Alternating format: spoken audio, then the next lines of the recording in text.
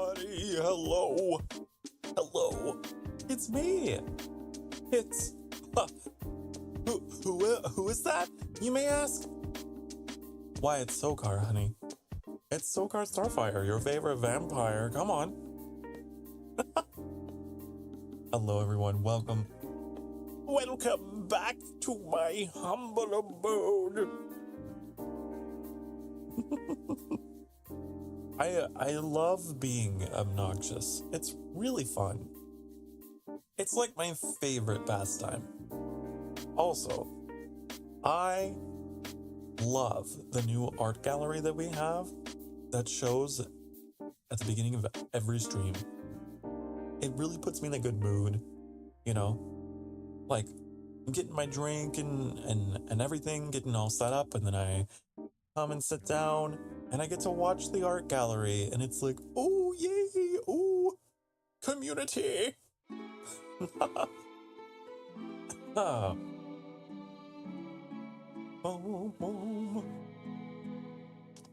Okay. Oh yeah. Today's Friday in California. I know you're making a reference. I know you're making a reference, Johnny, but I'll admit, I do not know the reference, but you always say it every Friday. Excuse me.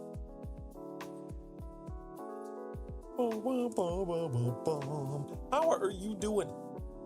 You can post the reference on Discord? No, you don't. No, because I have the power of Google. Are you ready?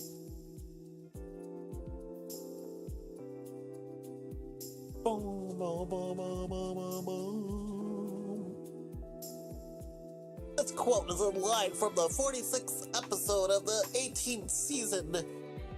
Ninja Sentai Kaku Ranger. What? Huh?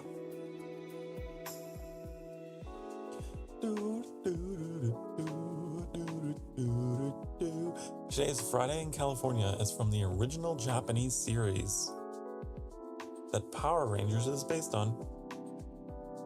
Huh. Well, I wouldn't have guessed. I never would have guessed.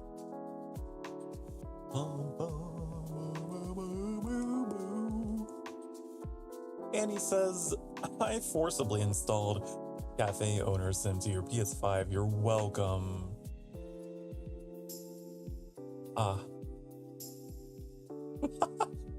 Well, thank you then, I suppose. I suppose I'm supposed to say thank you. Huh.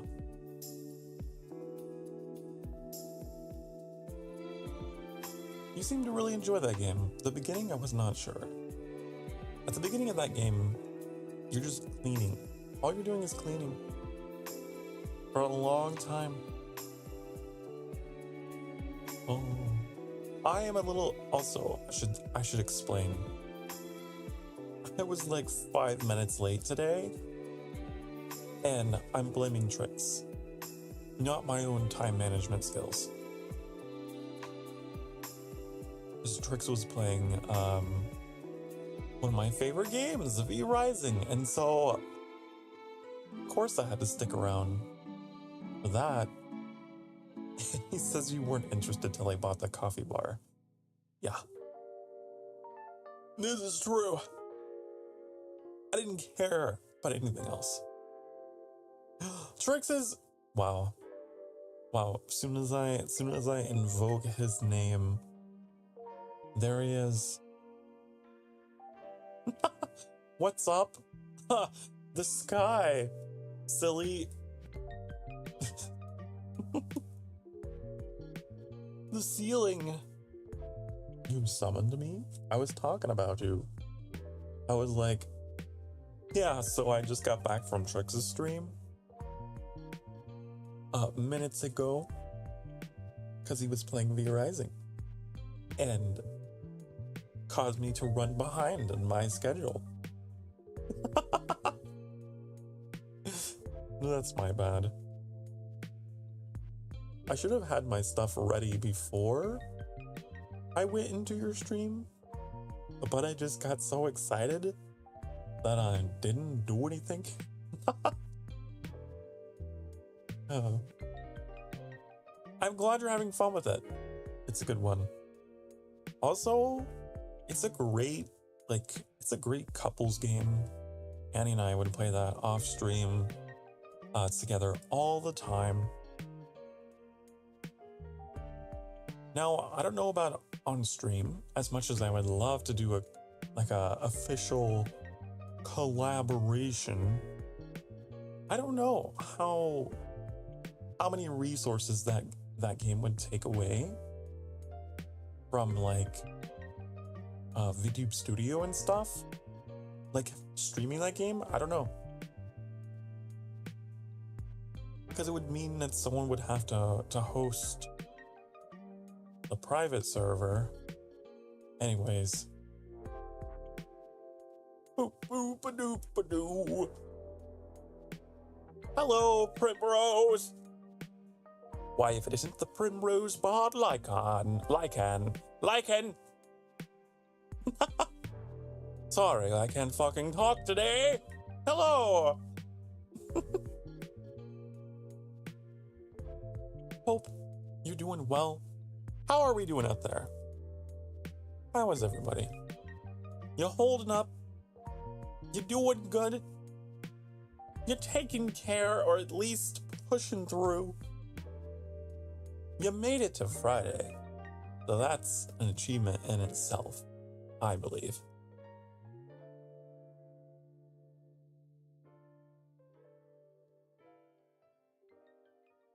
Trick says my partner's name in Final Fantasy XIV is Primrose.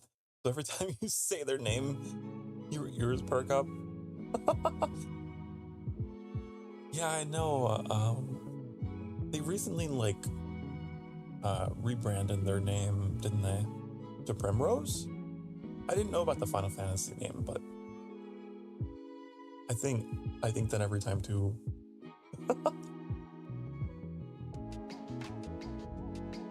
It's all good. I take it as a compliment that my username gives off fancy NPC vibes.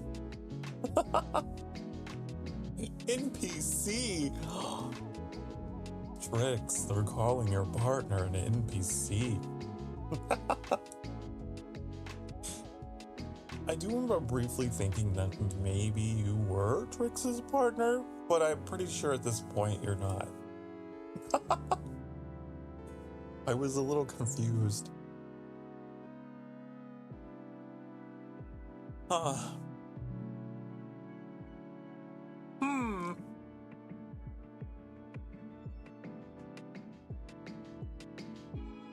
Oh yeah, I was gonna say, today was a little bit more experimental. We started at 2 p.m. my time, Central Time, because I've noticed in my Just Chatting streams, starting at 1, I would just be sitting in silence for an hour, and then people would come in. So I think I got it down. I think I've got the best time, or at least the better one. I'm the NPC that sends you on a collection quest. If it makes it easier, you can call me Lycan. Okay. Lycan it is. I'll call you Lycan. That way, Trix doesn't have an anxiety attack every time I say your name on stream.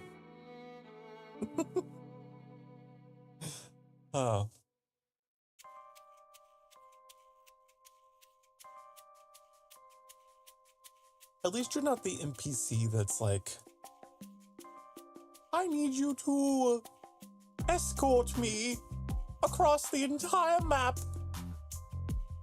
and along the way, everything's going to be attacking us. Please don't let me die. You know, at least you're not the escort mission. Those are annoying.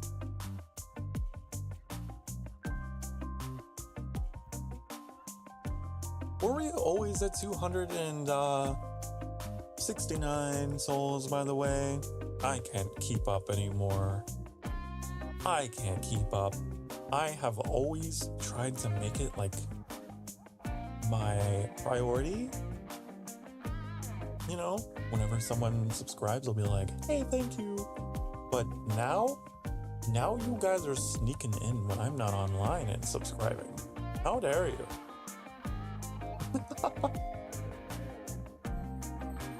Lord says, oh, I'm for sure the escort NPC, but comically just from one side of the road to the other is the shortest quest.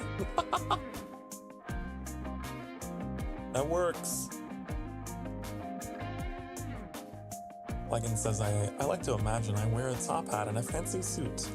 Would always have an animal on my shoulder with steampunk goggles on. That's so specific. But I love that for you. Oh.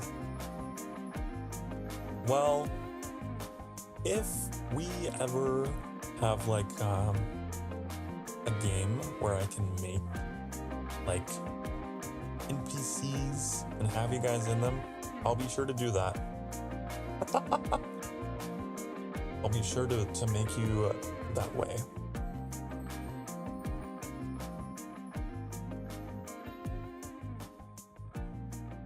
The animal's wearing the steampunk goggles, instructions unclear. Oh, but I hope that you're doing good out there and that your mind has been kind to you. Okay? I'm hoping, but I know that it may not always be. So for anyone out there who needs it, your mind, hey, be good to that person, okay? All right? I'm scolding your minds right now. Okay, so they're gonna treat you well.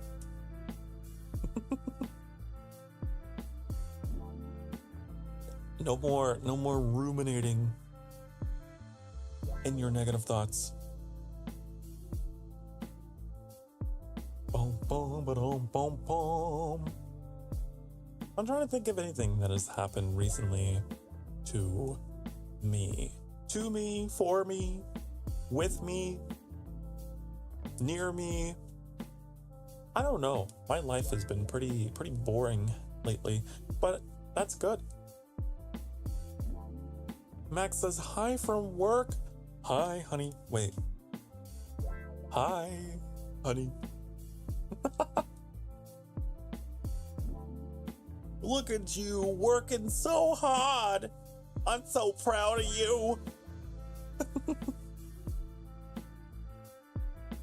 My mind is an ice spatula, says Thorin. Functionally useless, but doing its best. An ice spatula. I guess it's useful for like a short period of time, then it melts.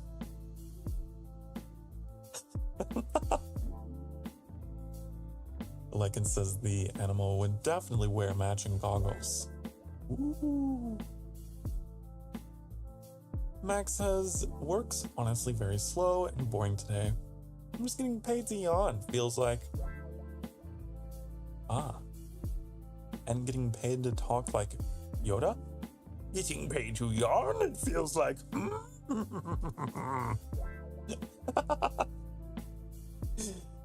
Oh. Well, hey, at least it's not like a customer rush, right? Sometimes it's nice to have a nice, slow, boring work day. When I worked in food service, I remember loving those days because there were definitely days where it was just like nonstop flood of people, right? So I hope you're enjoying your moment of respite at work.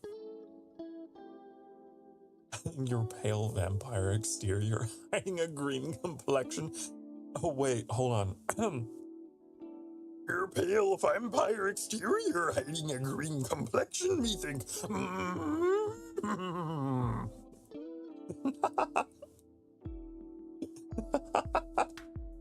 That is like one of my favorite voices to do. It's so fun. Oh.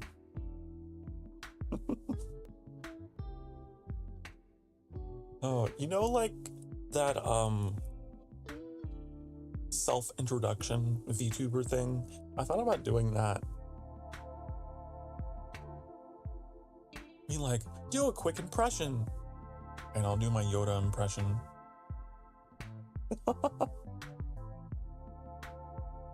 That'll really bring in all the viewers, right?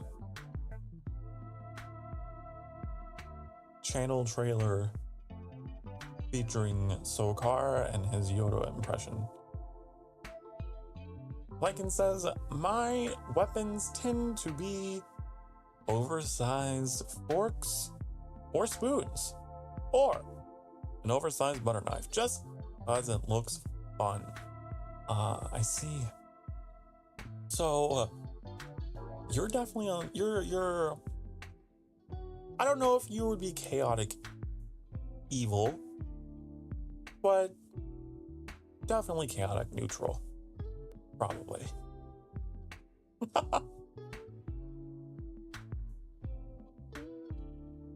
Boom, boom. Where would I fall on the scale? I wonder. Where would you guys put me on the scale of order versus goodness? Polite chaos. Hi, honey. I'm here to disorganize everything. Ooh, ooh. That's me. That's how your friends describe me. Maybe me as well. I don't know. Am I polite? I don't know. Because sometimes I feel like I can be a little impolite. Sometimes I can be a little impolite.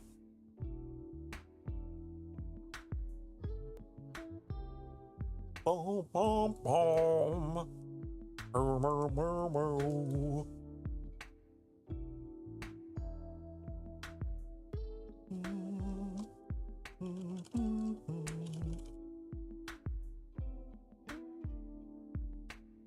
Hold on, I'm looking this up. I'm looking it up.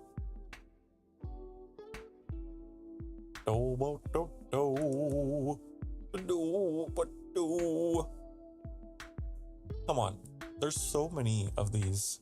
They're like one of my favorite kind of like charts. You can find like Star Wars characters. You can find all kinds.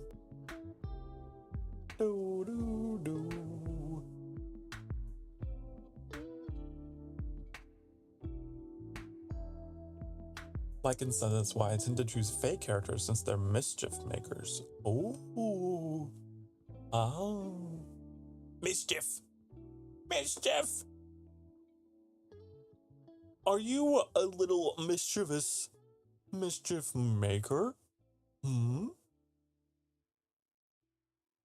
can't believe this. I can't believe. I mean, I can actually. Whoa, what is this track? What is this?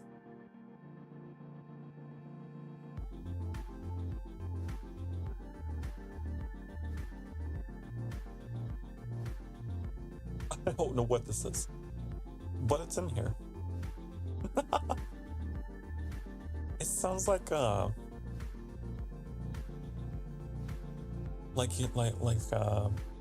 business, like a commercial, like welcome to Sokar Core Here at Sokar Core, we ensure that your financials are in good hands. with top of the line advisors and words, business, planning.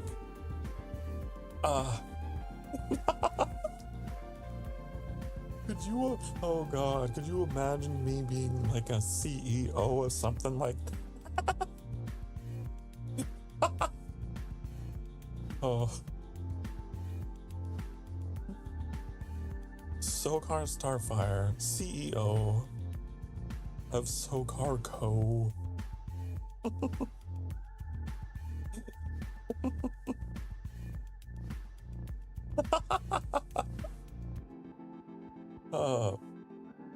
Like it says, ooga booga, going for the kneecaps, says the short, chaotic creature.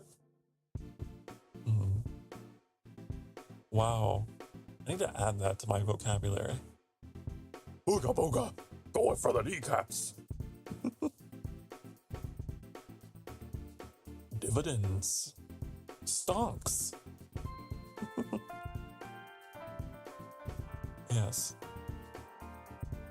Bum, bum, bum.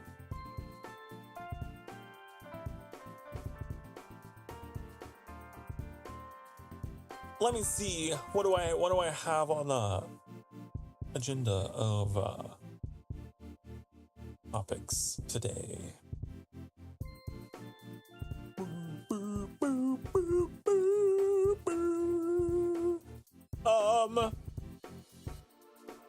So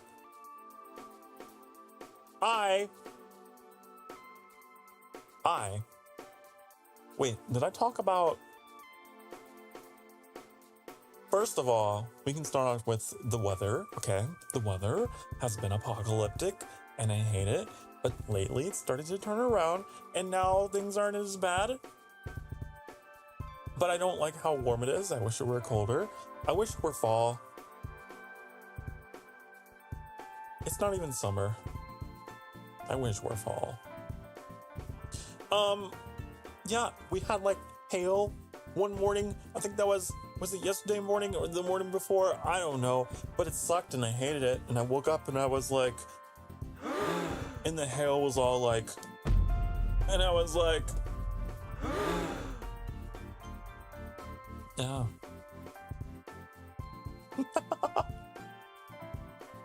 Oh my God, no, not the hail.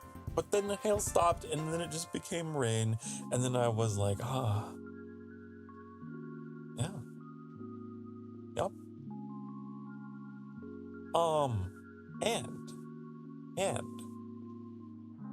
you know something else super interesting that happened in my life? I played a little bit of Helldivers off stream, and I think I may have figured out how to kill the stupid little hunter aliens. Okay? I have got the little robot drone that follows me around and goes and it helps a lot, actually. And I also realized you can dive backwards. I thought you could only dive forwards. And then Annie got some weapon that like shoots electricity like Palpatine. And it actually like insta-kills the hunters. So I was like, when I saw that, I was like, and then I was like, and then Annie was like, yeah, I know, I've been saving up for this weapon. And I was like, oh my God, really? Well, good for you. Cool.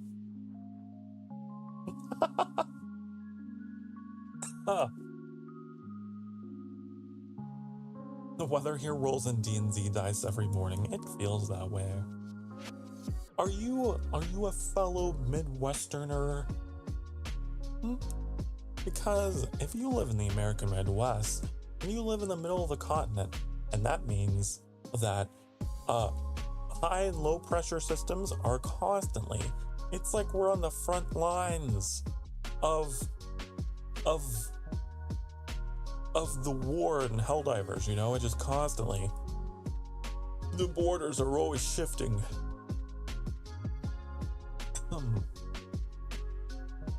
Max says my window's right over my bed, the roof right by it. It was pouring rain and spraying into my room. It was not dry by the time I got it close. Oh no, I remember I used to have that same problem. When I lived with my parents, my bedroom was like on the second floor. And I definitely remember that. Because the roof was right outside, which I loved because I could go out there and just lay on the roof and look at the stars, you know, or like get my little telescope and set that up there. Because I am a nerd. I had to stop using that telescope though, because one day, a big old spider came out of the lens. And I almost put it up to my face. I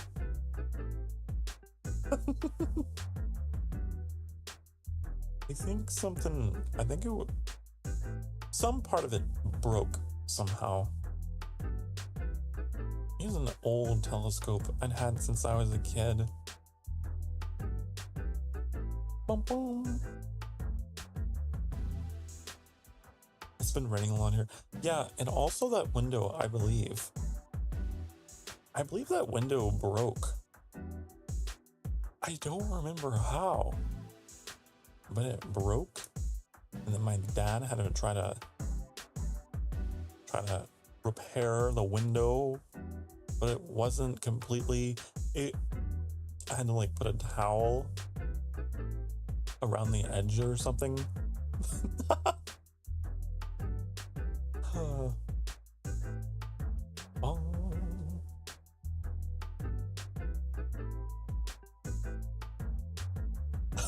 I'm trying to understand your message, like, and I'm glad you corrected.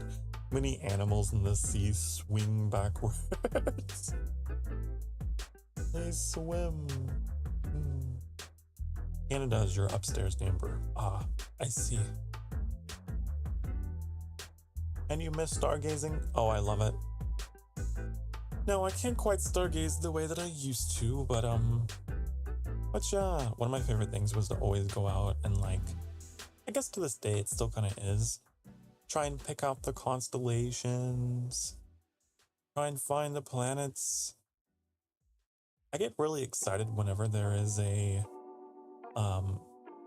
whenever there's like an alignment, you know? And you can see like Jupiter and Saturn and the moon in the sky all near each other. That's pretty cool.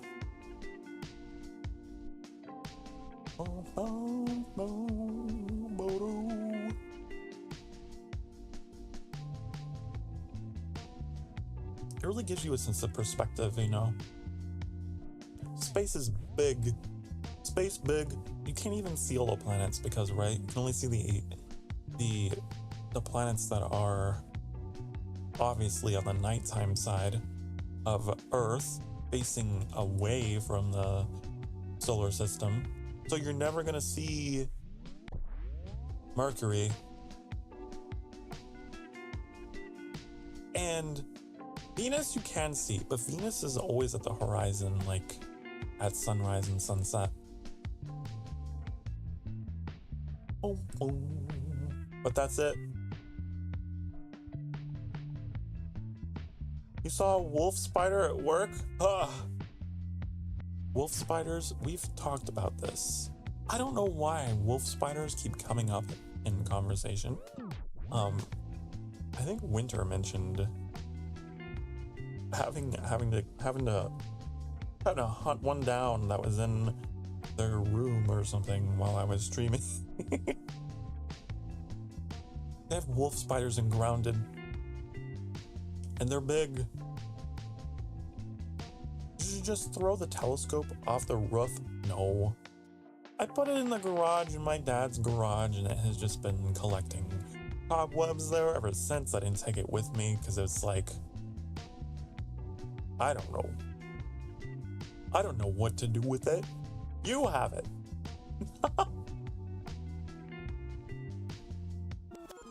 Technically, it's probably yours. Because you had that since I was a kid. It's probably yours. Lycan says, I experienced an invasion of jumping spiders. That was not fun. Ooh, no. Max says, one time I had a nest of spiders hatch above my bed. In my parents' kitchen, just a bunch of tiny little strings of spiders descended upon my head. Ah! No. No, no, no. No, no, no, no, no, no, no, no, no, no, no. It's a no for me. I'm so sad. I'm so bad for you.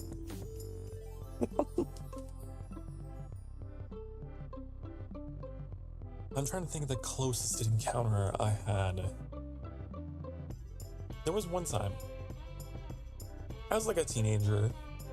My parents' house, and I think I was probably playing World of Warcraft at that time because I was like super addicted to it, and I felt something on my leg. It's like, huh? That's kind of weird. Maybe it's just like, I don't know, hair or something. I just kind of shook my leg, and then I felt crawling.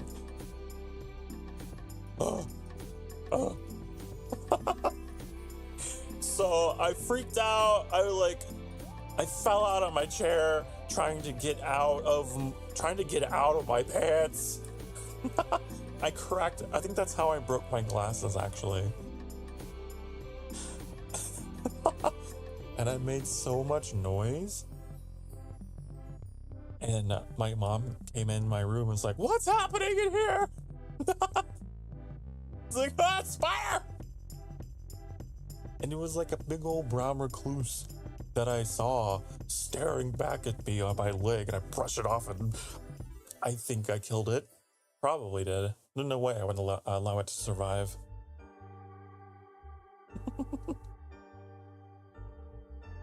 And where I used to live, we had such a problem with brown recluses that,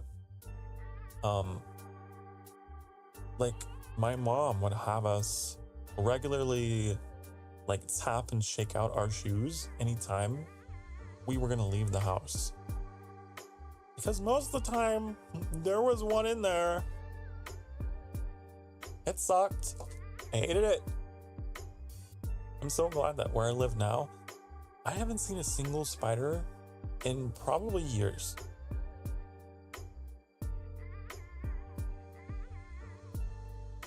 But it didn't bite you, they're deadly. I know. I grew up around so many of them. And yet, somehow I managed to not get bitten. Boy, I had plenty of them threaten to bite me, though. You know, they raise their front legs at you, like, "Meow! I'm gonna get you! Meow!" The power stance.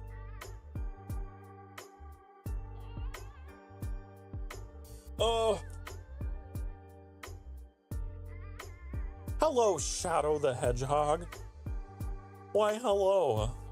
The ultimate life form, Shadow the Hedgehog. In my stream. You don't like spiders? Welcome to the club. We don't either. Nope. When I was a kid, I remember there was a black widow in the corner of what we called like our playroom where we had all of our toys. it never did anything. It never left the corner. But my God, I think that might be the only time in my life I'd ever seen a Black Widow. I think my dad killed it, but I don't remember. I was so long ago. I just remember it always being there. The ultimate wife form. Oh no. Male wife shadow. I bet you that there is some tasteful artwork out there of a male wife shadow. Keanu Reeves is voicing Shadow. Is he really? I feel like I knew this and then I forgot about it very quickly. I don't know. I don't keep up with these things. I'm not trendy. Oh, look at that. Look at that. You're right. Keanu Reeves. He's gonna be... You know, I bet you he has the voice for it. I'm sure he'll do great. Even though, you know, I don't want there to be any kind of like, any mistakes here, any mistalkies. In fact, I don't know a damn thing about Sonic the Hedgehog or any of that. I've heard some of the music, I've seen some of the artwork, and I'm like, okay, cool. I think I watched the Game Grumps play some of them, and they made me go, ha ha ha ha ha ha ha. Ho, ho, ho, ho. But I'm not a fan. Not because I don't like it, but just because, I mean, I don't know anything. So I don't want anyone thinking that I do when I don't.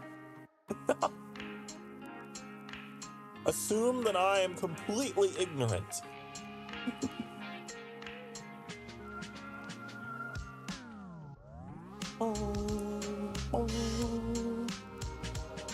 Strangest mating ritual of spiders, the kind that rustle, but too scared to Google what the name of the spider is.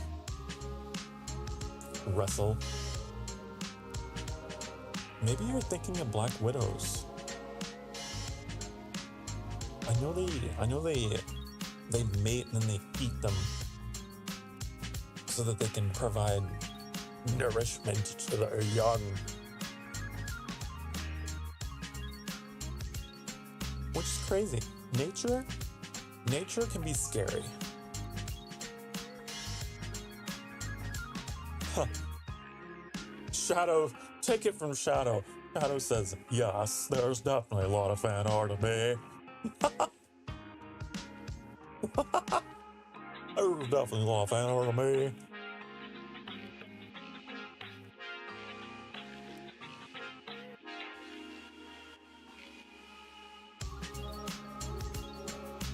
Oh, I don't doubt it. I don't doubt it at all.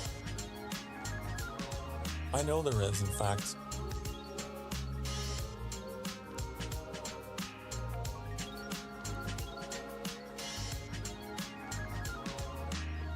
One time you saw a spider in a bathtub and sat there. Didn't feel uncomfortable, but someone else killed it. Ooh. Like and says, my fan casting was staring at the video for Garfield.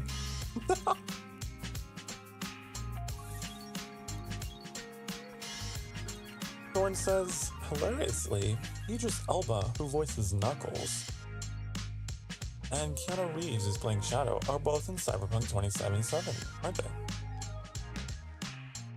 Are they? I wouldn't know. I wouldn't know. But that's interesting. Watch the Game Grumps play the Sonic Dreams collection. I watched them play, it was like kind of medieval, and there was this big ol' boss with the unavoidable chin move, you know? Whatever one that was, I watched them play that and it made me die with laughter. And I remember Sonic, whenever Sonic would die, I think it was in that game, whenever he would die, like fall, he would just be like, ah!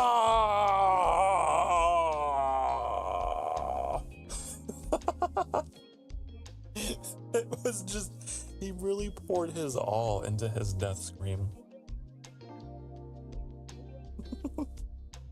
Sonic and the Black Knight. That sounds familiar. That sounds familiar. It made me laugh so much.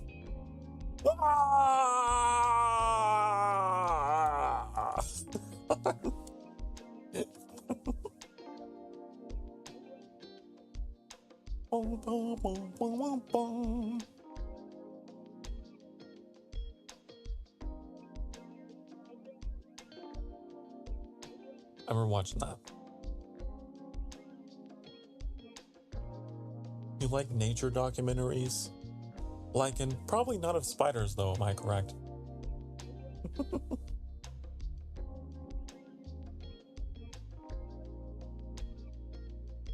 Lycan says, never played Sonic. I grew up with Sonic X the show. You know, me neither. Me neither. I never played. What platform were the Sonic games for? I'm wondering if that's why I never played them. I didn't have much growing up. I had a Nintendo 64 and a PlayStation 1. And that was it for a long time. Cause like, aren't they Sega games?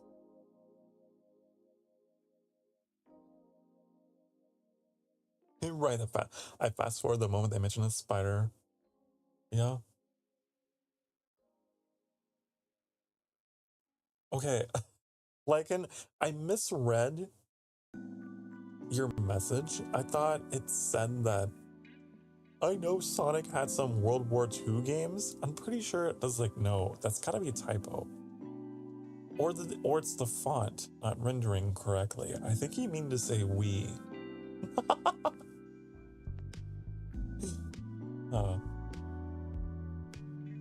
I never had a Wii. I had a Wii U. I have a Wii U that I use pretty much exclusively for Zelda. It's just all Zelda games. That's the only thing I really stuck around with Nintendo Nintendo for. I didn't really care about the other franchises that Nintendo had. I just cared about Zelda. The only Mario games I ever played were like Mario 64 and Mario Kart. Both on the Nintendo 64. And then past that, no more Mario.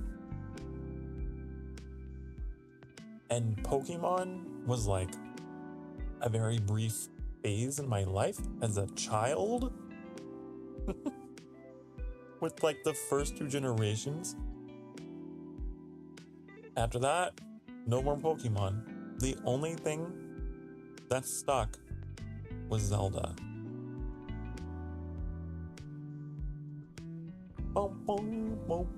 So like my Nintendo Switch, I think even as Shazzy commented on, was like, man, you were kidding. All of your games are Zelda games on the Switch. Yeah, I know. That's all I have. That's all I care about. I'm kind of a super fan.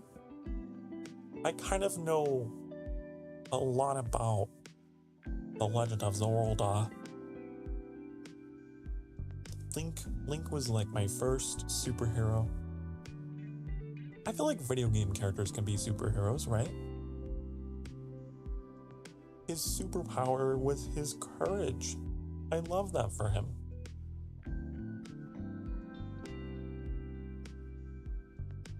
Boom, boom, boom, boom. So Sonic was originally, Genesis, Mega Drive, then Sega CD, then Dreamcast, later GameCube. I had none of those consoles. Then PS2 and Xbox, so the only one I had was PS2. The only one of those that I ever had was a PS2. And now basically available on everything.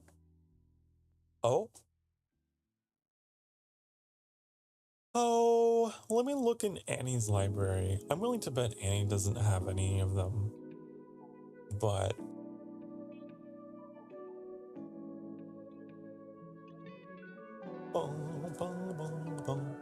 oh, actually,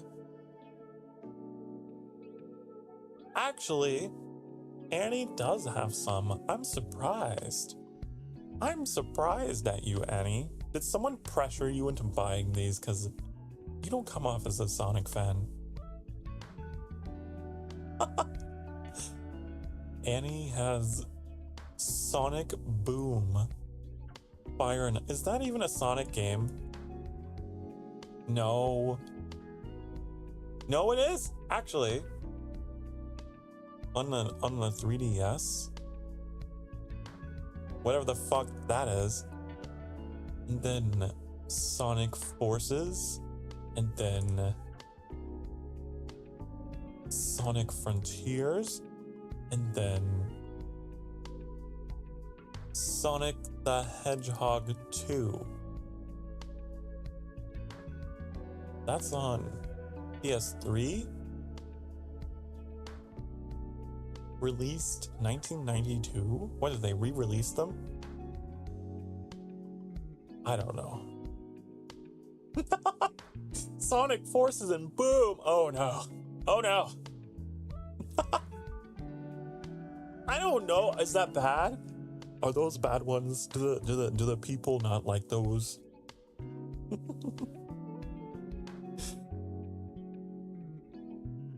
Oh my god. And you've been playing Twilight Princess. Oh, Twilight Princess is one of my favorites, Shadow. You're playing one of my favorite Zelda games.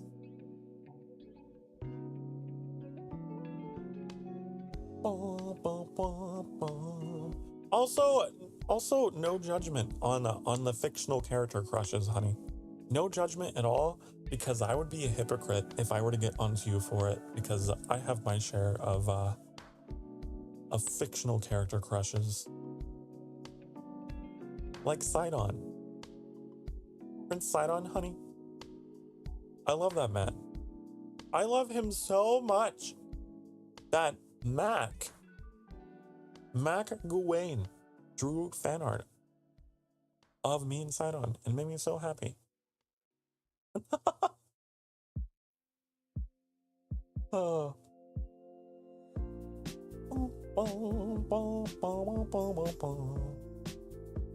You'd be the type to have a room that's just Godzilla kaiju stuff.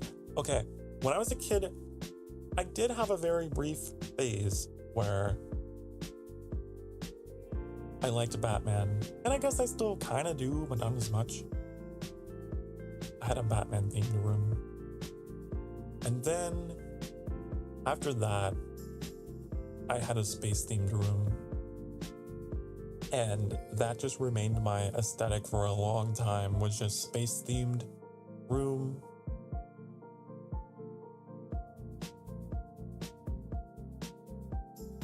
I love space.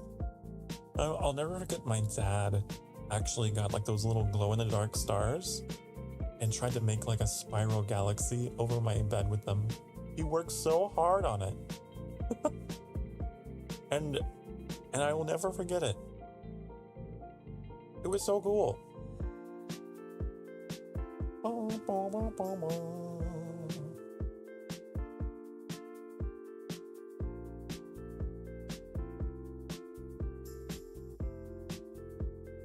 Sonic Boom was bad if you watched the show? Sonic Forces is not great, Boom is worse. Ah. You've had many too of all the gingers, even a talking peacock? What? That's funny. Head pat. Oh, if you want to do, if you want to give me a head pat, you have to type in exclamation point head pat, no spaces, and then it should work. It's a pat with an A. Then it'll work.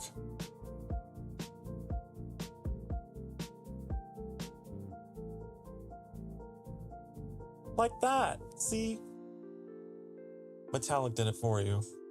Now you're all trying to do it. I love how you were all doing it now. How about smack?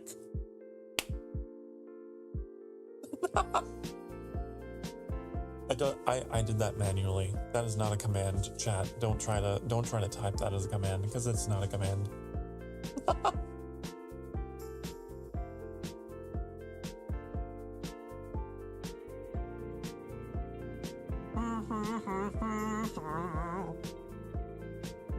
So yeah, I guess Annie does have some Sonic games. They may not be the ones that it's so weird. Why does Annie have very specifically Sonic the Hedgehog 2 and like then all these others that are presumably more recent, much more recent? I'm about to ask him about this.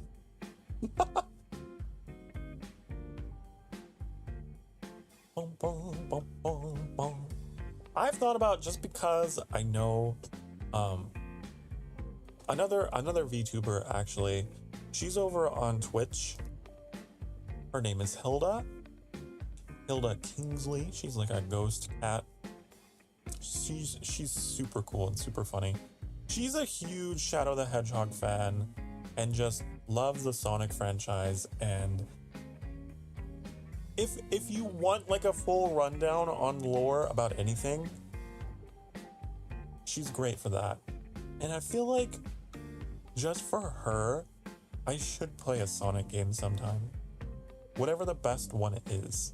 What is the one that everyone's like, oh my god, this is the best in the whole franchise? And do they need to be played sequentially, like chronologically?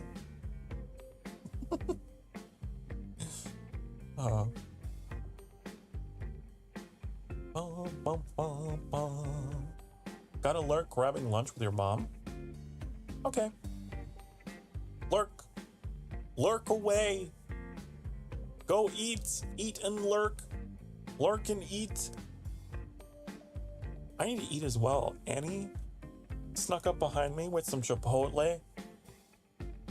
So, yeah. Also, I'm glad I've earned your respect. You're welcome. I love that I've earned your respect. Oh, do you want the bongo cat? Or you just... Oh, you're just talking about it. My chat box is such that there's enough of you here that I fall behind a little bit. Which I never thought would happen. I never thought I would ever have a chat that is like active enough that I fall a little bit behind. Sonic 2 is great, old as heck. Frontiers is the newest 3D one. Frontiers has some really kick-ass music. That's the main thing I know about it. I watched the Game Grumps play that for a little bit, and then like I heard the music and was like, this is actually like something I would listen to in the car. This is actually like my playlist. They got that, they got those emo vibes, crazy guitars, and like the double kick, you know.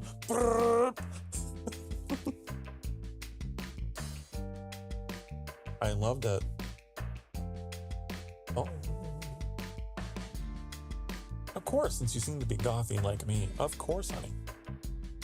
I would describe myself as goth for sure. For sure. Because, like, there's a difference. There's a difference between emo and goth, okay? And it bothers me whenever people mix the two. They mix them up. Emo is more like you're just fixated on the music, right? You're just fixated on the music, the appeal, and then to be goth, honey, that is a lifestyle. That is like more of a love of the darkness. It's less of a desire to be cool. It's more of a desire to be in the shadows.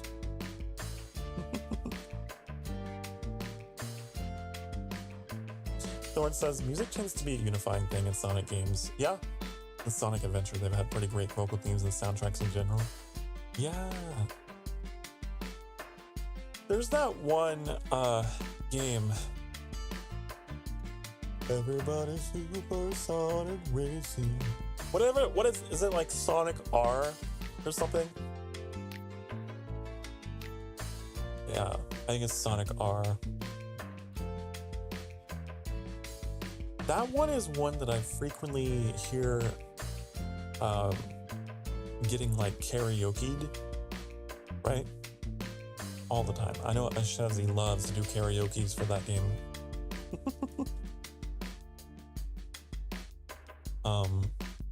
And I remember going through and listening to the soundtrack.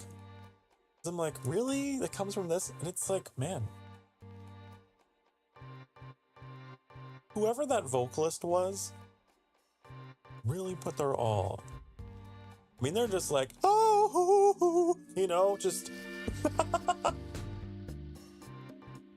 Man, it's just for like just a 90s racing game. And in come this crazy vocalist. I don't know where they got them from, but they're just belting, you know?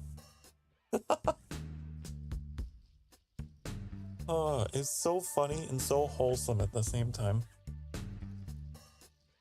For a game that doesn't even have really great controls, I watched... Most of my exposure to Sonic is through the Game Grumps. You're probably picking up on this. I watched the Game Grumps play Sonic R, and they struggled so much because the controls were just so shit. And they were just laughing at each other the whole time. They were just like falling in walls and the camera was getting all caught up on shit. But in the background you got everybody super Sonic Racing. It's like this amazing, just like pepped up music, and the game itself is just so broken. Oh. Anyways. That's the 90s for you, I guess, huh? That's just how it always was. Oh. Okay, guys. It has been an hour, so I need to take a break anyway, but also I need to eat something, okay? I need to eat my Chipotle that has been delivered to me, okay? Alright. So, I'll be right back. Be good and hydrate and stretch. Make sure you stretch. Get up. You get up and you stretch your butt cheeks. You do it now. Okay. I'll be right back. A little bit of an extended break because I'm stuffing my face with Chipotle. But I will be back. Mwah.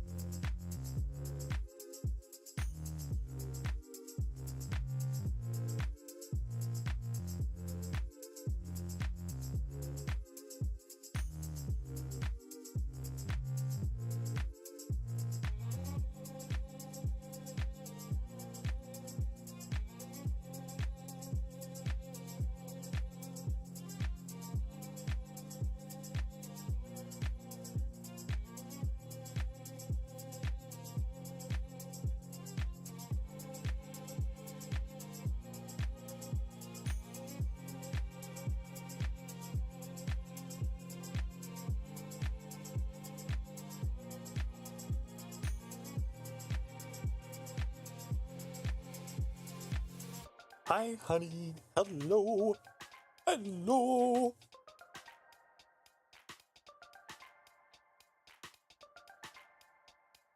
I have returned from my feast.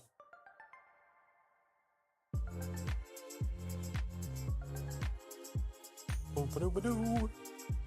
Oh-ba-doo-ba-doo. Snap cube. What is that? What are you talking about? Huh?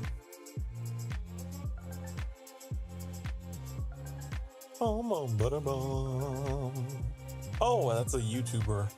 I see.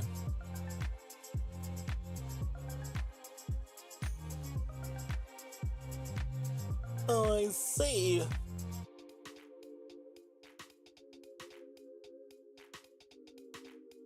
You know, my first YouTuber that I ever watched.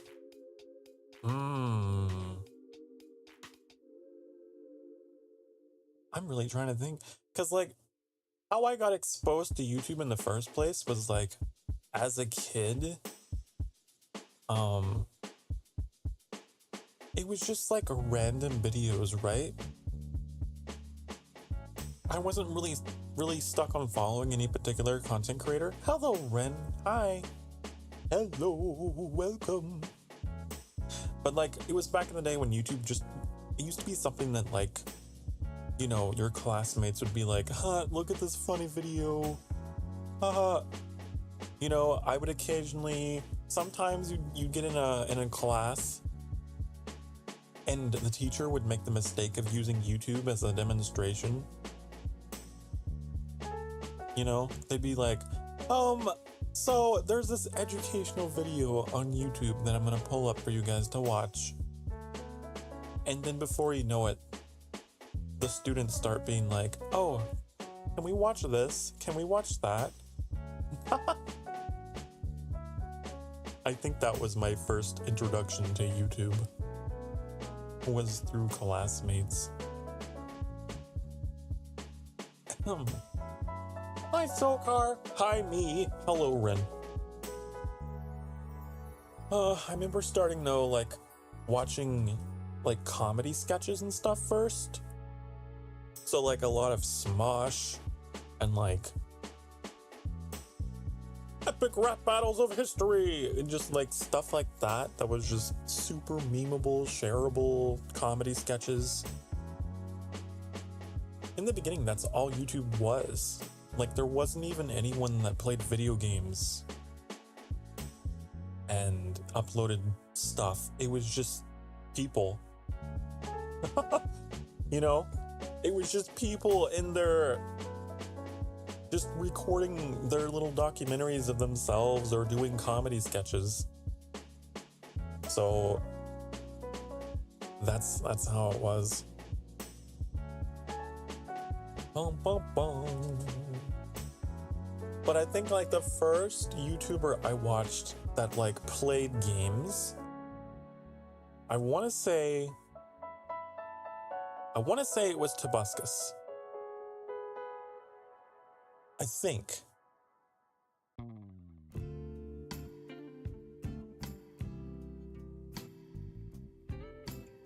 Is there Tobuscus or PewDiePie? Whichever one. Whoever had their channel first. Whoever was first. But I know those were my first two. Now I'm Googling. Who came first?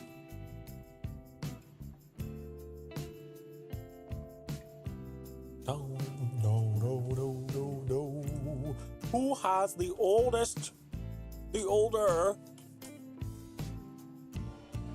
YouTube channel?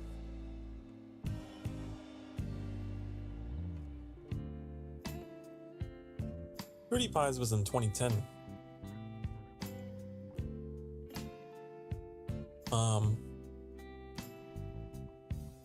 Okay. Was he the one that started the Let's Play thing? I wonder. Tobuscus was 2006. So I probably started watching Tobuscus because I remember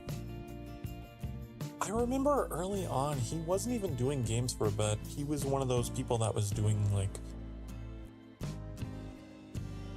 just like videos of himself out and about.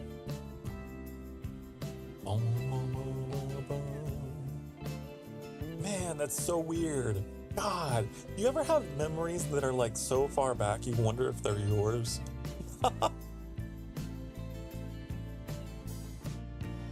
The lazy vlog, yes. Oh yeah, I forgot Tricks. Super late one night while I was playing Assassin's Creed Odyssey, Tricks comes in and he's like, oh, you watched Tobuscus too? We like briefly bonded over the, what was it? Darkness and redness and whiteness. I was so happy. You're like the one person in the chat that understood. That's from forever ago.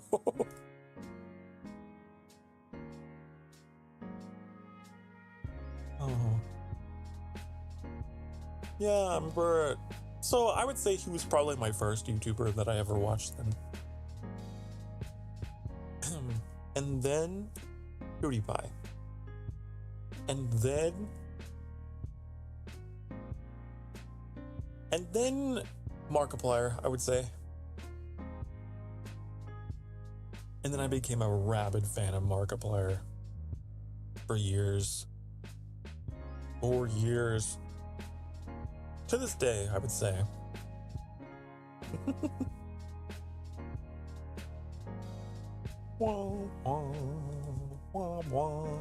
And then I introduced Annie to Markiplier. I forced them to watch.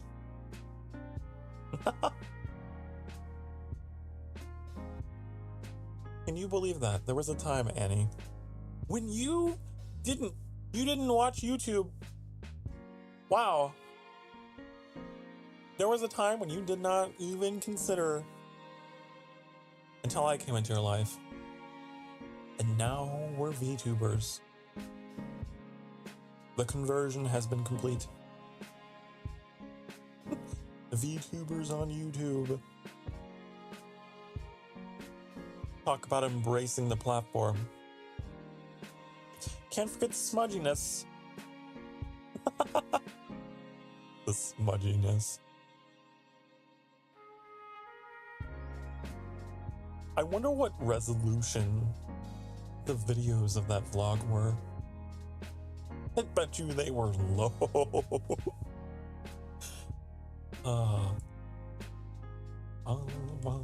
YouTube has like advanced so much since then. It's crazy. Remember when they had like the likes and dislikes? They were like red and green. They're like lightsabers. Don't do that anymore.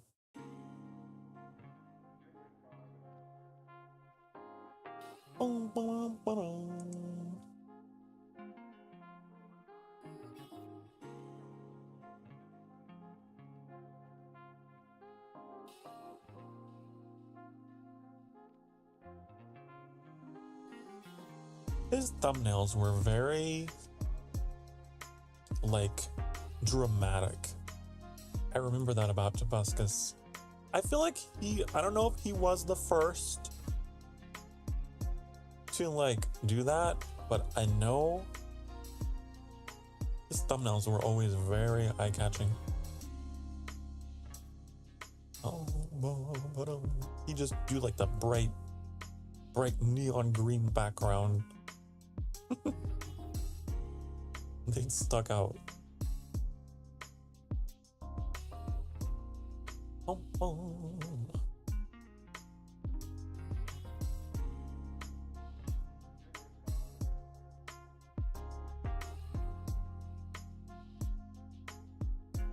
You know, I hope that I can have a YouTube channel that is, like, got that much history behind it. That'd be so cool.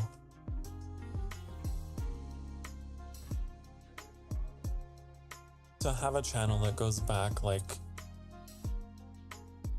over 10 years, that's a long time.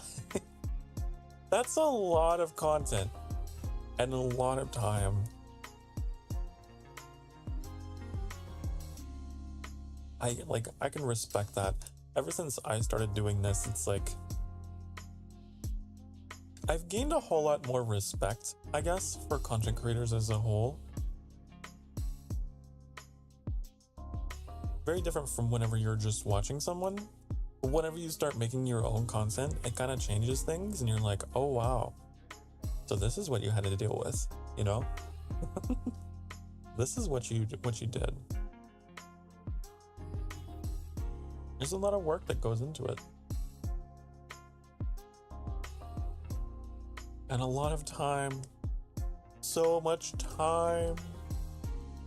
Tick-tock. On the clock. And the party don't stop.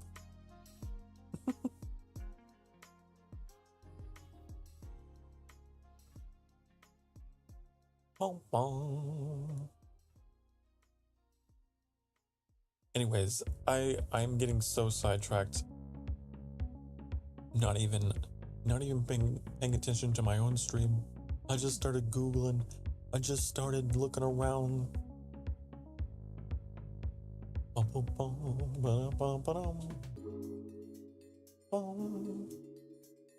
And then, you know, you have like the Vtuber scene, right? Vtubers are very much... We're so new. We're so young.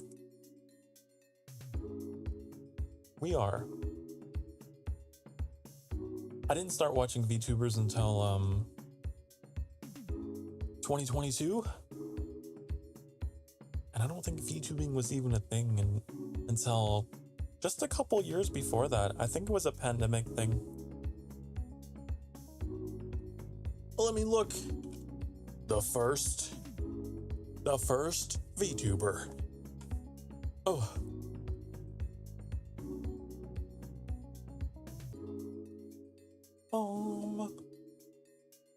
Let's see here. We're about to learn some history. Are you ready? Are you ready to learn some history about VTubing? The digital trend. Wait, here we go. The digital trend originated in Japan in the mid-2010s and has become an international online phenomenon in the 2020s. The first entertainer to... Oh god, I can't talk. The first entertainer to use the phrase virtual YouTuber, Kazuna I think, began creating content on YouTube in late 2016. Oh. Her popularity sparked a VTuber trend in Japan and spurred the establishment of specialized agencies to promote them. Ah.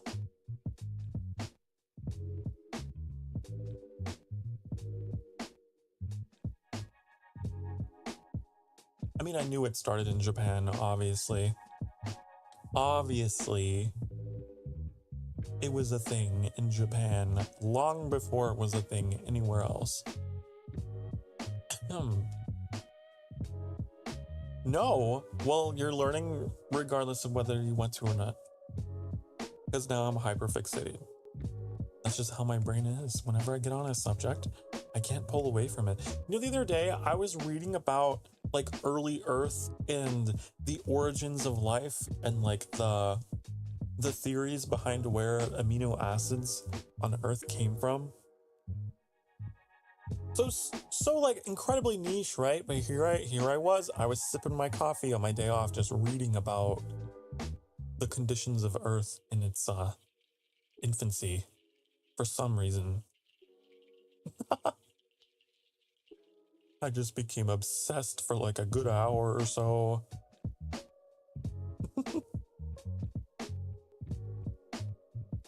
I learned so much. I learned so much.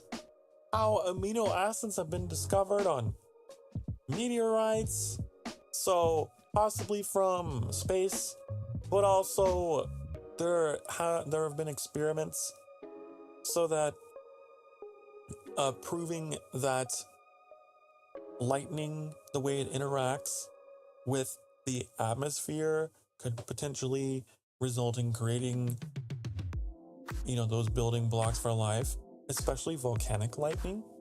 So then I ended up learning about volcanic lightning, and then I ended up learning about static electricity. Yeah. I do that all the time. I'll have a question like, I wonder how this happened. And then before I know it, I'm just learning about all kinds of things.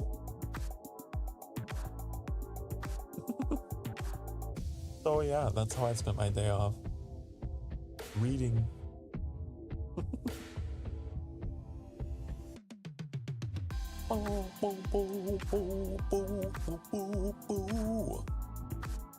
Oh yeah, what was the other one? Hydrothermal vents at the bottom of the sea. Okay? That's a theory. Life's origins may have begun at the bottom of the sea, but from what I was reading, long story short, it's a very hostile environment. So it's not as likely. It's possible, but it's many times more likely that a life had its origins close to the surface.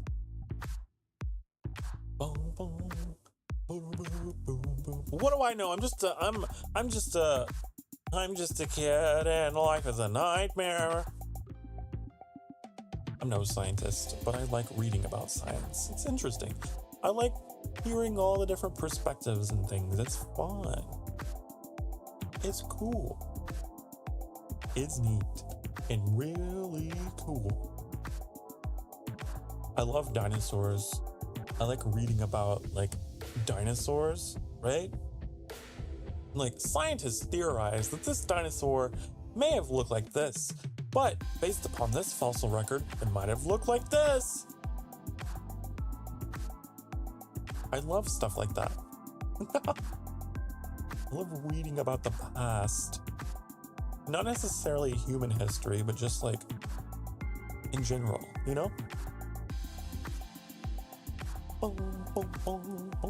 Imagination. You get to use the power of your imagination to ooh, this is what things look like. Ooh. Huh. Anyways, what were we talking about? Oh yeah.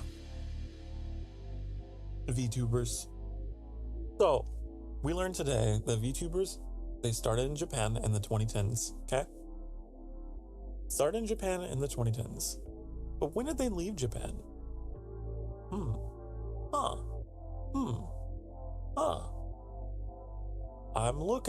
I'm reading very quickly.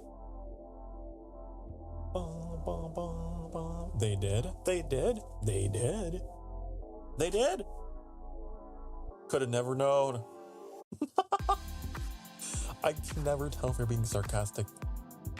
I know, the whole anime art style. Crazy that I would have started in Japan.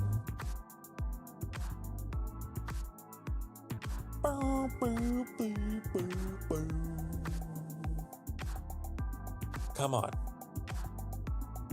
Man, it stayed in Japan for a long time. Alright. Then they spread into some Asian countries. Okay.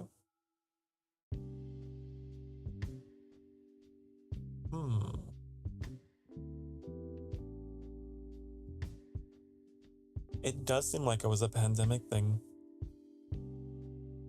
VTubing didn't really take off in the Western world until the pandemic.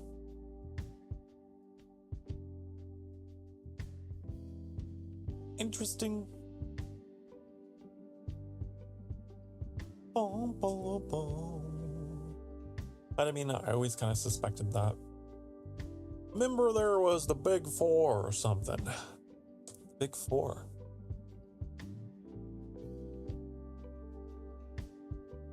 Boom, boom, boom, boom, boom, boom, boom. Kazuna AI. Yeah, that was the person that was mentioned in here. Dolphin Girl, Luna something. Forgot who the fourth is. Oh, are you talking Kaguya? Kaguya Luna. And Mirai Akari. Followed Kazuna as the second and third most popular VTubers. And then, yeah.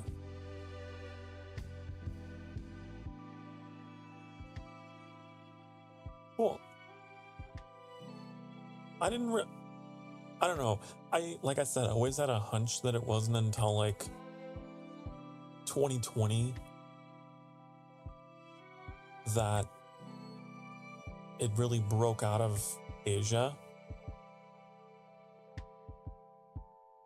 But hey, now I know for sure.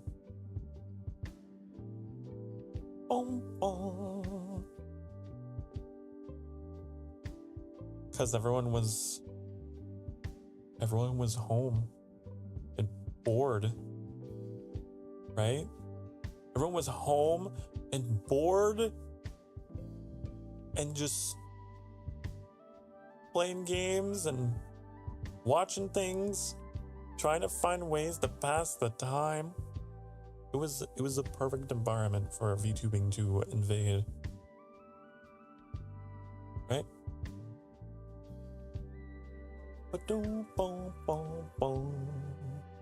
The quarantine times. The fun times. Quarantine was weird, wasn't it? It was like doom and gloom, but like at the same time, kind of relaxing, kind of nice. It was kind of nice, but also kind of horrifying.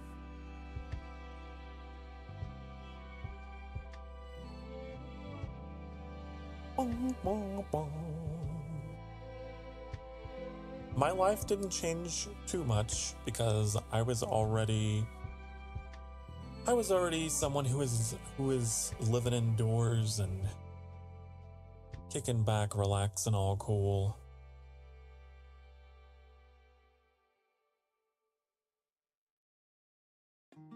Did people really buy out all the toilet paper? Oh yeah, they did. They did.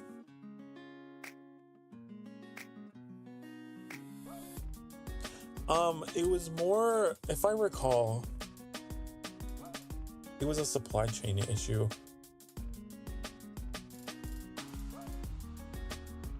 There was like a whole thing about it, why the toilet paper went out so quickly.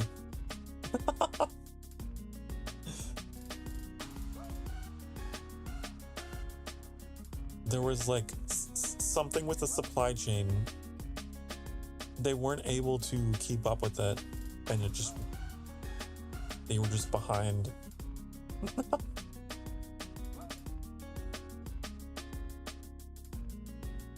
The shops were normal as usual, but with distance stuff and masks. Yeah. I'd say, yeah, it was the same here. Pretty much, although it depended on where you were. In the US, it was very dependent on where you were. Like, if you were in a more urban area, more populated, people were generally taking it more seriously, and, there was, like, distancing stuff happening. They'd have signs up, and people were, like, sanitizing the carts, and people were wearing masks, and it was just, like, everyone was, we're doing our part, right? But if you go out into, like, the rural towns in America, like where I came from, where my family was, they didn't care. They didn't give a shit. They didn't care at all. They were like having parades and fairs and just like massive like gatherings and concerts, and they were going out to the beach and swimming and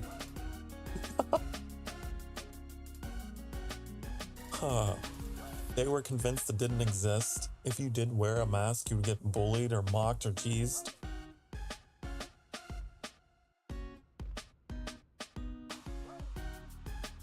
Which, for a time, it's like I can kind of understand, because like it hit the major populated areas first, right? Naturally. It went through the major populated areas first, and then it hit the minor populated areas. So they were all convinced it didn't exist. But then,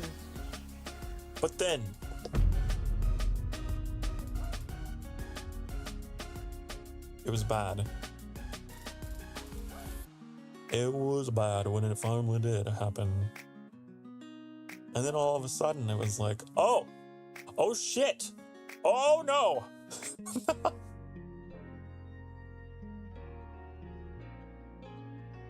I remember.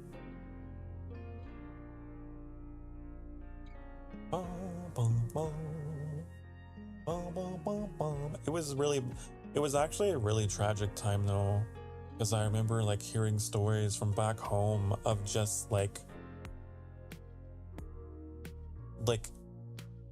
all of a sudden several like neighborhoods and stuff were just like getting hit so hard.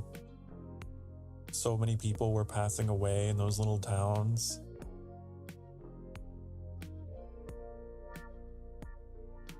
And it really turned them upside down. Then they all of a sudden were not so proud.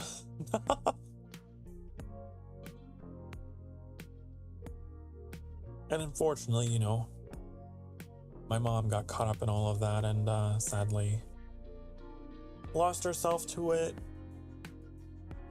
Isn't with us anymore. It's sad. It's sad time. But you know, I think people just didn't understand what exactly was going on. There was a lot of miscommunication, right? People were confused and didn't know what to do. It was a very patchwork kind of thing, right? It was a crazy time. Hit my family pretty bad. I'm just glad my brother with asthma didn't get the worst strand of it. Yeah, what was that?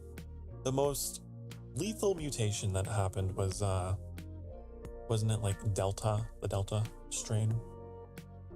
That's what got my mom. That's what tore through the rural towns. That was about the time when it started to hit them, and they were not prepared at all. So sorry. Yeah, it's fine. I've had a few years to pick up the pieces. I'm doing much better than I was before. It doesn't make Mother's Day any easier to get through though. That's why I'm streaming all day on Mother's Day to just like not think about it.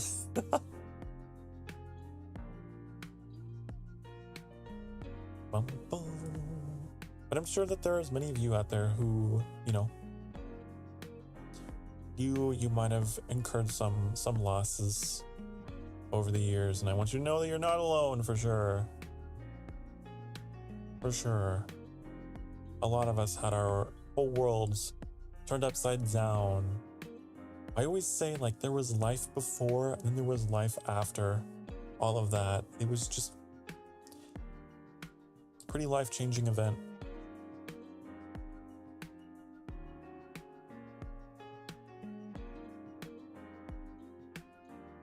But I'm glad you're here. And each and every one of you are here. We'll get through the 2020s together. We'll make it through this weird, crazy decade of unpredictability. We'll make it through.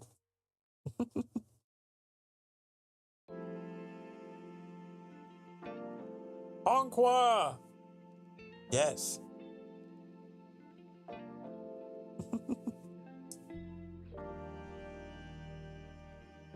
But that's another reason why, like, I love streaming so much, is because coming out of that into this space, it's like I know there's a demand for comfort in these trying times.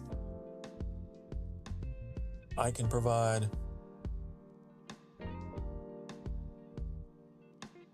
It all comes back around. You see, I am the king of segues. I'm pretty good. So yeah, it all comes back to VTubing. All the heartbreak, all the loss, and VTubing gives you like a place to express yourself.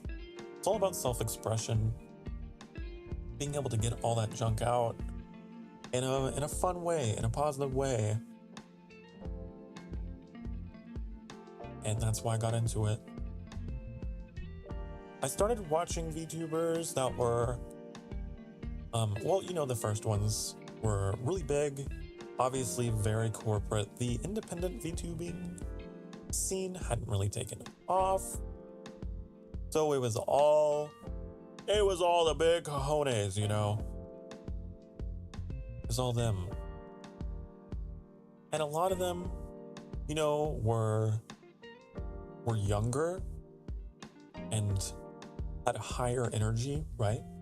Because that's what they were recruited for, right? These companies were like, we need people who are like, you know, we can bounce off the walls and make content. Hee hee ha ha hoo hoo hoo hee hee. Grab your attention, right? So that's how a lot of them were in the beginning. But I started to find other VTubers too that were a little different from the mold. And the one that actually got me inspired to actually try this after watching them, I was like, oh, I don't know if I could do it. I don't know if I can. I'm not really into the Valorants and the Fortnites, honey, the League of Legends and all of those things, all those type of games that they were playing for the views. Because they were playing like all the mainstream things, right? I'm too niche. I'm too niche for that, honey. All my ugly games from the 2000s and things, right? So I was convinced that you know, I just wouldn't have the target audience. I wouldn't be relatable. People would find me too old and, you know, maybe a little boring. So I didn't try it. I was like, I like watching them, but man, I don't know if I'd have the energy to keep up with what they would demand of me, right? And they also were like, what would happen is they would come out in waves or generations, right? The corporate VTubers. They come out in these massive groups of people, which I don't know if they really know each other before they go in. I still don't know for sure. But I remember being struck with the idea of like secondhand social anxiety, right? I remember thinking like, oh, man, if you want to be a VTuber, that means you are like forced to do these like events and things and, you know, be part of these groups and you don't even know them and you have to be friends. You're forced to. It just seemed like a lot to me. I was like, man, ooh. But then I found this one VTuber who at the time was a corporate VTuber, but now moved on to another agency, I guess cooler agency that allows her to be more herself or whatever. Her name was Nina. Ninar. She was so cozy, so cozy and was all about playing those ugly little games from the 2000s. And that was the VTuber I watched. And I got hooked on it. And like my weekly schedule was just based around her, around Nina Kosaka. And then I became convinced, like, you know what? You know what? If you can do this and you have this amount of confidence behind who you are, then you know what? Maybe I can too. It was very inspiring to see someone who was like, you know, closer to my age that was like able to still have fun and just to have that going for them.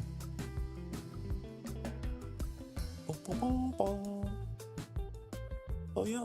Then I was like, well, I guess I'll try. I guess I'll just try.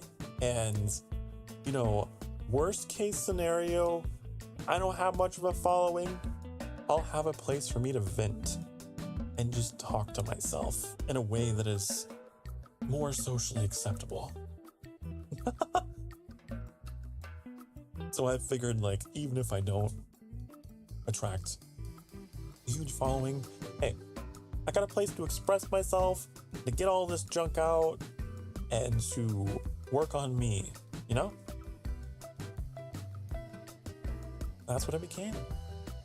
For a long time, that's what it was. But then more of you guys started showing up, and it was like, oh my god, what? And not only did I start meeting other people in the chat who were, you know, relatable, and were like, oh yeah, Sokar, I have that interest as well. But I started meeting other content creators too, right? Which really surprised me. And I'm so glad. I'm so glad I'm not the only one. And now we're here. It's so interesting to see how like the what do you call it? The meta of VTubing has changed, right? Because it did start off as this very super happy, bouncy, high energy, attention catching, corporate backed thing, right? It was just like paid entertainment. But now it's very possible for you to do it independently and to produce something that doesn't have to be like that. You know, there's people that can do things on much lower budgets with much more flexibility than they could before. Of course, the technology and things have advanced, right? So it's pretty cool. I remember when I first started streaming, I would often beat myself up a lot over the fact that, like, man, I wish I'd started sooner. You know, why did it take me this long to find the self-confidence to do it?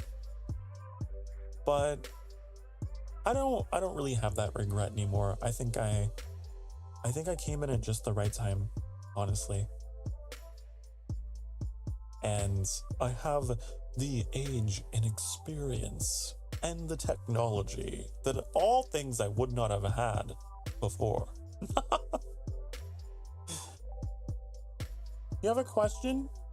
Ask away! Ask away, Leah. If you rearrange the letters in your name, they spell heal. I don't know. That just was in my mind. Do I like horror games? I do. I just don't play them very often. The kind of horror games I like are like psychological horror. You know? That kind of horror, I guess. Would Heavy Rain be considered a horror? You know? Like Alan Wake, Heavy Rain. That kind of stuff. What's the other one? Until Dawn. that kind of stuff where you're just like, huh, what's going on? Oh, well, where's the bad guy? What's happening? I like those kinds of horrors. I don't like the horrors that are like, they just throw the monster at you and expect you to be scared. You know? Cheap jump scares, those are annoying. There was an era where that was all there was for some reason.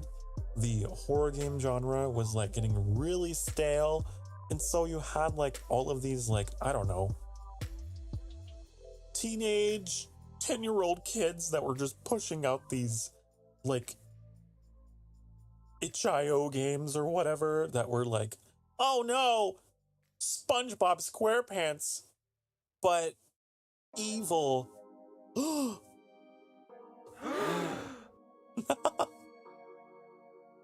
You know, and I was not into it. I thought it was so stupid. But there were so many like cartoon characters that were getting turned into like serial killers, and like that was horror for a bit. I thought that was so stupid. Boom, boom, boom, boom. I couldn't get into it. I know there's like a huge fanboys, a huge fan base for like the Five Nights at Freddy's games. I don't find that scary. I find it silly. But, you know, there's people that are into that. Or like, what is the other kind of horror where you're just like looking at found footage? Found footage horror? I don't like it. It's so boring. You're just like looking at video recordings and you're just like, oh, okay.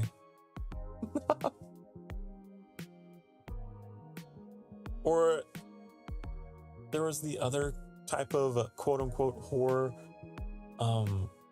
where they show you like distorted features of people, you know? What is that? Analog horror? I don't know. Like, oh, yeah. I'm not into it. I don't find it scary. I find it silly. Just some people messing around with Photoshop or whatever, and it's like, oh no, your face is all weird. Spooky. I don't know. Maybe I'm hard to scare. I find a lot of that stuff just makes me laugh more than anything. It's like that Doctor Who episode, My Arms Are Too Long.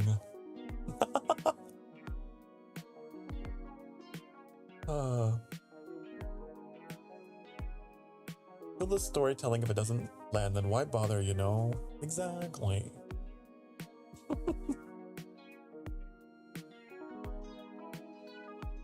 But there's a lot of that kind of thing where they'll just like resize the body parts or disfigure the faces, and it's like, oh, that's scary. It's like, that is not horror to me. You know what horror is? Horror is exploring the definition of fear, which is to be faced with a situation that you don't have enough information about. Fear is just lack of information. It is the unknown, right? That's what fear is. So, I like horror that explores the unknown the whole time. You might not even be faced with a monster at all. But you're like, ooh, that's a little spine tingling. What is this? Why is that like that? A lot of the games that Markiplier played, I loved so much.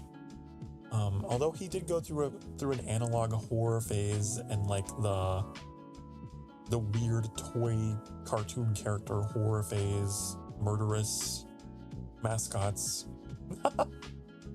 And I tuned out for a bit. But for a long time, he played a lot of horror that was just weird, off the wall. You don't know what is happening. I love that stuff. What's a good example? Like what are they called? They're pretty popular with VTubers. Like the convenience store, you know, the coffee shop. What are those called? I like those. That's the genre of horror I'm talking about, where you're just like in an abandoned, creepy place and you're just investigating, you know, and you're just like, ooh, what's going on? Maybe they even have you go through a routine of like, oh, clean up the workplace. Okay, let me just go tie up the garbage bags, put them away, let me restock the shelves, and then like something a little off is happening the whole time. You know, you're just like looking over your shoulder. Something's a little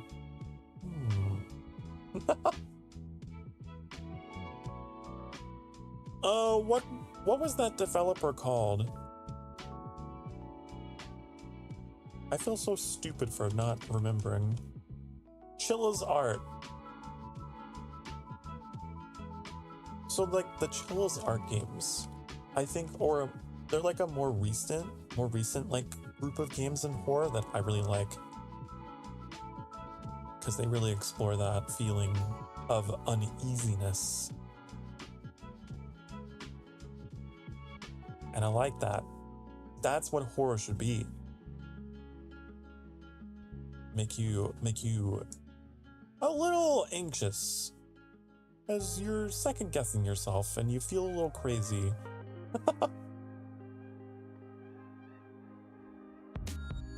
Always wanting to investigate an abandoned place.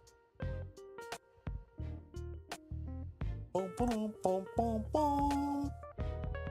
Body horror is pretty good sometimes, not just distorted, but like your stomach is a VCR. I don't know about body horror. Body horror, I can only, like, there's a threshold. There's definitely a threshold. If you start doing stuff with like eyes, ugh. You start doing stuff with eyes, I don't like it.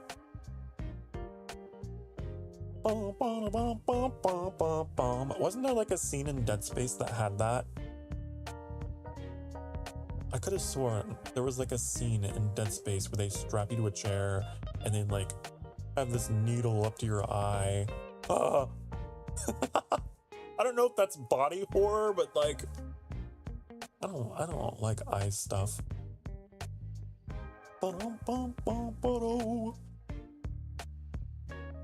Do I like mystery horror? Yeah, I guess so. I guess it's the mystery horror that I like a lot. Already anxious and paranoid enough, I don't need those games. Maybe that's it. Maybe it's my anxiety.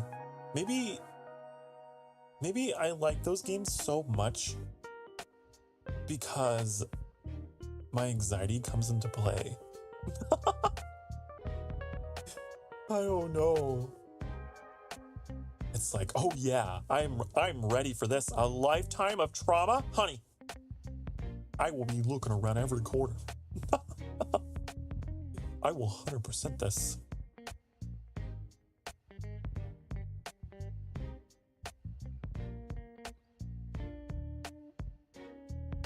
You're a supernatural horror fan, never tired of cryptids. Ah. Supernatural, huh? Well, I would say, let me think. I'm divided on that one, like in some of the cryptids are kind of stupid, but some of them are really cool. I think it's more of an individual cryptid by cryptid basis.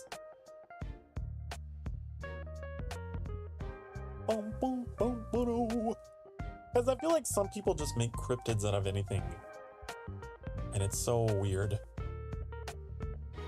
You gotta have a really good one.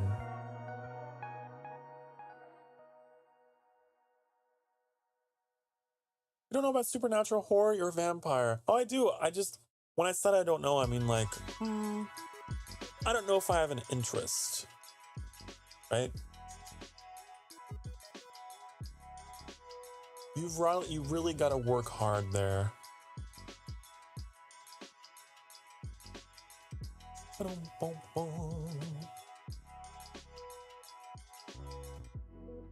Because there's a potential for things to get goofy with supernatural horror, you know? There's the risk of goofiness. Because, like, here's a good example. You know, like, the Paranormal Activity movies? Those were goofy. Those were goofy to me. Oh no! The curtain moved! Oh shit! The ghost rearranged our chairs in the kitchen! Oh. Doesn't bother me. That's stupid. I'm not bothered by that at all. Especially because I grew up around a lot of that, actually. I grew up in a lot of old, drafty, creaking houses. Because, like, I grew up poor, and two, my parents just didn't like modern things. So we were always, like, in old houses that were constantly, things were blowing around and shifting and moving, and made my mom paranoid that the houses that we were in were always haunted.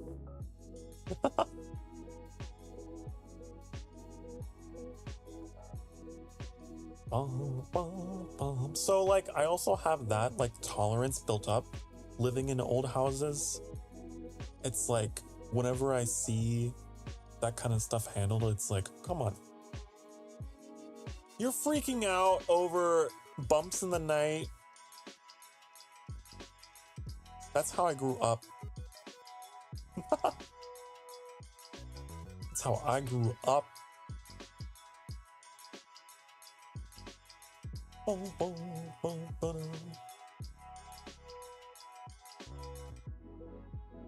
think another thing that, like, what was it? Like, possession stuff, I'm not really into either. My mom loved those things. Maybe it's because my mom was, like, she was a really, really religious woman, right? And she loved anything, like, any of those kind of horror movies that had, like, that element to it, right?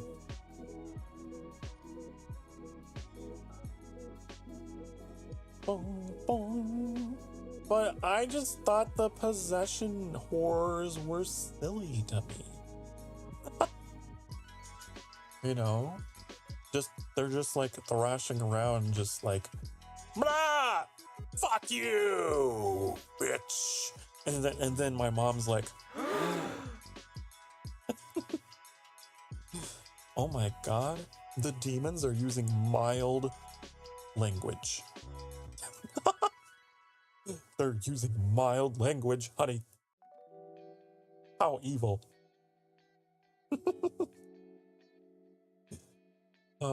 It would make me laugh. It would make me laugh, and it would make my mom gasp in horror. So,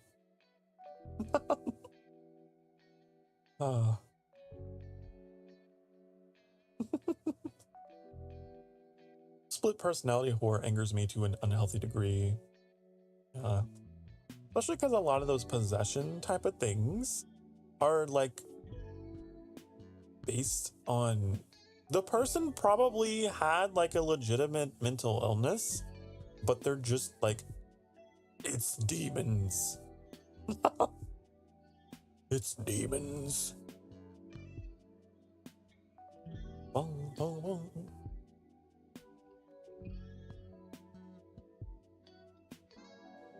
Oh, I remember growing up, especially because I remember growing up being told that about myself. I don't know if anyone out there, any other fellow members of the LGBTQ community, if you ever grew up in that background where people were like, oh, you're feeling this way or behaving this way because it's not you.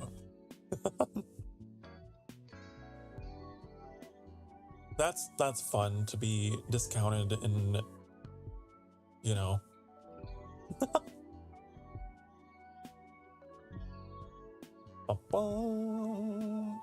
So that's probably another reason why I just don't like that genre. Although, there's been a couple exceptions. There's been a couple movies that I've watched that were like kind of interesting. That went into that. But I think the reason why I found them interesting, they were movies that Annie found that were not like the typical like religious supernatural horror where they just call in the old priest to be like, the power of Christ compels you.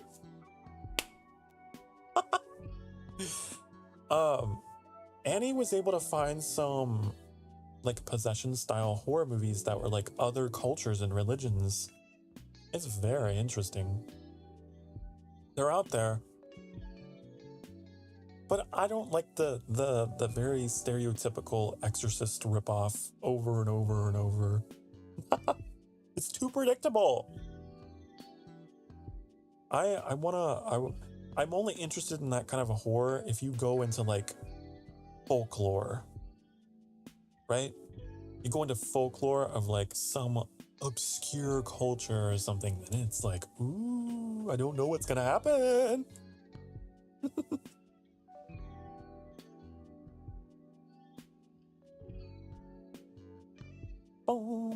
But if it's just like evangelical suburban household gets possessed, you know what's gonna happen. You already know what's coming.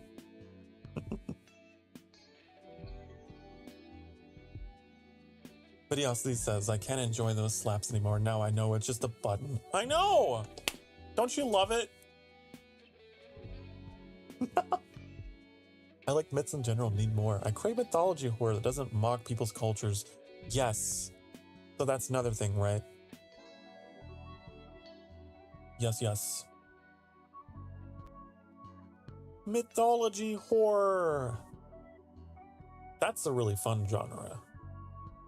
Oh, there was this one we watched that was really cool. What was it called? I think it was like the Korean word for mother. Hold on, I'm gonna find it.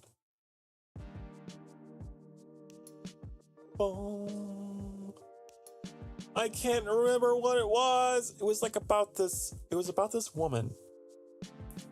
She was just like a first generation immigrant or something from Korea. And like her mom was just like really abusive, and she had to deal with this for her life. It just kind of followed her. She had been like abused and whatever as a kid with like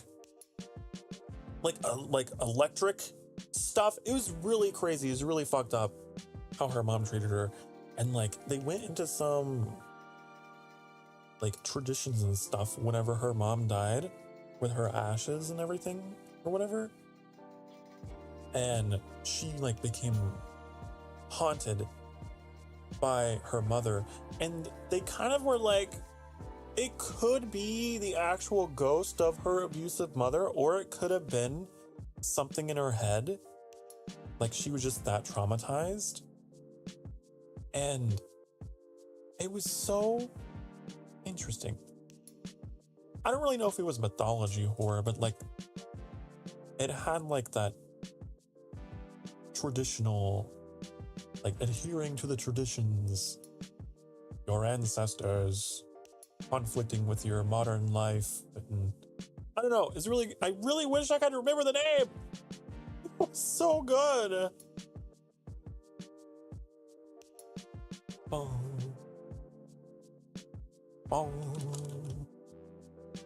I'm trying to remember.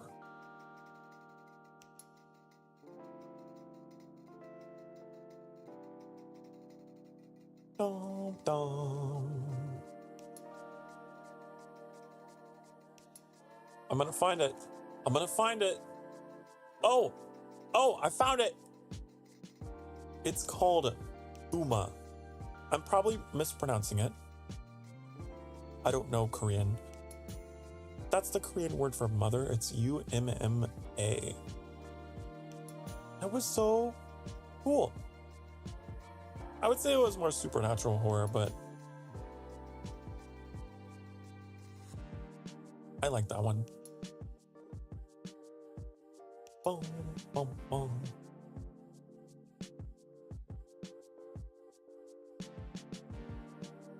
I liked it, I think, because not only did they deal with like another culture, right?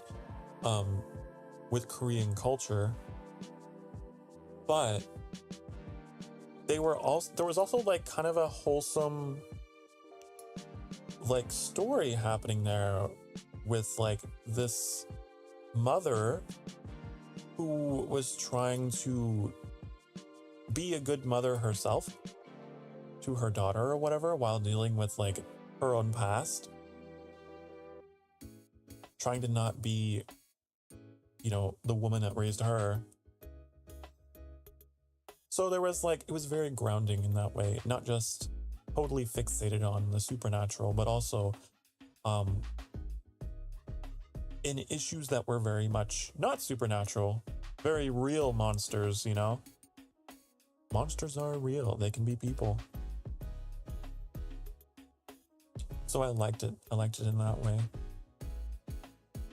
Boom, boom, boom, boom, boom, boom.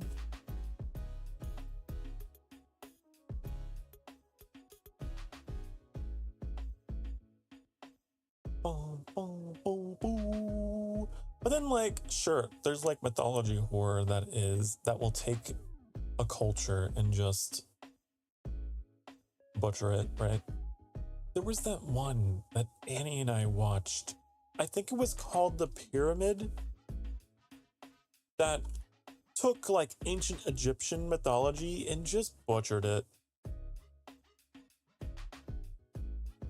It was so stupid. Yeah, it was called The Pyramid. Where like this archaeological team goes in to find this lost pyramid that was like undiscovered, and God, it's so stupid. They get everything wrong. Boom, boom. They get it all wrong.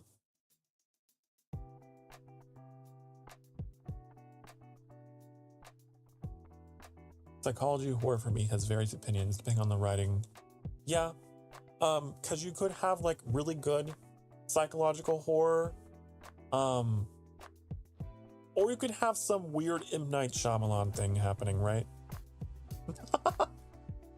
Where nothing makes sense and you end the movie with more questions than answers.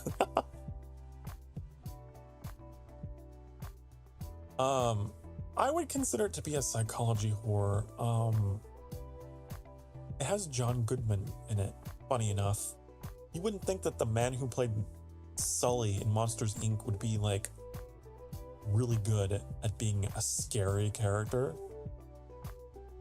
but he is.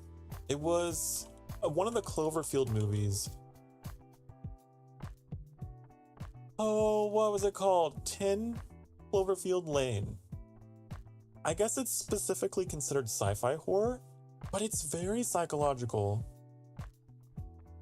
Because the whole movie is like in this like underground bunker, and you don't know what the hell's going on outside. You have no idea what's going on. You might hear the occasional bit of dialogue or, I don't know, radio broadcast or something, but you're just like, what is happening here? Who's the bad guy? Who's the good guy? Can I trust these people? It's called 10 Cloverfield Lane, and it has John Goodman, and he did such a good job.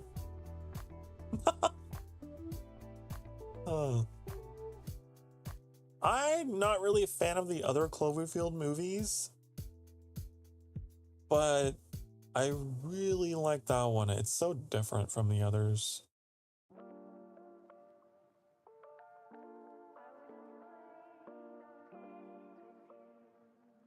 Boom, boom, boom, boom. It just totally... The ending of that...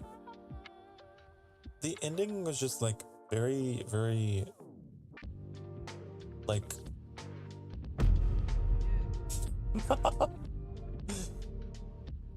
Whoa. You know? I don't want to spoil. Boom, boom, boom.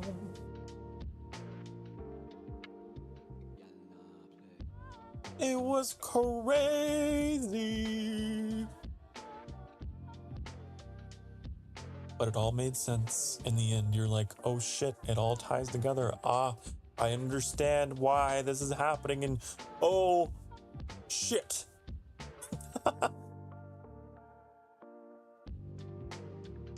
Boom, boom.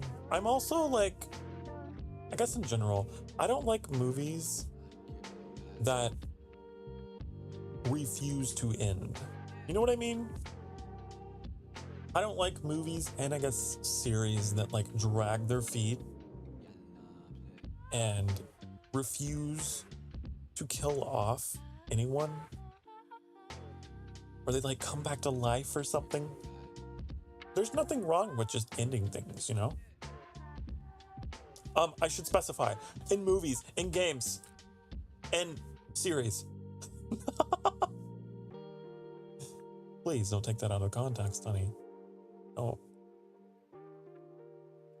But I find that that's like a common problem, right?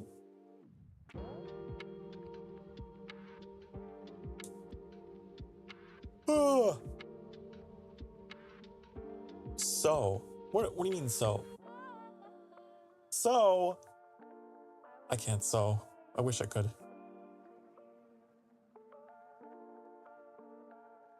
I wish I could. I definitely have clothes that I wish I could sew back together. Oh, there's some clothes that I hold on to that I've got like a oh, saw. We're not talking about sewing, we're talking about sawing. Here I am talking about stitching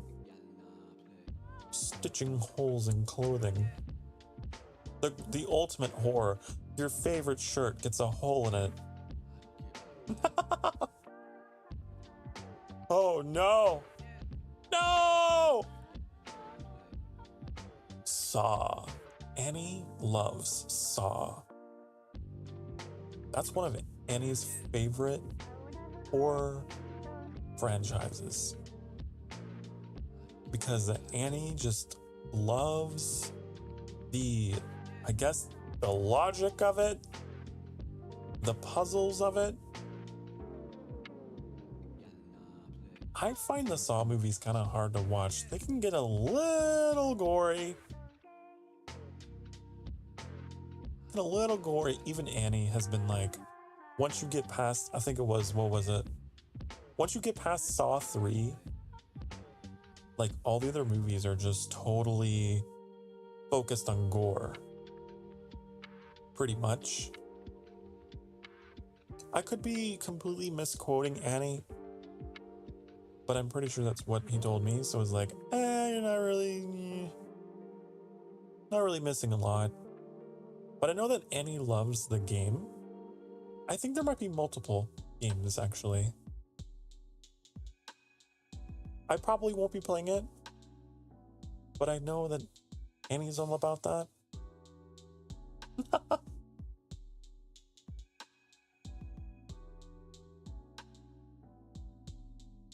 Boom, boom, boom. Halloween! I love Halloween.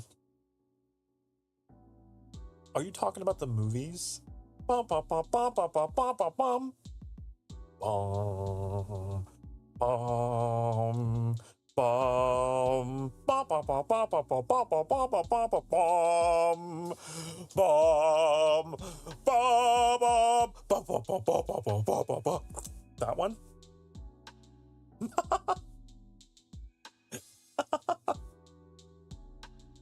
I remember watching those movies with my mom. That was like one of our Halloween rituals. Yeah, the Halloween movies, yeah. Michael Myers. In a hindsight, kind of stupid, right? Cause Michael like walks so slowly. He's like, I'm gonna get you.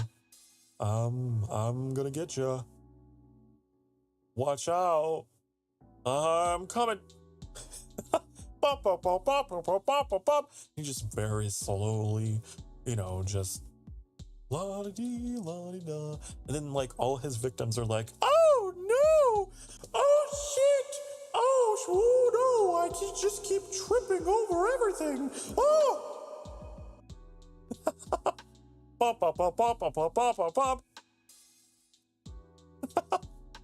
Oh no! I don't know how to use my hands. I keep dropping the keys. Oh, is this the right key? Let me try. No, is it the? Oh no! Oh. Dot, dot, dot, dot, dot, dot, dot, dot, dot. I'm coming. I'm right behind you now with my knife. Oh no! Open the door. And then they die.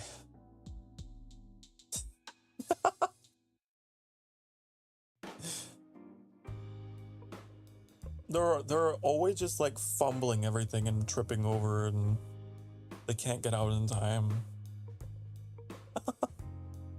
Trying to start their car up and the car won't start, you know, like stuff like that. Oh no! Silver Shamrock. Oh yeah. Bum bum bum bum bum bum bum bum. 3 more days till Halloween. Halloween. Halloween. 3 more days till Halloween. Silver Shamrock. That one doesn't have Michael Myers in it. It's totally unrelated to like the plot of the other Halloween movies. And it's just like this corporation that's selling these masks, but they're secretly like some kind of cult or something. And they sell these masks to these kids all over the world, right? And you're supposed to put the mask on whenever the time for the fucking live stream is or whatever on a Halloween night, right? And the thing is, these masks are like cursed. And what they do is they'll like squeeze around your head until it bursts, right? And then like all these cockroaches and things will come out. And the whole thing is like they're harvesting the souls of children or something. I can't exactly remember. But it creeped me out when I was a kid. I hated it so much. And so then for a long time, I refused to wear masks during Halloween for a long time because of that movie. I don't want anything on my face on Halloween night. Which was fine because most of the time I wanted to go as a vampire anyway. You don't really need any masks for that.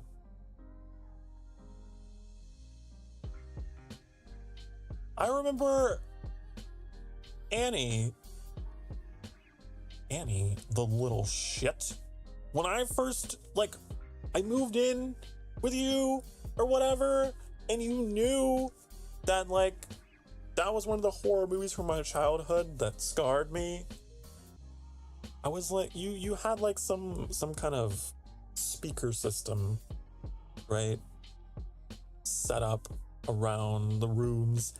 And while I was showering, you started playing the Silver Shamrock thing on the speaker. I hated that. I have not forgotten that. How dare you?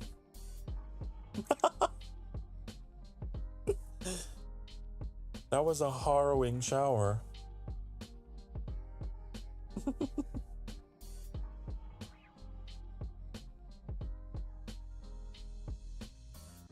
The Blair Witch Project. That was another one of those movies that, like, at the time creeped me out. And that was another movie that I would regularly watch with my mom. Although, as you know, as time went on, the Blair Witch was like kind of lame, but at the time it was super scary, right?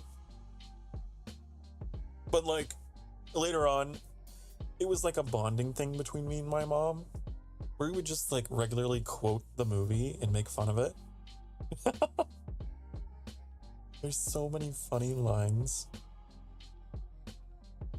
One of our favorites was like the crazy lady in the town where they were interviewing people to be like, you know, have you seen the Blair Witch? They were like interviewing people on the street. Have you seen the Blair Witch? What do they look like?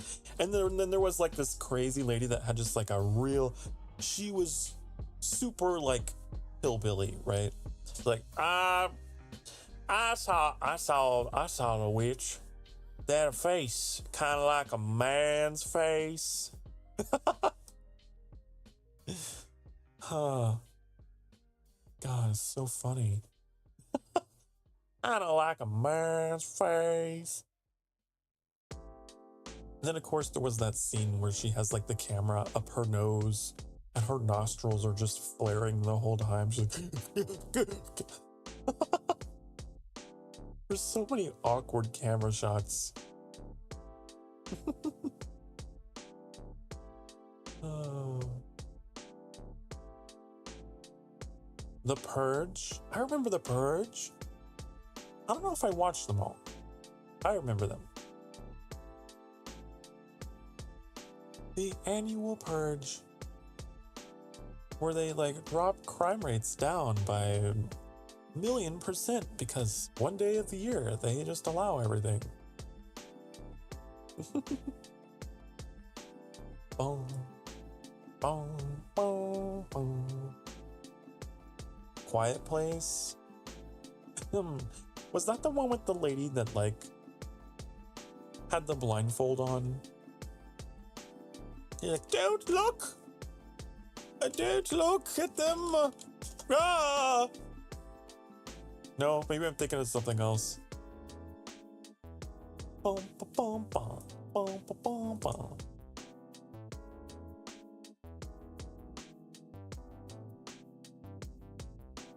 Oh my god, it has Jim from The Office. Have I never watched this movie?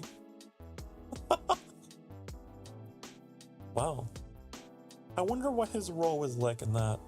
I can never take the men seriously after watching The Office. You think he just like stares at the camera the same way? And he's like in a bad situation in the horror movie. He's just like,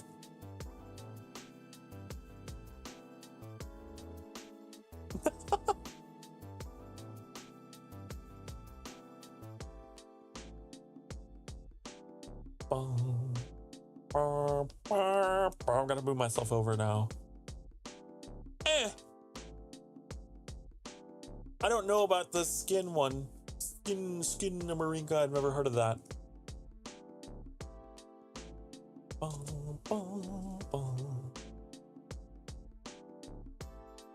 Two children, wait. Hold on. Two children wake up in the middle of the night to find their father is missing, and all the windows and doors in their home have vanished. Ooh. It sounds like they're trapped in a Sims game. Based on that description, it sounds like they are NPCs in The Sims, and the player is me. Because I love doing that. I like taking away all the entrances and watching them freak out.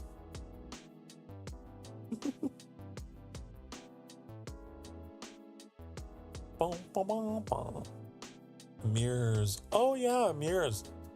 I don't like mirrors. I don't like them. One of my phobias is very specifically mirrors in the dark. I don't like them. And I think a big part of that reason was because I was bullied as a child by my cousins with the whole like Bloody Mary challenge or whatever.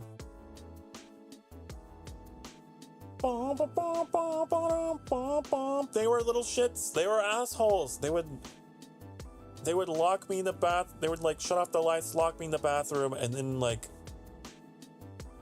chant Bloody Mary while I was crying in the bathroom. Isn't that awful?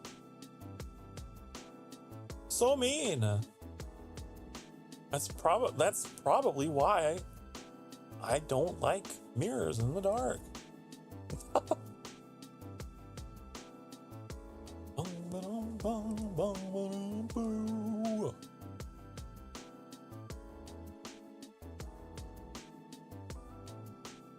But mirrors in general are kind of creepy to me.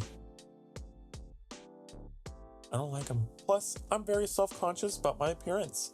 So anytime I pass by one, I look at myself and like 90% of the time I can catch something that I hate about myself. And then I'm like, God, my hair. Oh no, it's not perfect. Shit. And then I'll just be there. I'm like, what's the Greek myth? What is that Greek myth of the guy that just like, he caught his reflection and then he couldn't pull himself away? Was that Narcissus? Is that his name?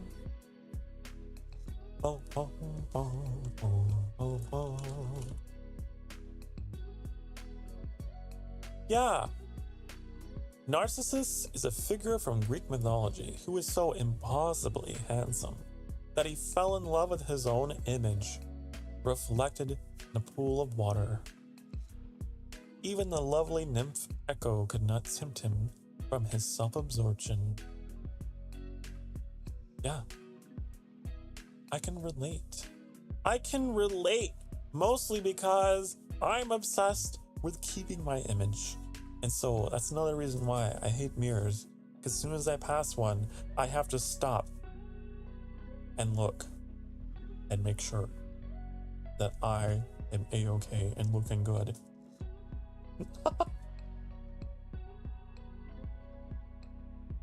It's bad.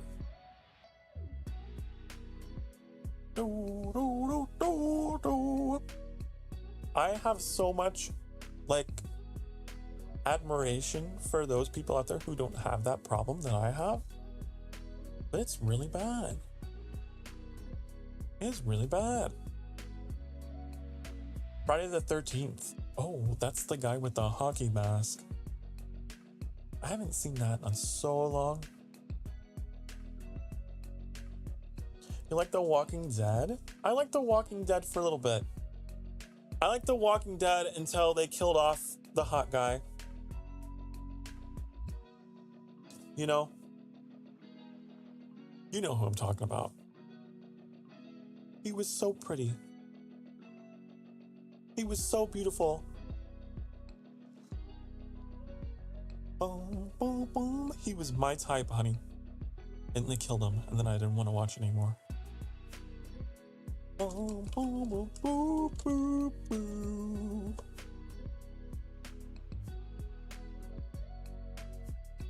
Glenn. His name was Glenn. He's so cute. He's so cute. Look at him. Oh. Look at his face. Look at his face. Look at his cheekbones. Look at his eyes. Oh. Look at his dark hair. Boom, boom. Boom, boom.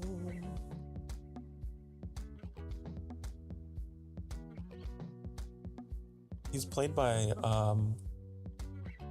Steven Yeun. I think I got his name right. Did I get his name right? Yeah, Steven Yeun. Who did like an episode with Conan O'Brien traveling to Korea, which made me really happy.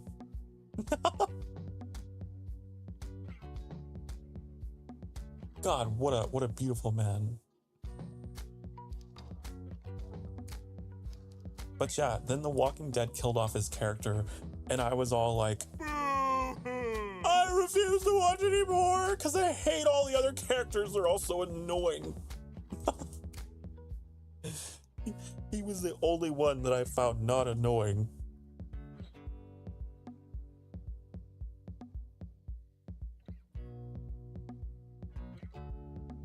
Although maybe I was biased because I found him so attractive.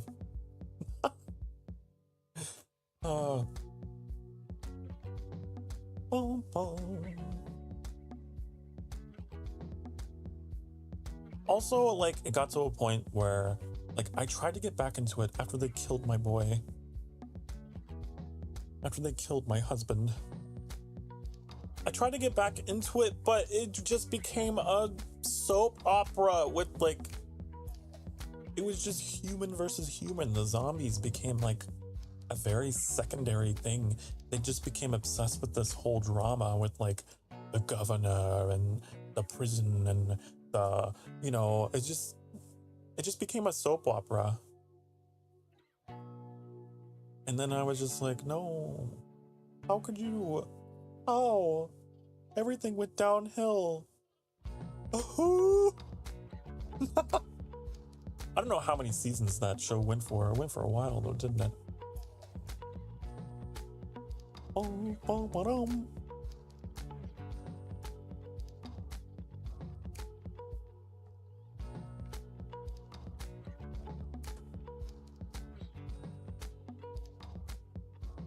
Sharknado. I don't think I've ever seen that.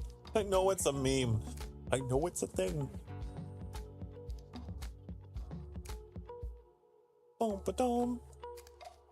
I'm looking at pictures of it now. It looks really stupid. Wow. Oh my god.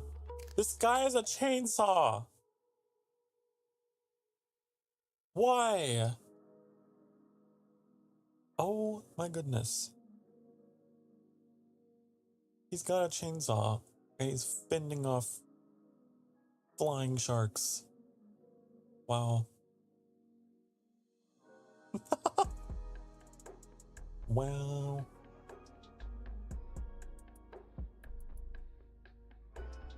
Boom, boom, boom, boom, boom, boom. You know, someone asked me what my... I remember a long time ago, someone asked me what my celebrity crush was. I guess that's one of them. I guess he's one of them. It took me this long to answer that question. Whoever asked that last year.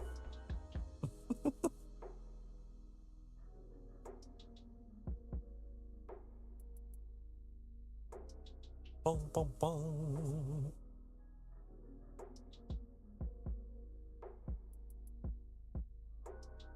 Oh, how many hours is it? 2 hours. It's been 2 hours, hasn't it? It's been another hour.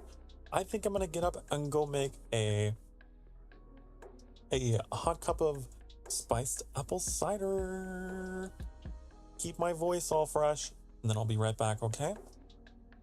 All right, you get up and stretch. So you get up and you stretch your dang darn damn butt cheeks. You do it, and I'll be right back. I promise. Mwah.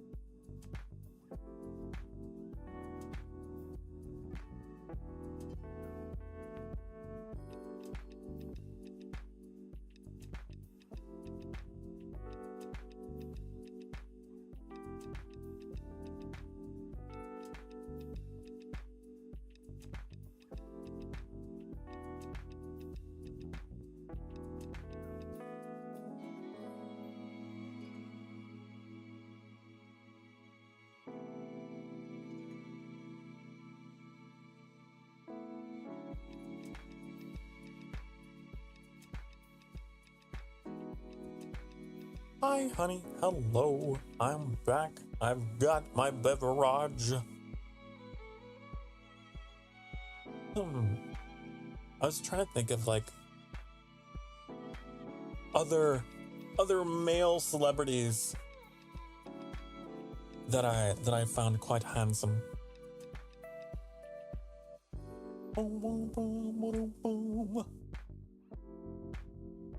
Oh, you know Orlando Bloom when he played the role of Legolas in Lord of the Rings?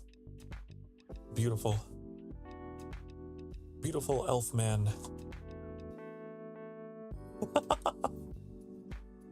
What about...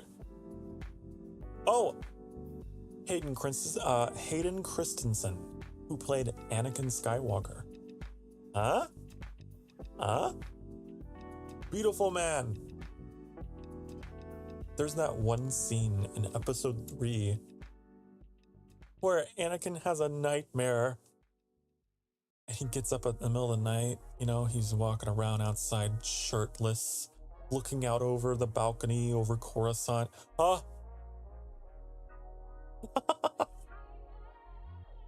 I love that scene. One of my favorite scenes.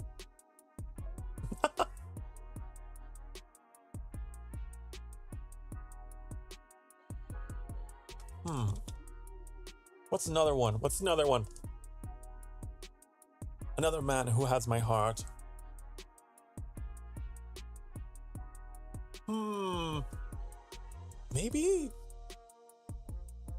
Maybe one of the doctors from Doctor Who. Maybe Matt Smith. He's a little cute to me. I still haven't finished watching that whole season or whatever.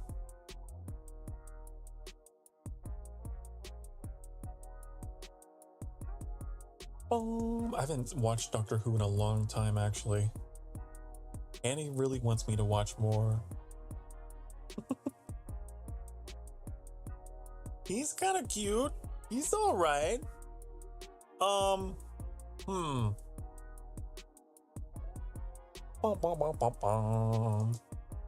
The guy that plays Spider-Man.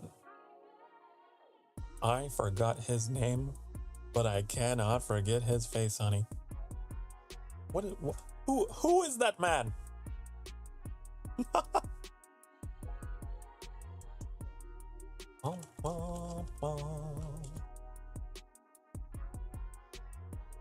Tom Holland. Yeah, okay. I like him. I'm thinking. Hold on.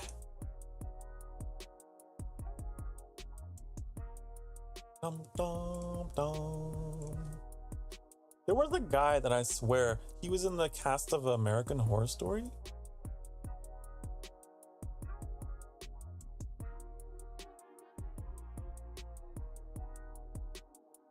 Evan Peters.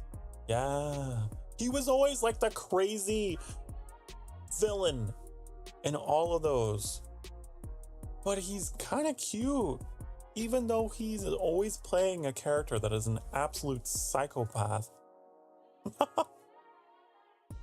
But he's kind of cute. Isn't that how they go? Isn't that how they all are?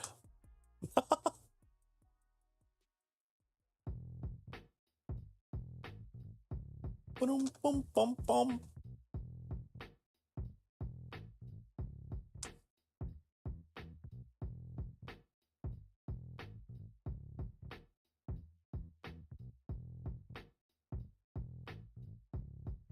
Trying to think, Sokar. Think. Boom, boom, boo, boo, boo, boo. There was this other guy, okay? I do not know his movie, his name.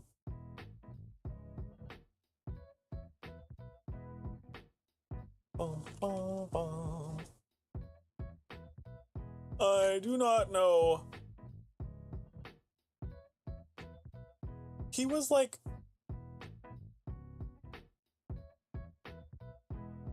he was just this random guy who will occasionally appear in the most random movies. Bum, bum, bum, bum, bum. And I think he was recently in like a gay romance movie.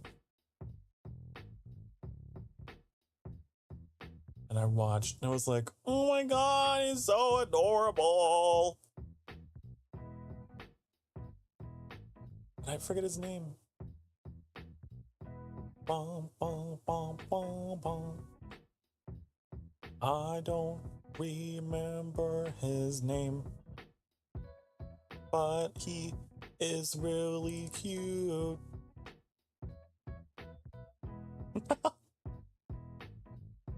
I'm really narrowing it down, aren't I? But he was in Merlin, and he was in this other movie I really liked him in a couple other things. Ba-dum, bum, bum, bum.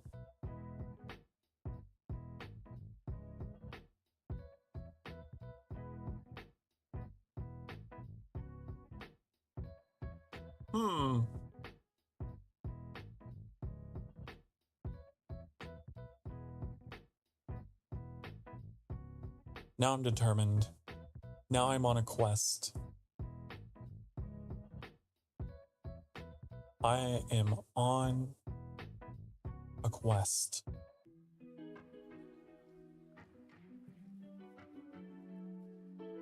Bum, ba-dum. Is it Colin Morgan? Is that him? I think that's him. Bum, ba-dum, bum. I'm pretty sure.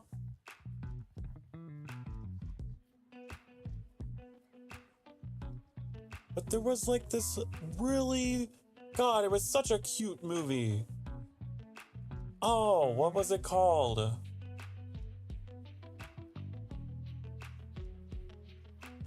Was it called Benjamin? Bum, bum, bum, bum, bum, bum, bum, bum, bum.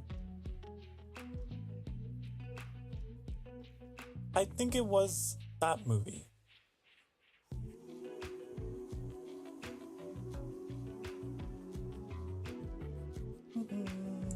No, not Benjamin Franklin. Google, no. No, that man is not attractive to me. Benjamin Franklin. Celebrity crush. Benjamin Franklin.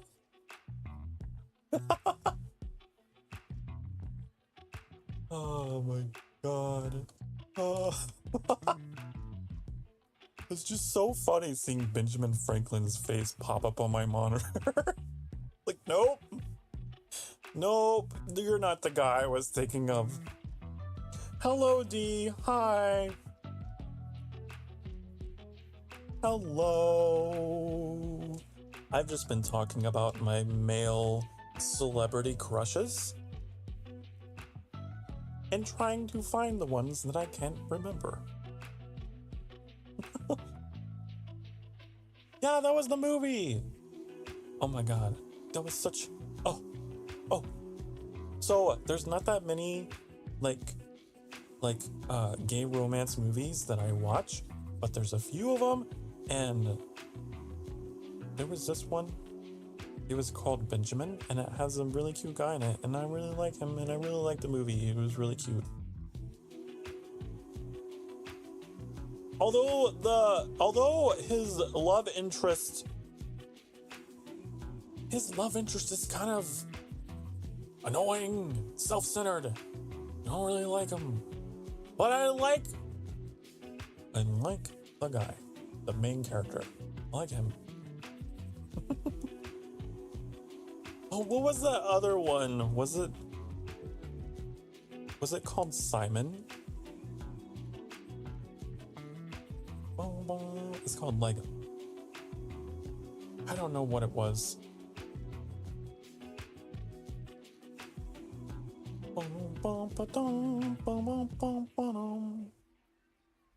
I'm doing pretty well. Speaking for myself, I'm doing pretty well today.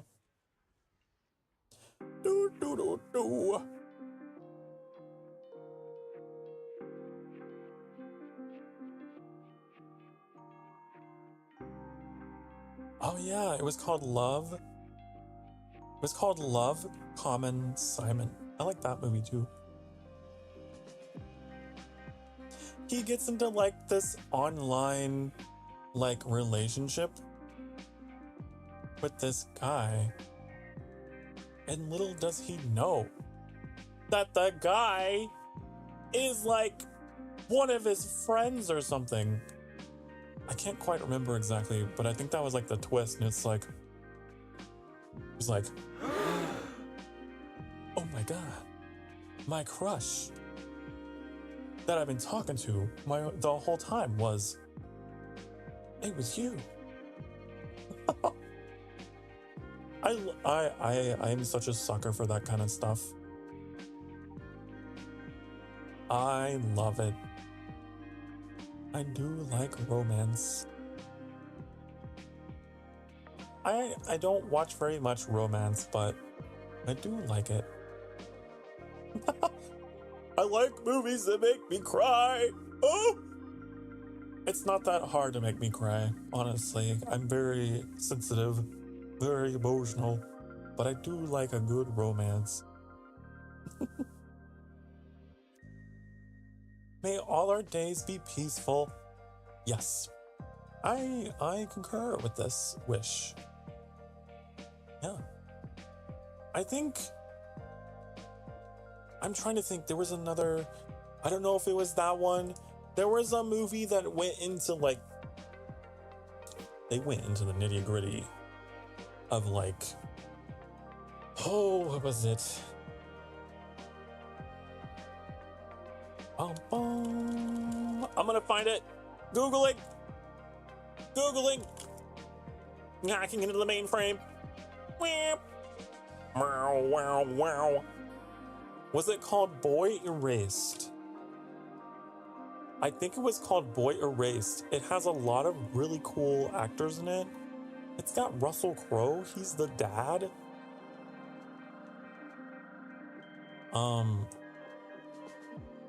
Yeah, it's like based on a true story about this guy who was so relatable. This movie was so relatable. I'm telling you guys, that movie Boy Erased was like my childhood.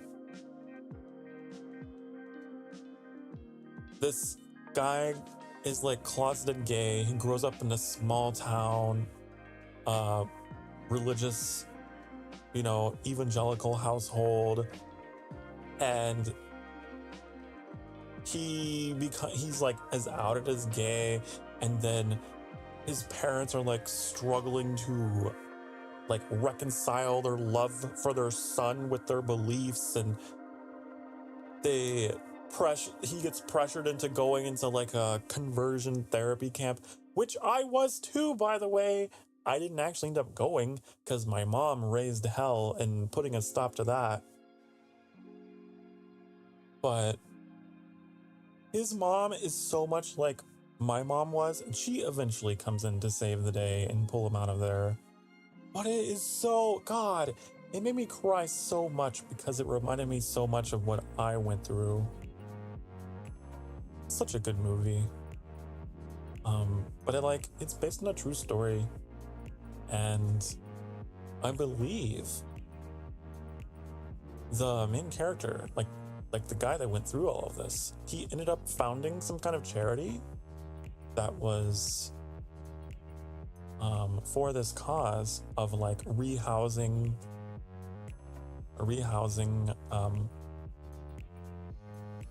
people who had been displaced by their families or whatever over coming out or something. I don't know exactly. I don't want to be spreading misinformation, but I know that he went on to found some kind of charity organization that did a lot of good. Oh, let's see here. And it was a charity that I wanted to give to one day. One day.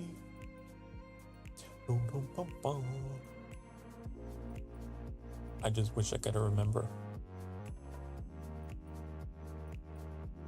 Hello, Zero. Hi, hi.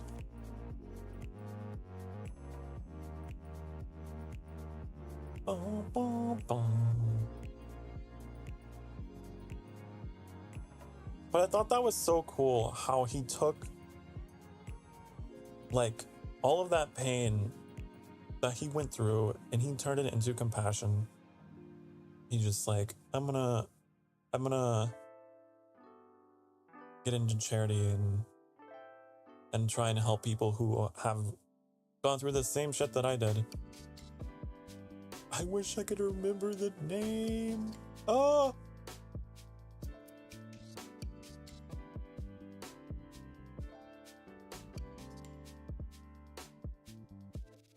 What a great movie, though.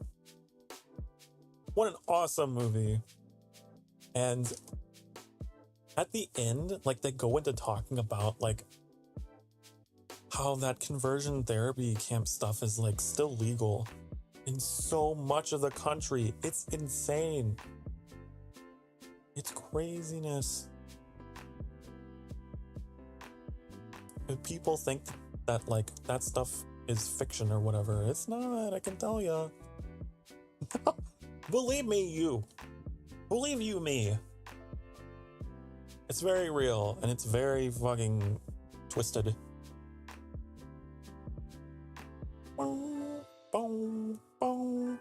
Some people just disappear. And it's so sad. They go through that system and they're just... who knows where they are now? It's really fucked up. Boom, boom, boom. I hope you're having a good day, Zero Winter, by the way. I've been going down rabbit holes today on the internet, talking about things I'm passionate about, talking about anything and everything.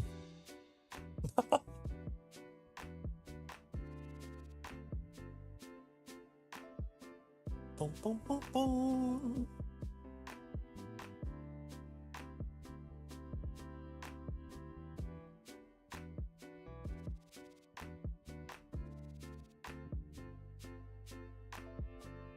Oh.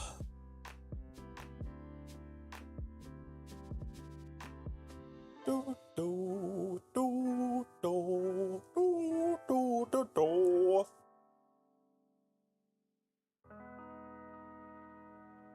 Here it is. I found it. Okay, so I don't think he founded this organization, but he, like, partnered with them. Yeah. Boom, boom. Ah.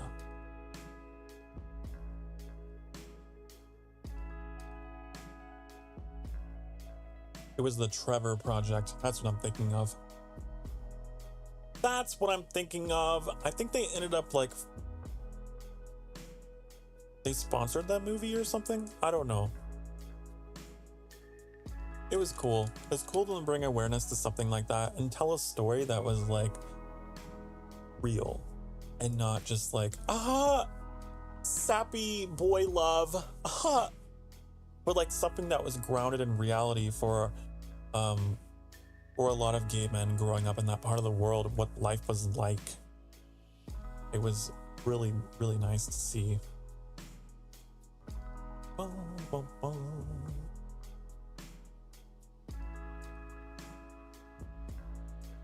Do, do.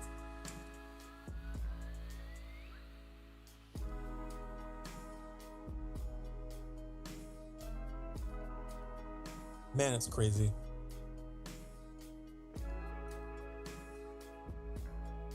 Actually crazy. Oh, go away. Please, I'm gonna read. Stop. Don't you hate it when you're trying to like read articles on Google and Google is, or the website or whatever is like, no, no. And like it fades out all the text. They're like, you have to subscribe for $1 billion a week. Okay, maybe not that much, but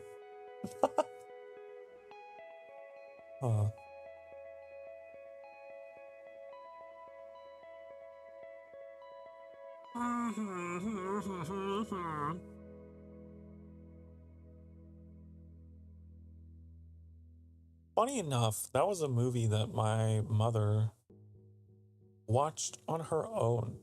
Because, like, after I came out, she was trying to, like, educate herself or whatever. Because she was, like, you know, trying to understand. And so she just, like, went on a deep dive on, like, what it is to be gay and, like, history and shit. And she found this movie and she's like, oh my God, this movie's so good, you should watch it. Very relatable to what we went through as a family. Like, oh my God, Mom. You're right. It was a fucking hellish time.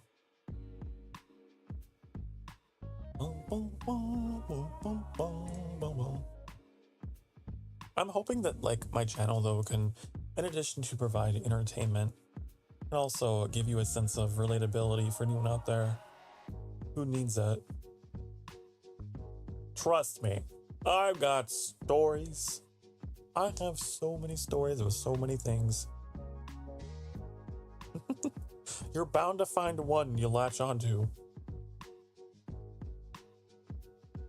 Doo, boo, doo, boo, boo, boo, boo.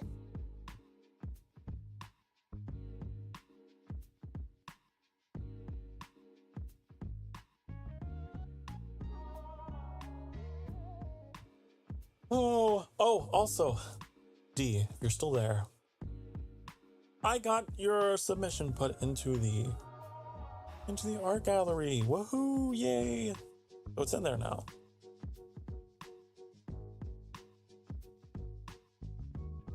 I love all the art you guys have submitted that we get to watch together in the intros and the outros. That's something that I've always wanted. I've always wanted a way to celebrate that part of my community, right? Because you guys are so talented and you'll just like make these things and tuck them away. You know? No, I'm going to celebrate you. No matter what. Whatever the doodle. I will take your doodles and I will show them. With your permission, of course. It's fun. It's fun to lift other people up in general. That's what I've learned. It's a lot of fun to watch someone else just in general, not even talking about like artists, but just like people in general. It's so nice to see an effect that you have in someone, you know? I love that. Boom, boom, boom. I like inspiring people. Gives me some kind of reason for sticking around, huh?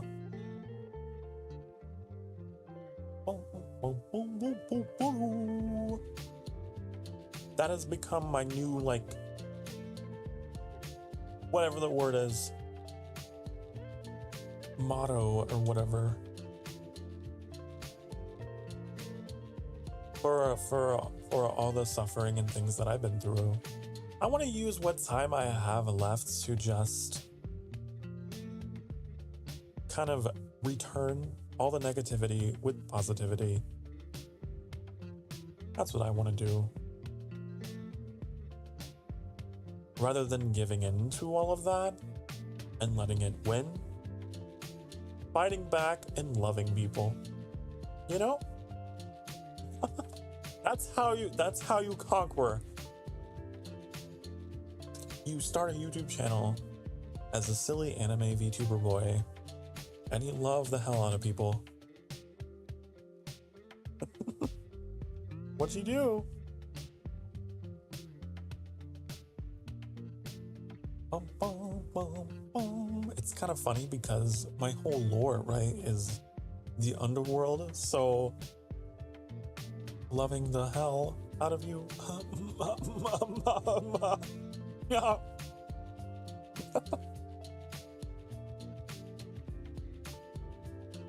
I don't know.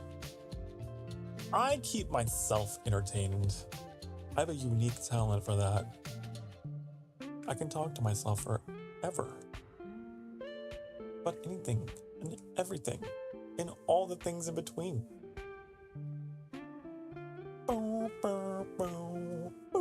Speaking of love and belonging and romance, I just realized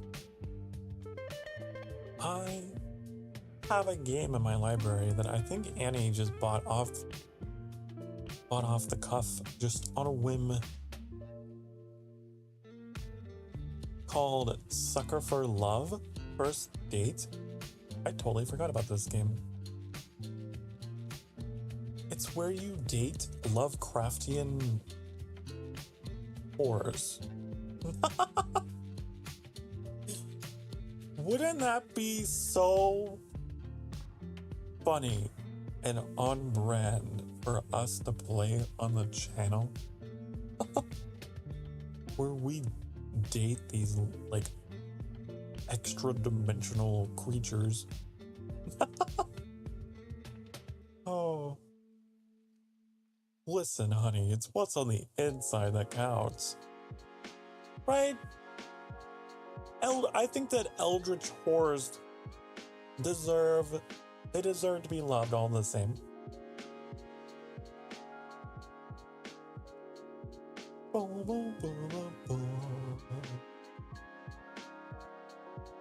There's so many games that are just like weird niche things that I really want to play in the channel. This year is going to get a lot of variety, a lot of diversity in games for sure.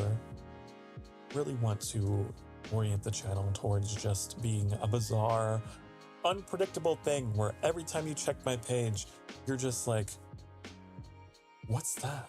What is this game? I've never heard of that. Sokar, are you okay? That's what I want.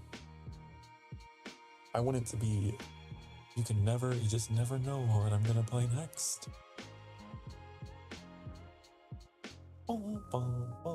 I really want to play Sea of Thieves. At some point, I've been watching some gameplay of it. And I'm like, sailing out on the open sea. That's the life for me. Ah, yes. I want a game like that, but like in space. Wouldn't that be cool? I think that would be pretty cool. I think it'd be pretty pog, as the kids say.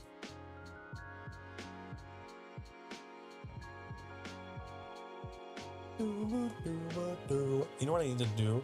I need to also get back on playing Everspace 2. I feel so bad because I know that I had someone in the comments say like, oh, I'm so glad you're playing this. The channels that I've watched play this, and they play it for like one episode and then they stop.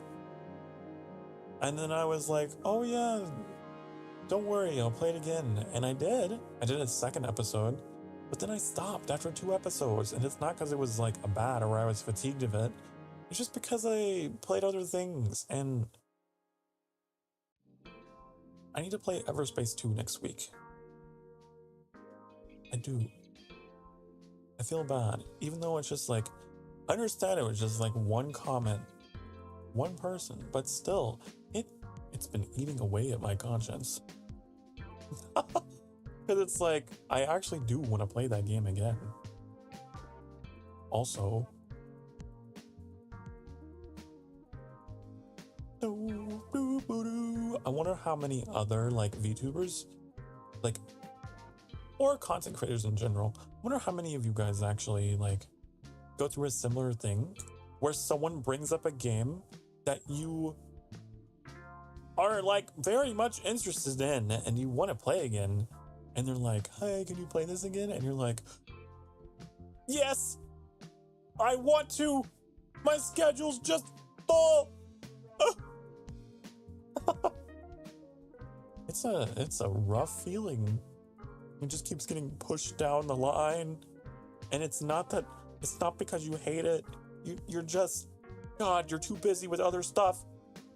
I hope no one ever takes it personally whenever I like kick a game down the road a little further. Like, I've had a similar thing happen with Code Vein, right? Took a little break from Code Vein, and I know I've got some people who are very, like, they love that series. But I've kicked it down the road for a little while. World of Warcraft can be the same way. It just is what it is. I feel like I haven't got any criticism, any like actual criticism for doing that. It's just me. I just criticize myself. I'm like, oh no, your rotation of games is not correct. It's just me. The self is the cruelest critic, when in fact, your community is probably very supportive. No, if they like you, if they don't hate you, then it doesn't matter, right? Like, poor Zero Winter, I know you love Transport Fever, and so do I. I was playing it off stream last night, actually. I've been playing it off stream quite a bit, but I haven't been able to squeeze it into the schedule. But I've been playing it off stream. I promise. I haven't forgotten. There's so many games. There's too many games.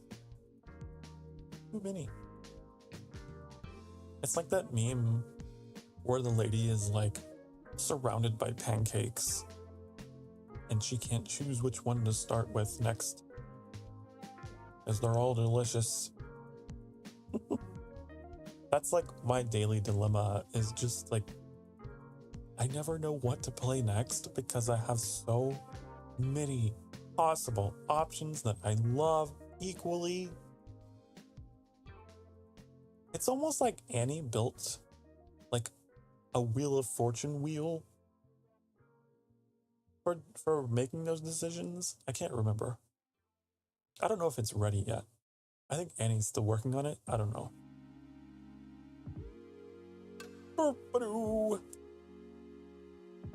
What you gotta do is you gotta list out your games library, break out the D20,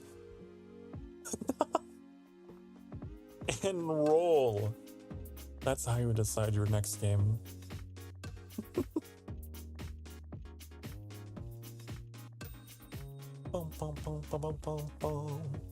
I have a feeling that is not like an isolated thing. I bet you that's a very common dilemma. There's probably all kinds of VTubers that are just like, I don't know what to play. Oh. And they like probably make polls, make community polls. Oh, wouldn't that be a good idea? Like, I'm generally not someone who likes taking recommendations for games because, you know, my mood is very swing-swangy. But what if we had just like maybe once a week, you guys decide? I don't know. Is our community large enough to even do polling? I don't know.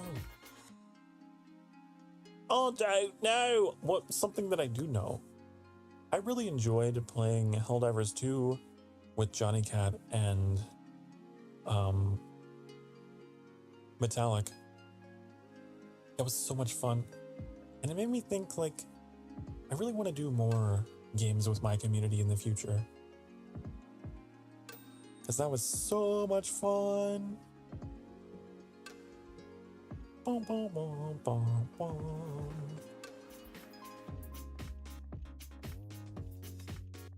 I got plans.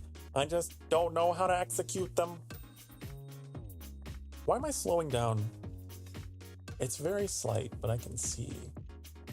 Hold on. Task manager. Why? Why were you like 81% of my CPU? That was crazy.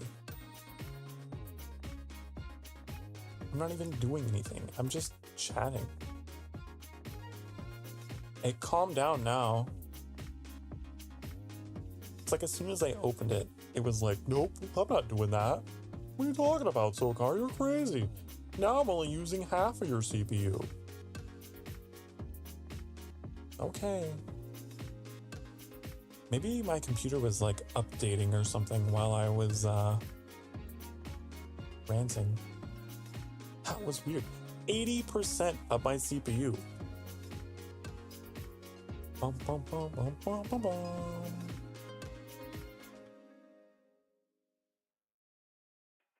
I don't know. I never know these things. Ba-dum. Let's see. It's crazy that it's that high. Oh, you know what it might be?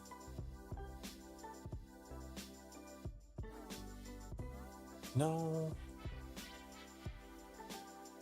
Why does Google Chrome have like 13 things? Why?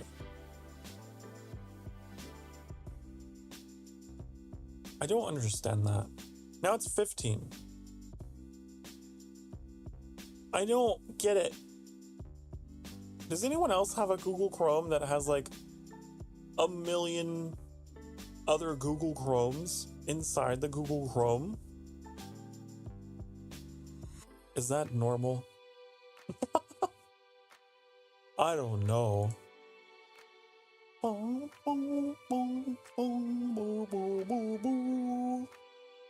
I got like a nested Google Chrome thing going on in my task manager. Oh!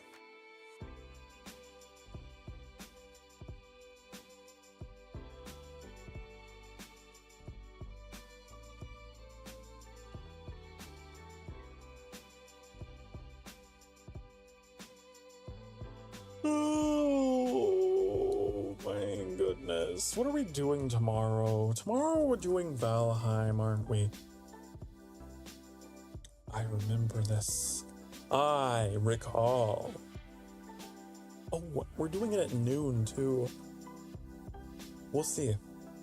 I feel like last time I was able to get up at noon. See if I can do it again. No promises.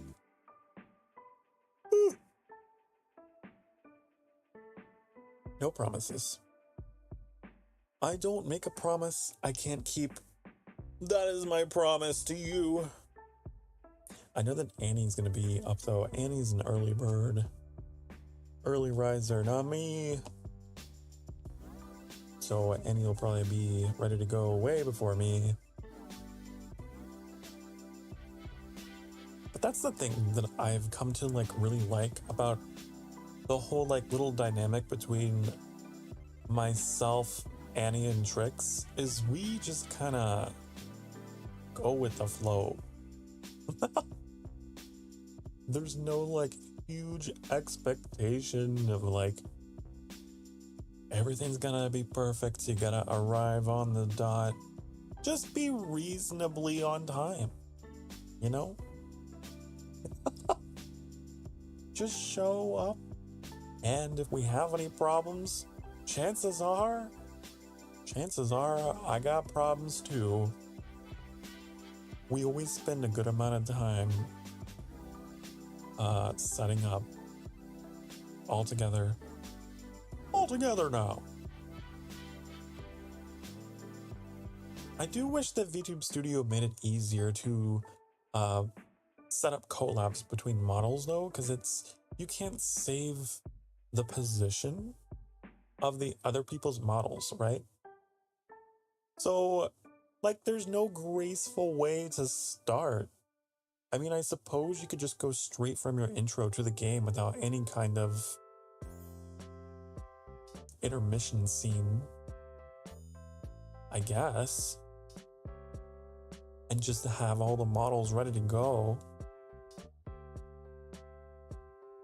That's so jarring. I don't think I've ever done that before.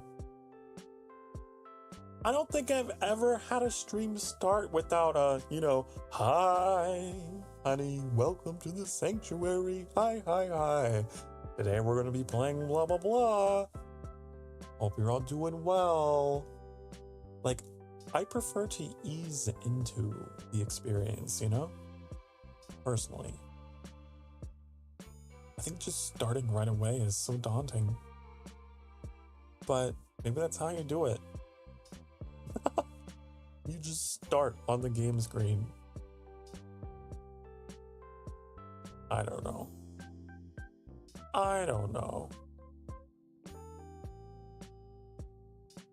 If I were a professional,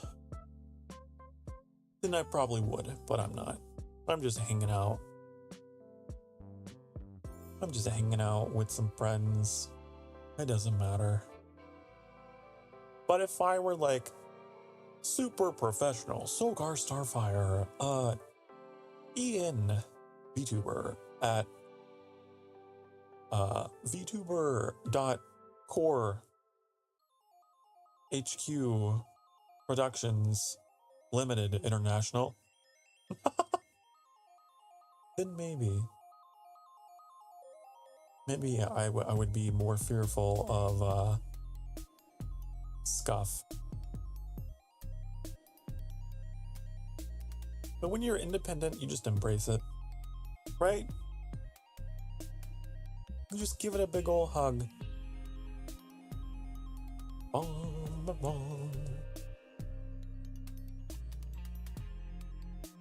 I can't stop yawning.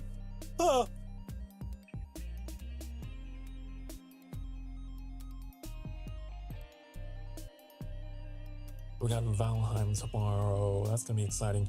But then, after Valheim, on Sunday, I had to remember what day it was. I was like, what day comes after Sunday? Sunday, I'm doing an all-day stream. All day. I'm playing SnowRunner. By the way, you know that last map that I played SnowRunner on? And I got stuck? We drove all the way across the map to deliver something. And then just to find out we delivered the wrong thing. I figured it out. Off stream, I figured it out. You don't bring the generator to that place. You have to go find some metal rolls that were at this warehouse, and you take those all the way there, and that's how you craft the metal beams that you can use to build the bridge. And there's also like this mission you can do to rebuild the warehouse, so you get like all the materials that you need for everything else. Makes life a lot easier. You don't have to make multiple trips driving across the map. So I did that. So I rebuilt the warehouse, and then suddenly I had like a fuck ton of planks and metal and shit all to work with. It made my life so easy. So I repaired all the bridges that were all over the map. So whenever we go into it on Sunday, we can just drive. everywhere and not have to worry about going crazy off-road. Yeah. I also got really good at driving on ice in that game because I had to do it so often. Now I know how to read the terrain very well. I can tell. I know when the ice will hold and when it won't.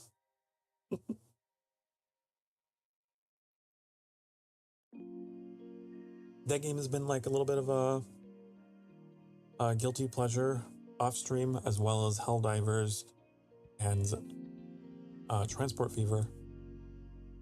Been playing all three of those on and off. I still haven't touched Genshin. You think I would go back on my word? No, I still haven't touched it. I might get back into Honkai though. I still need to get through like I don't think I'm out of the prologue completely still. I need to get into the game proper. What else has Mr. Starfire been up to? Obviously V Rising. I played that on release, the update 1.0, which was really fascinating to come back to after playing the early access version. They made a lot of changes I'm very happy with. Like the male character model was like the first thing I noticed. God, I'm so glad they fixed it. I'm so happy that they fixed that because it was ugly. It was ugly. His torso was shaped like a trapezoid and his neck just stuck up out of it. It was so silly. I'm gonna have to like take a screenshot of what it looked like before and what it looks like now. It might take a minute, but we got time. I really want to show you guys though, because it was hideous what early access male vampires looked like. Oh. Boom, boom, boom, boom, boom. Good thing I stream on YouTube where all of my live streams are turned into VODs automatically and preserved forever. Right? Oh, going down on my list of live streams. You guys remember Airborne Kingdom? We need to play like New Game Plus of that sometime. What? What, Leah? I'm just talking. I'm just talking to myself. I want to show you guys what the old vampire looked like in V Rising. It was ugly. It was quite... You guys didn't hear that, did you? No, you didn't. You shouldn't. You couldn't, you wouldn't. No, you didn't. Okay. Ever since I updated my wavelength, I'm like so paranoid that maybe like my browser audio is gonna come through. How cringe would that be, listening to me twice? I mean, I guess you guys technically already have. You watched my debut. Bum, bum, bum, bum, bum, bum.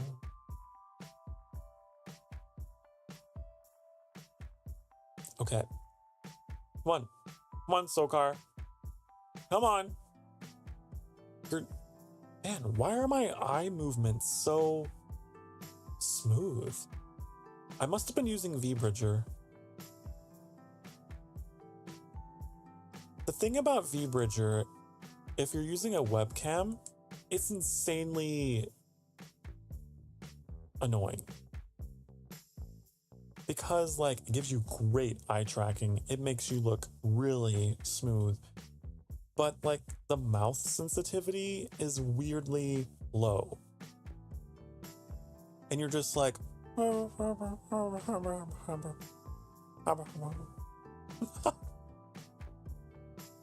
so it's a trade-off. The upper face looks better, but the lower face does not. And I hate that.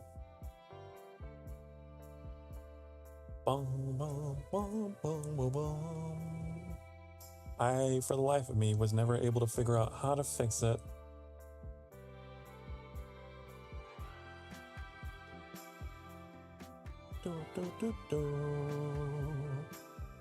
Maybe someday. Someday I'll find a fellow webcam user that uses VBridger. I will find a senpai to learn from, and they will be like, at last you have come to me, Sokar. I will show you how to get the best of both worlds. Like that Hannah Montana song. And then I'll be like, yes, teach me! How? How can I have all the quality of VBridger with all the responsiveness of VTube Studio? And then they'll be like this. And then like that. And then you push this. And then you push that. And then you input that. And then before you know it, and then I'll be like, oh my god, you're right! Whoa! The thing that has plagued me for the past over a year of VTubing. And then they'll be like, yes, it is good that you have come to me at long last.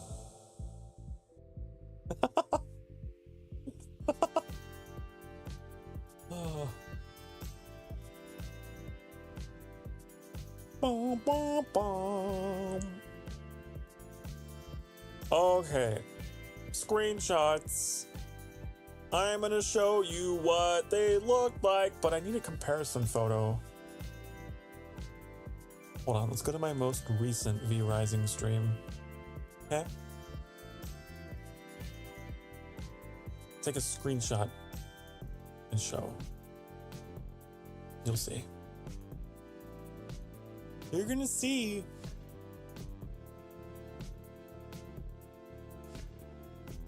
Okay.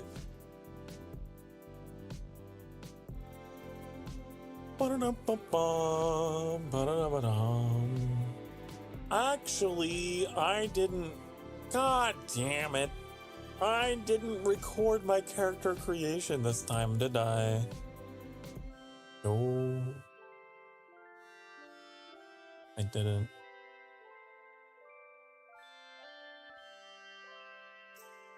Well, anyways, I have this picture from early access. Okay. All right. Hold on. Hold on. Now, as you can see, first of all, how do I get myself?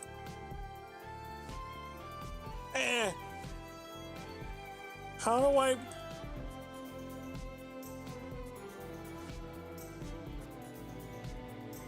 There. Okay.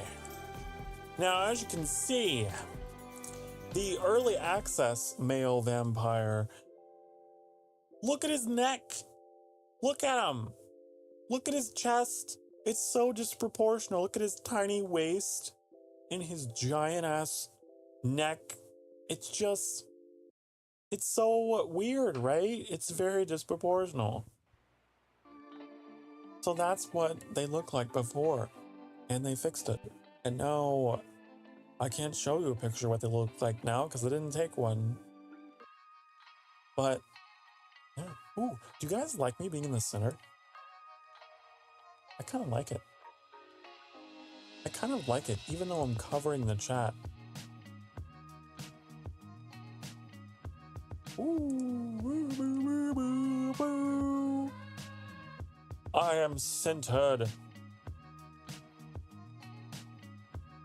What should we put over there? Because that's the thing, right? We got this big old empty space.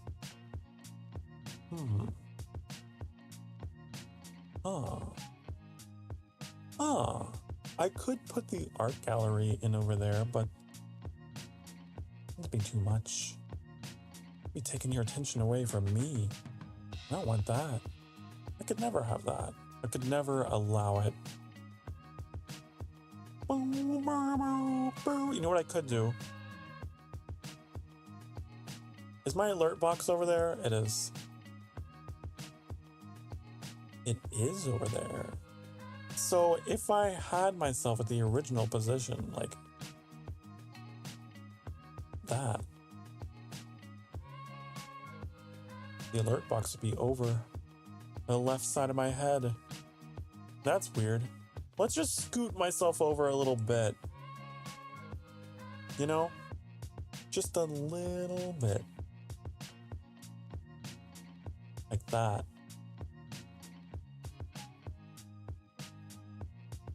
This is what we call in the business perfectionism. Okay. I'm gonna reset my thingy new to the new position. Okay? Very technical term. You may not have heard of it before, but now you know. Now you know what it's called. Get current. Okay. Like that. Okay?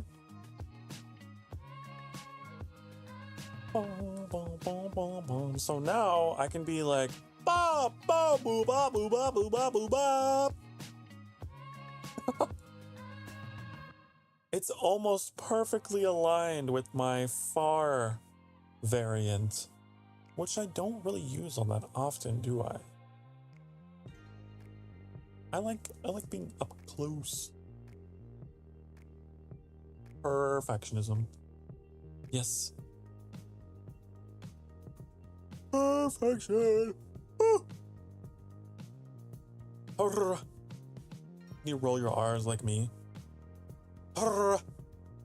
Perfectionism. Bum, bum, bum, bum. It is a talent.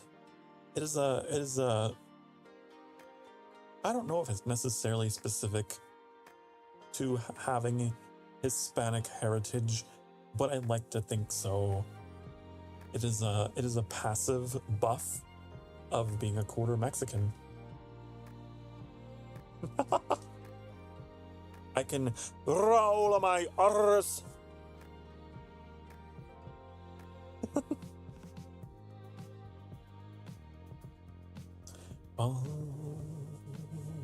You wish you could. Well, wish you may, wish you might. Something, something, vampire bite.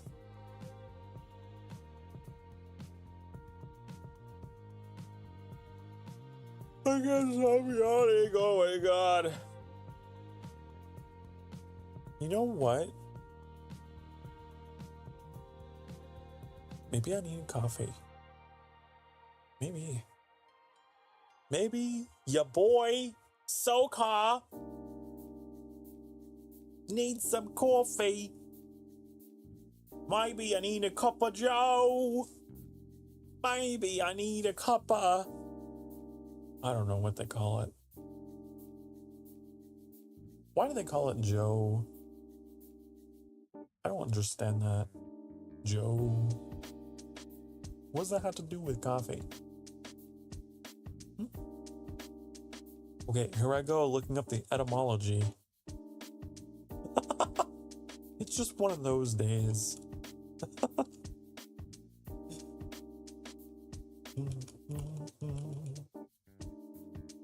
Where did the term cup of Joe come from? Here we go.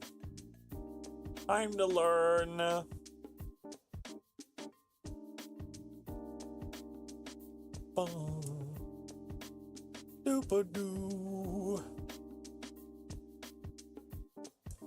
It's a Navy thing? What?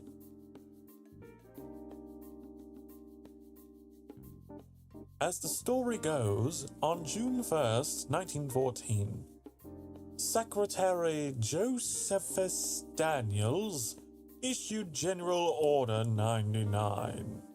Order 99 prohibited alcohol aboard naval vessels. From then on, the strongest drink of any kind allowed on naval ships has been coffee. The presumably disgruntled and sober sailors weren't happy with the changes, so they started to call the coffee a cup of joe out of spite.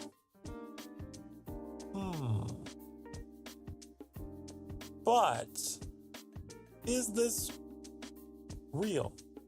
Or is it just like one of those things people made up?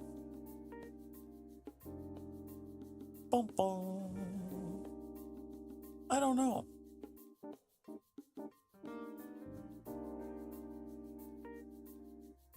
English language researchers lean more on the overall language behind the term than the military tale.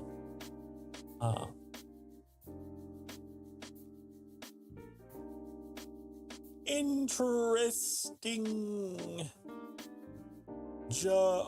It might possibly come from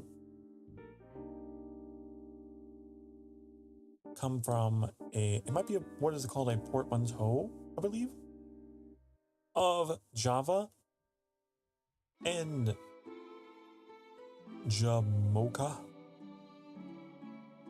which is a combination word of Java and mocha.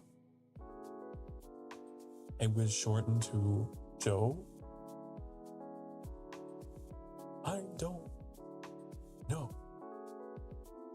Supposedly this British etymologist is like, this is where it come from, but we don't really know for sure.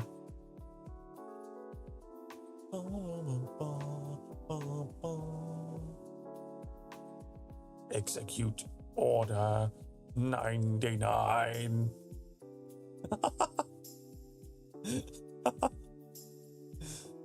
Oh.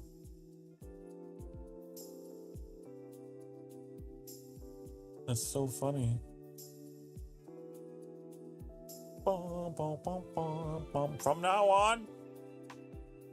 on, all of the troops in the Republic must drink coffee.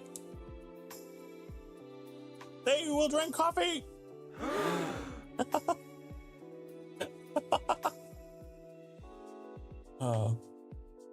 Execute Order 99.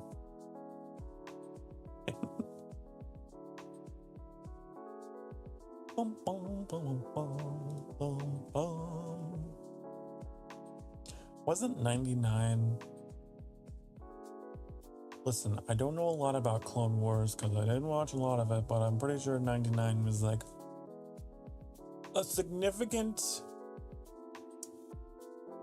character. And they had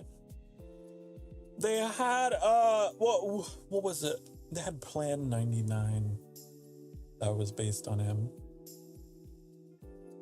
in the Clone Wars. Huh? Am I right about that? Was it? Or what? I don't know.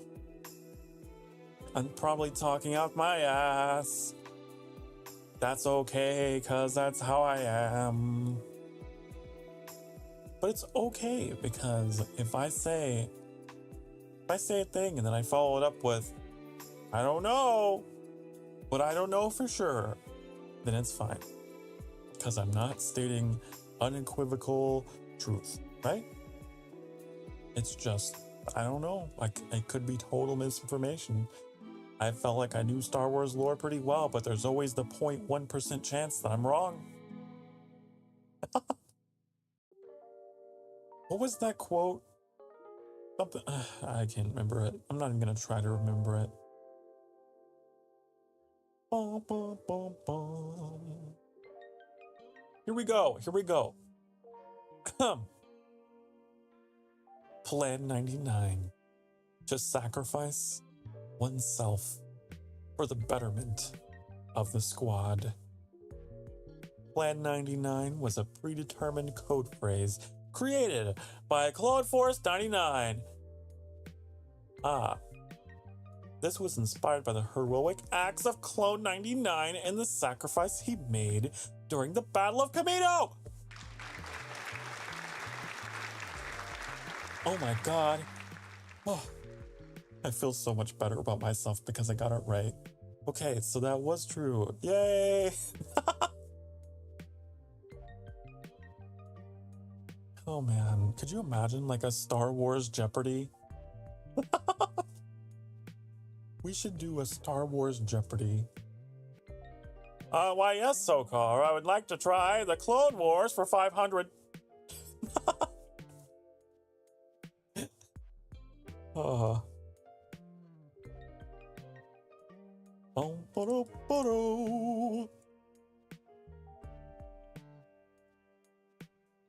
I see.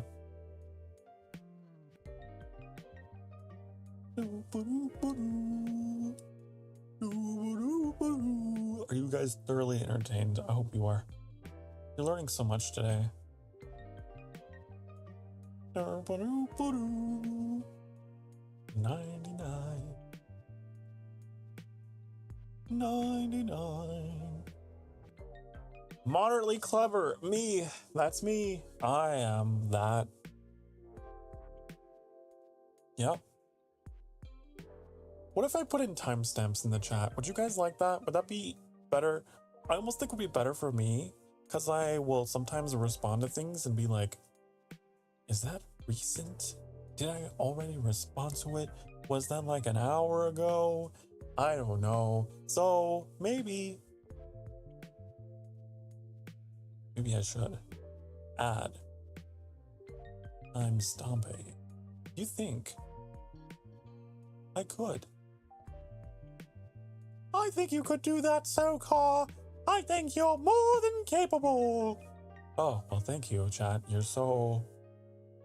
Wow. I'm sorry. Oh my god. Annie. You updated the like, test profile pictures, didn't you? You updated them. I see a couple more in here that were not in here before.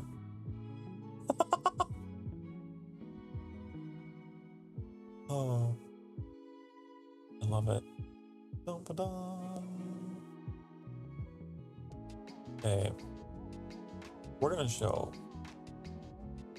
Ooh.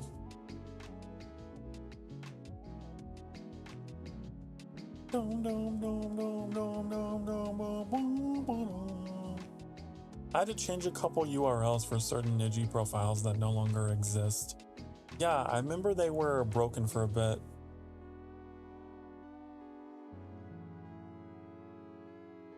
Back, hi Sokar, hi Lagan, hi honey. Hi, I've just been rattling off information from random corners of the internet, so. Only thing is, the timestamp is like so close to the name. Can we have like some spacing? Can I have a little bit of space? A little bit of space is what I want. A little bit of space is all I want. What would that be? Padding? Pad? No. Shit. Just making food. Oh, what are you making? What are you making? Are you making food for me? I'm here waiting.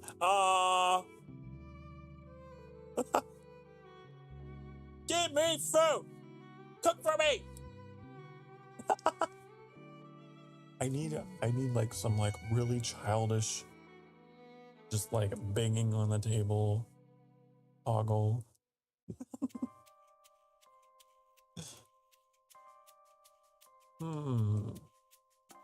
Is it? It's been a while since I've modified anything like this, so I don't know what it could be. I thought I knew, but I don't. It's possible that I'm wrong about everything and simultaneously nothing at all. The Sokar paradox. That's what we call that. When you think you know, but you don't.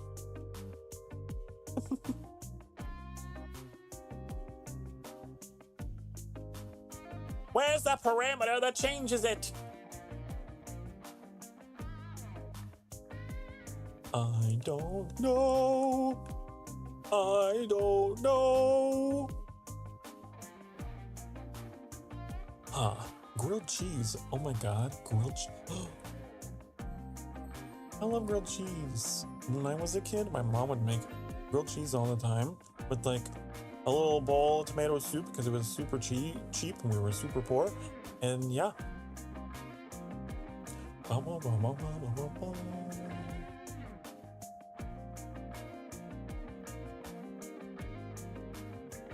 I don't know, you guys. If I put in a timestamp, it's gonna look weird. Here we go. I'm gonna show you how weird. Trying to find a pan. Oh no. If only you had a neatly organized and labeled kitchen like Annie.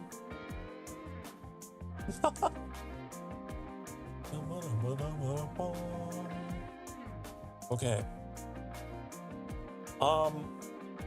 Where's the chat box? Chat box. There you are. It's time to replace your CSS with this.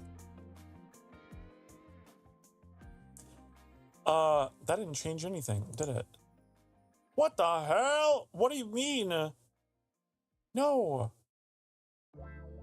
Hey, that's no fair. Wait, I didn't save it. That's probably why. Okay.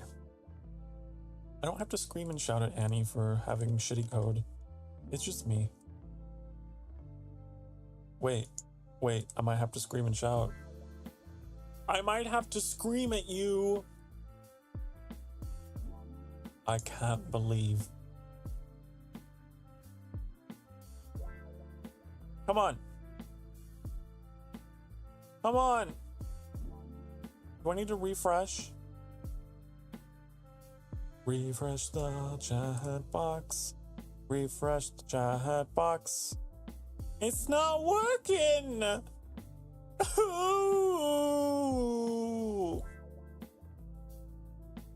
Well, you don't get timestamps. You don't get them. Okay? It's not allowed, apparently.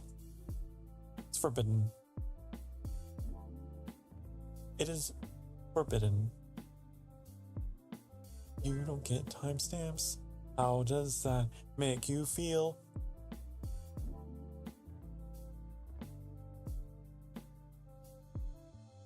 The hard part is you're small. Wouldn't that make it easier? You could just like crawl into the cabinet. Just be like a rat. Just crawled around all your cupboards. Unless you mean all of your pans. All of your pans are like way up high. In which case, I guess that wouldn't be good. You should move your pans, move them closer.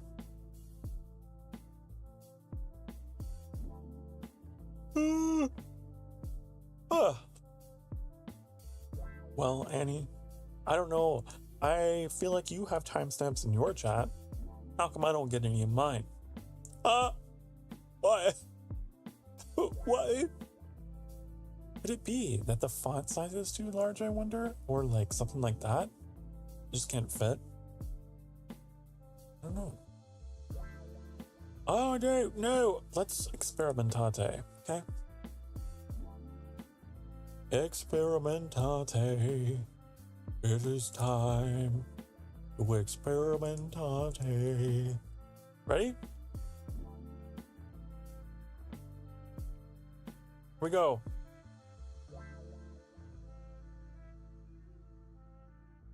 It did not work. But moving it to a new line looks kind of nice, doesn't it? That looks kind of nice.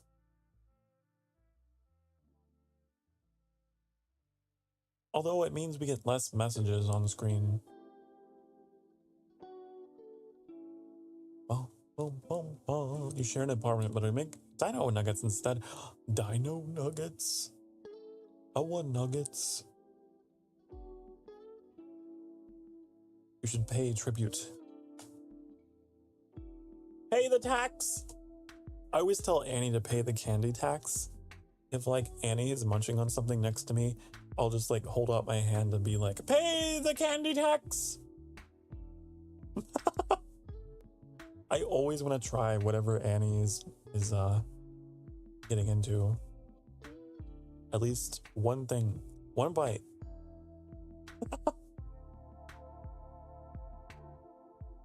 Boom, boom, boom. Okay, I'm gonna go back to not having any of those things. And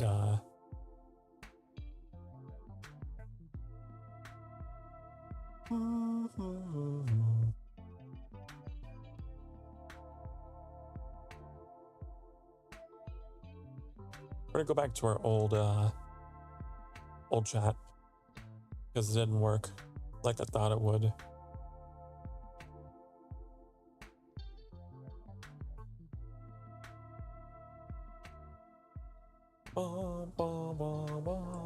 Oh shit, it's gone. Where did you go? Oh no, chat. It's like debut all over again. There's no one here. Oh no. Oh, you're back. Thank fuck. I have abandonment issues, okay? You can't be leaving me alone. Don't be leaving me behind. Get scared. Ba-ba.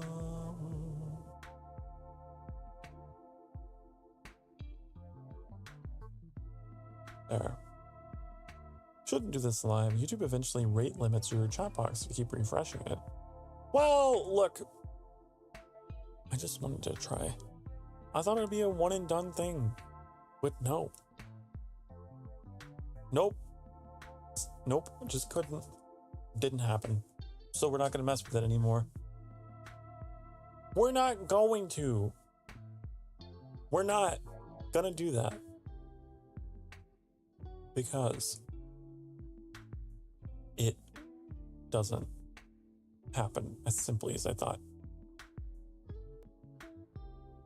Bow, bow, bow. I'm going to go get some coffee. Okay? So, be right back. I'll be right back. Be good. Stretch. Hydrate.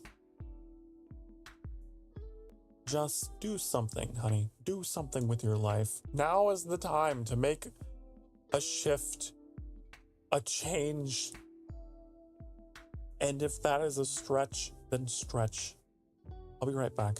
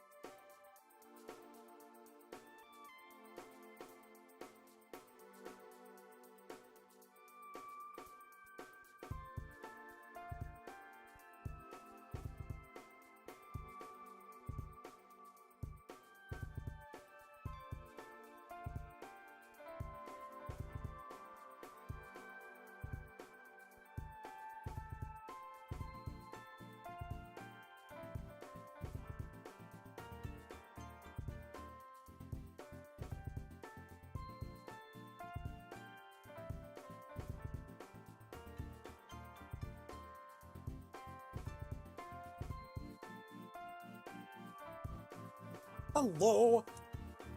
Hello. Greetings. Hola. Bonjour. Buongiorno. Konnichiwa. I'm back. I'm back and I have coffee. I have coffee.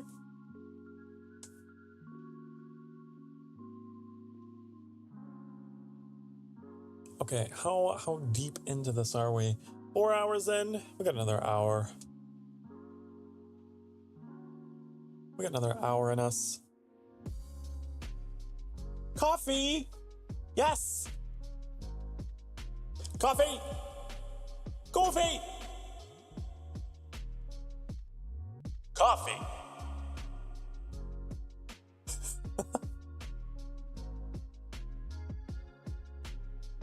It's pretty good. It's pretty good. It is the beverage that keeps me going when I mentally am not wanting to go. I can force myself to go with a cup of coffee. You know? Bum, bum, bum, bum, bum, bum. Yup. Uh-huh. That's me. Oh, you know what I think I'm gonna do with my night after this stream? I'm probably gonna play some more Transport Fever off stream and just try to relax. Just try to relax. Just like make some trains and just choo-choo. You know? Probably. Well, no, I'll take a shower first. I'll take a blazing hot shower at 1,000,000 degrees Fahrenheit and then just spend my night playing with the trains. Boom, boom. Got a French press just to make coffee beverages. Ooh, fancy. Someone is quite fancy. How interesting. A French press. Wow. You know what I have? It's a Keurig. It's this fancy machine that just punches a hole in a little plastic pod full of coffee and just shoots a jet of hot water through, and yeah, then you got coffee. Now that's something, right? That's something else. You know, you got your French press, your gentle, loving French press that presses the coffee out. I just shoot a beam of water through the coffee and get me my caffeine.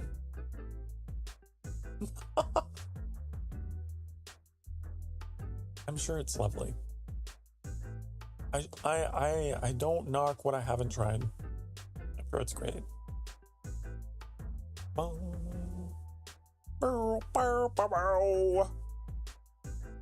Lattes though, I haven't had a latte in forever.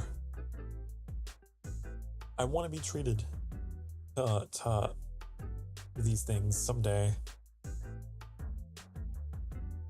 I want to make one good friend who is like a coffee enthusiast and is just like, Sokar, allow me to serve you some proper coffee.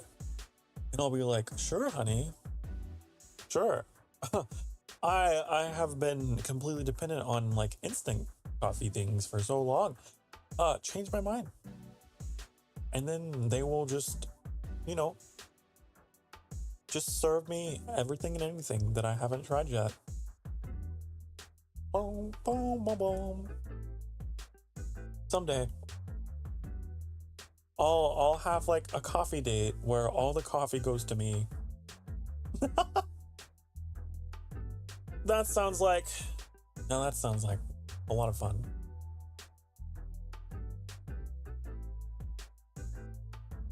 And I'll come out of the coffee gate.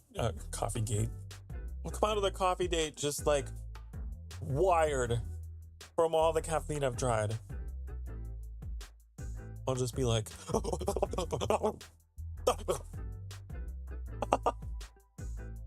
so good to meet you. Wow, so cool.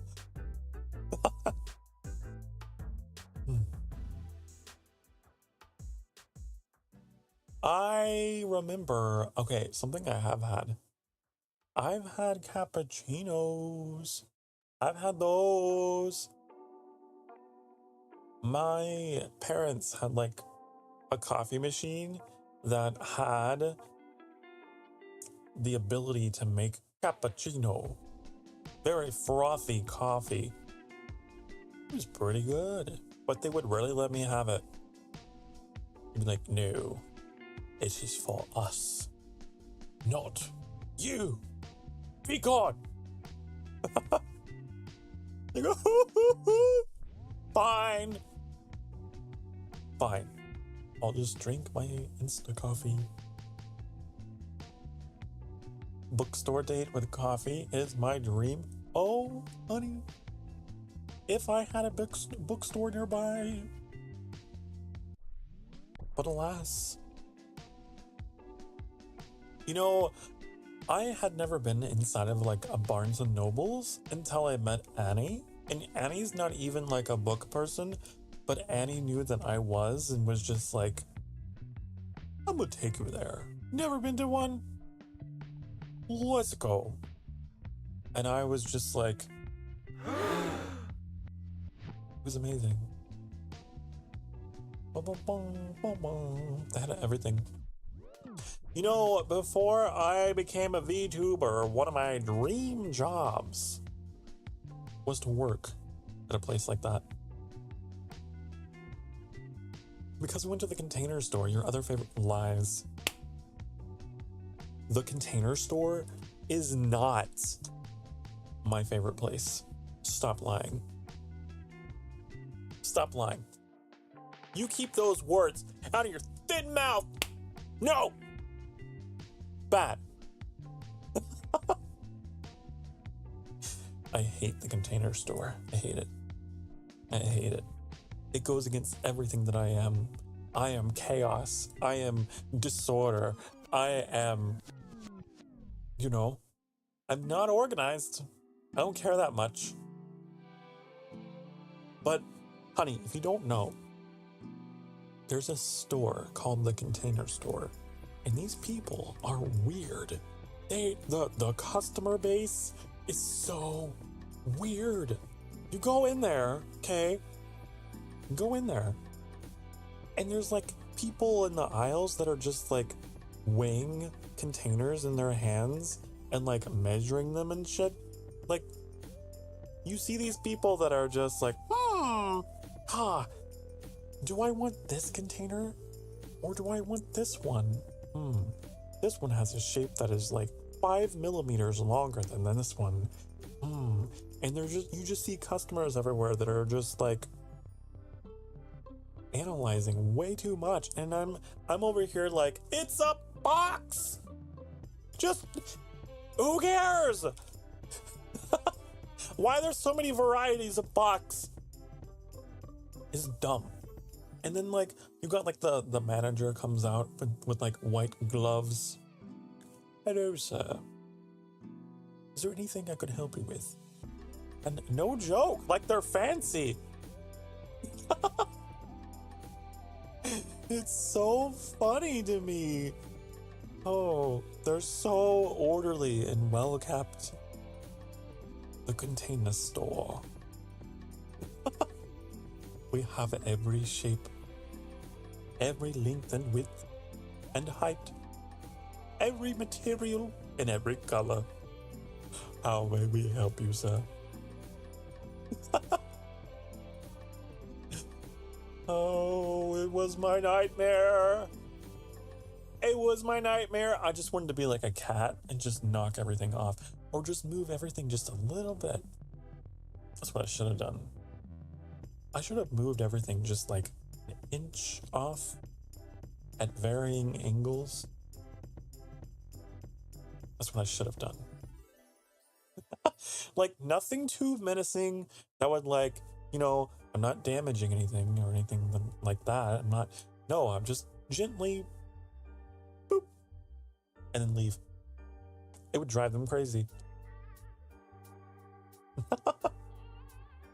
You just gently move the product just like a millimeter. Oh, we went to the Container Store because Annie needed and insisted on getting something from there for shelving or something, and I was like, okay, whatever, you do you. But if we go there, then we are going to a place that I feel comfortable in. And so we went to Barnes & Noble. And I think that's where I found like a manga section. And I got like the Death Note manga or something. I was very happy. I wasn't expecting manga to be there. I wasn't expecting manga to be at a Barnes & Noble's, but it was. It was kind of cool, I guess. Yeah. Boom, boom. The people that were there, the customers that were there were more my people. Okay? Now they were my people. They were like kind of just shuffling around quiet. You know, there's someone in the corner with their coffee reading their book. And they're very stylish. The book people were so stylish. They got all different colors of hair. They were just so... They're my people. With their cute little, like, little satchel bags. You know, they were just... Man. If I ever get a chance to have, like, a Sokar convention, I feel like most of my people probably look like that. You know, just real cozy looking people. Compared to the anxious wrecks of people that were in the Container Store. Man. Another dream date is a florist store date. I just love flowers. Ooh. But what if your date is allergic? You go in and your date just like goes into anaphylaxis or whatever. It's like, oh no. Oh, what is your favorite kind of flower? I like roses. I like roses. Every rose has its thorn. I like roses and I like lilacs. Lilacs remind me of my mom.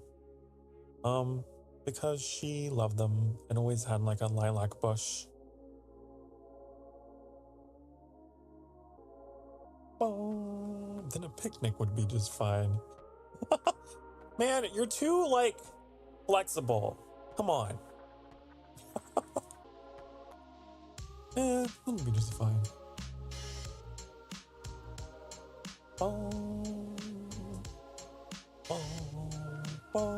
No, I'm the same way. Like, just go for a walk in the park or something. And then it's all good.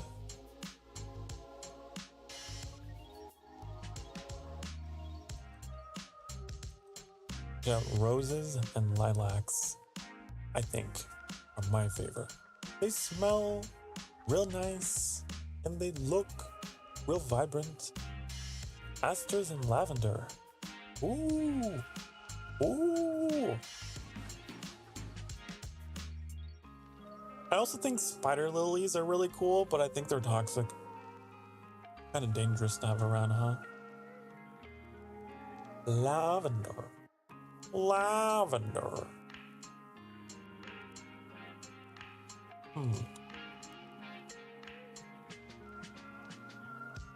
Oh.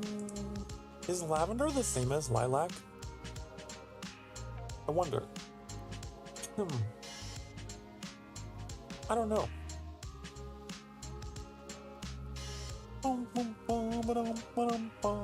Ghost flowers look neat too. Ghost flower. Ooh, spooky. Ghost flower. Ooh.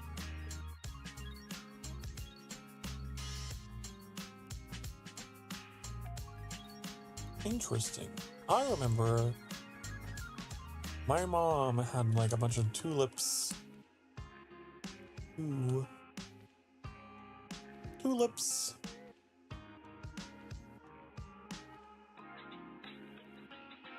Man, that's weird to think. What the hell? I'm having weird flashbacks. My mom was like such a little florist. She loved flowers.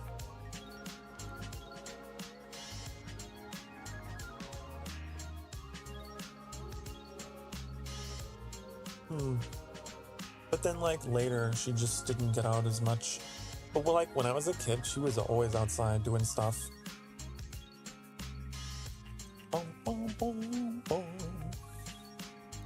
She had like her little tulip garden and lilacs. Big Warts is their family name. Big Warts? They're related to Hogwarts.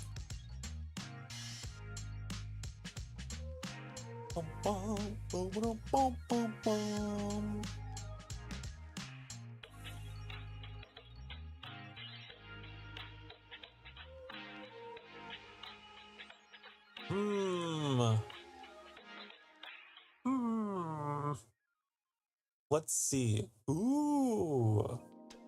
Whoa. I'm trying to find flowers that I think look cool.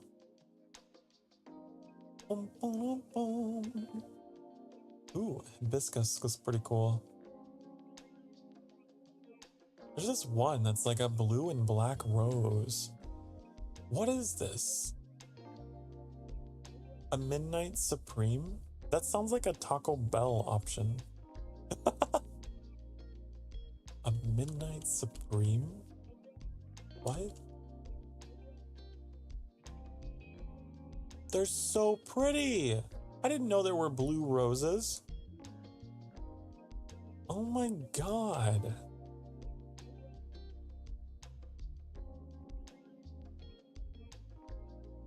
Ooh. They're like blue, they're like very dark blue roses.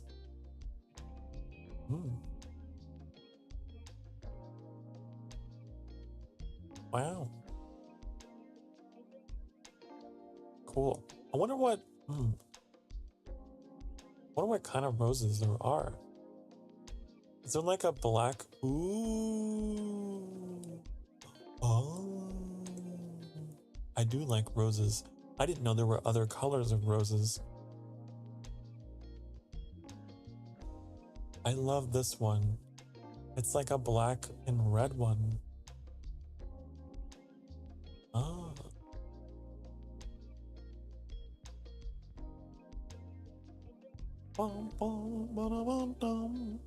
Blue is a rare color in nature. Yeah, I thought so. Hybrid flowers are indeed a thing to find neat.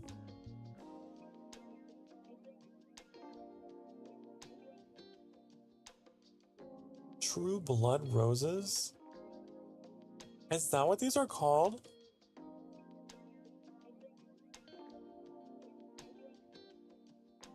Oh, they're gorgeous. True blood roses.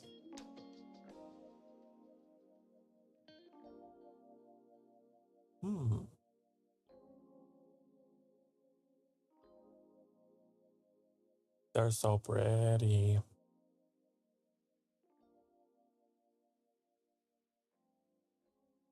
I want some.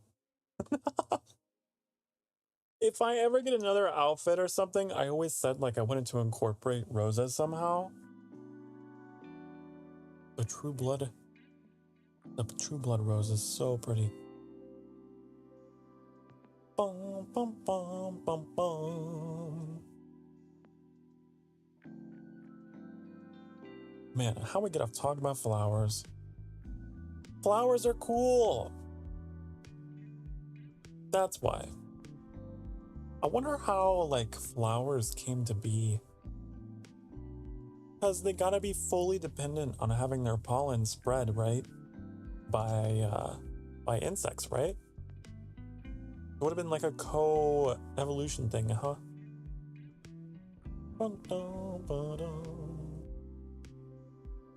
Find the skillet, draw you the flower crown. Ooh. Flower crown. Ooh, I like the idea.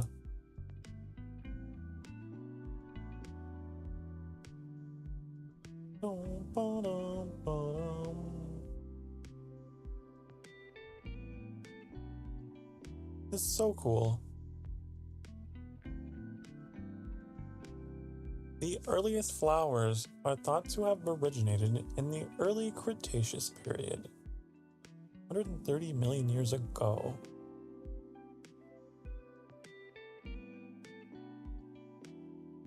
And probably grew in or near the water.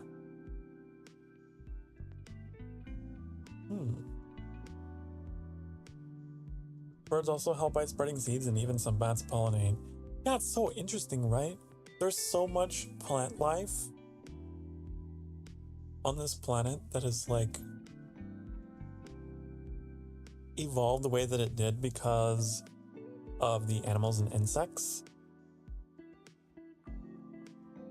They just mutated in certain ways that were like more favorable, and then the birds and the bees, they caught on, and then they in turn started to change to be able to better access the pollen. It's really cool. Biological evolution stuff, man, is so fascinating to me. Bum, bum, bum, bum, bum, bum. Like trees, right? We have deciduous trees all over Earth, but deciduous trees used to be not that common. It was like all, what was it? Basically like pine cone style trees, whatever that's called. They were all that kind. Then they all got wiped out by some kind of event, some kind of extinction event. And the deciduous trees were able to survive.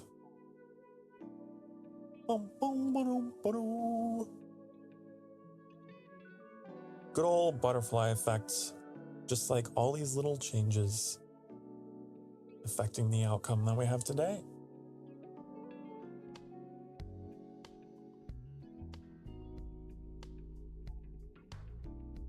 Imagine a reality where coffee was not a thing.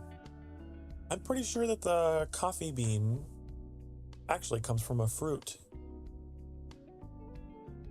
Oh, I've looked this up before.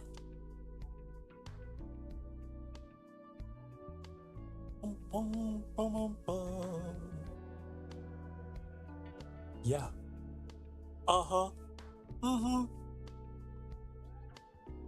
It is a seed from the coffee plant and the source for coffee.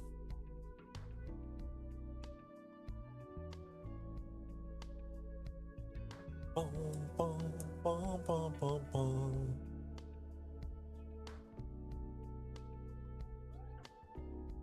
What if we lived on a planet where this type of plant just didn't occur?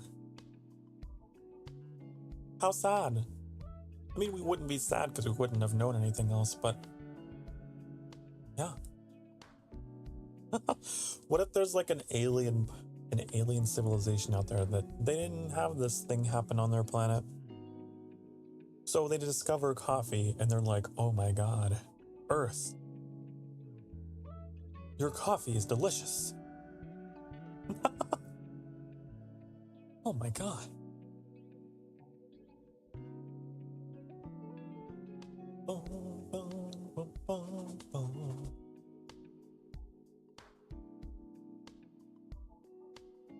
Insects are definitely key to flowers, yeah. Just a whole like intricate ecosystem. That's the word I'm thinking of. Ecosystem. I really want a game that is about that. I already have like this game I played on the channel a few times that is about life underwater with like fish. And if I recall, you really enjoyed it too yourself. But like, I really want one that takes place on land. That'd be cool. I have something that's kind of like that. It's called the sapling. But the way that it deals with its way that it saves crashes the game. It doesn't purge its memory and it just gets bloated and then it crashes. And the developer has not fixed it. That's why I haven't streamed it. We must protect the bees. Hate to say it, but the bees are pretty good to have around. They may scare me, but do you imagine a future where the bees go extinct and like we have to make robot bees to replace them? That sounds like a dystopian hell.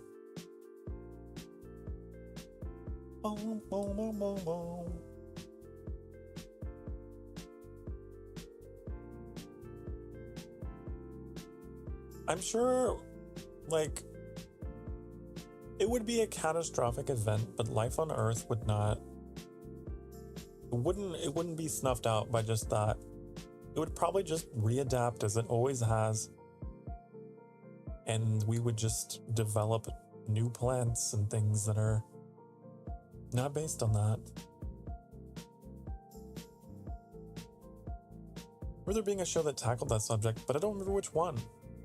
Yeah, I know, it sounds like a familiar, like, sci-fi concept, huh? Oh,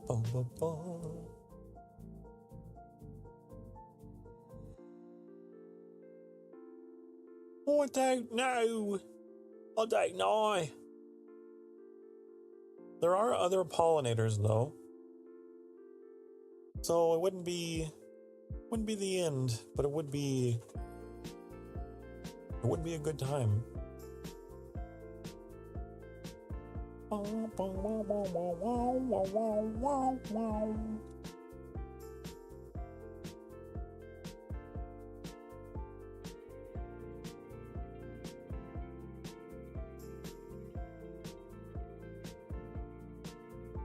You know a species that doesn't benefit anyone?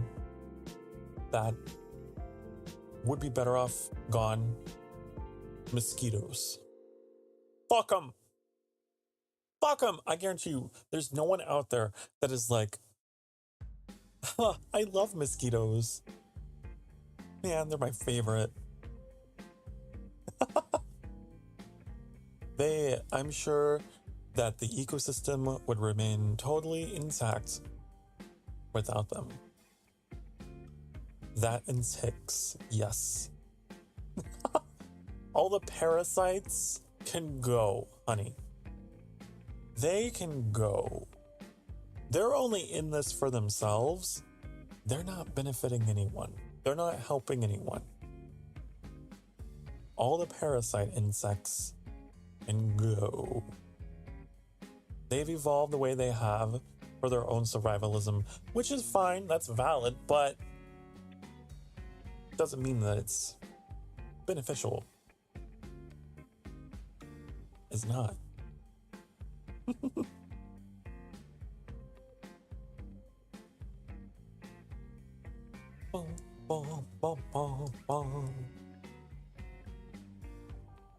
Oh yeah, and I don't know if they're considered, are viruses considered to be living things? Viruses? Bye. Get out of here. Don't want you. Don't need you around. Bum, bum, bum. I can't remember. Are viruses considered living things? Because, like, they can't do anything on their own.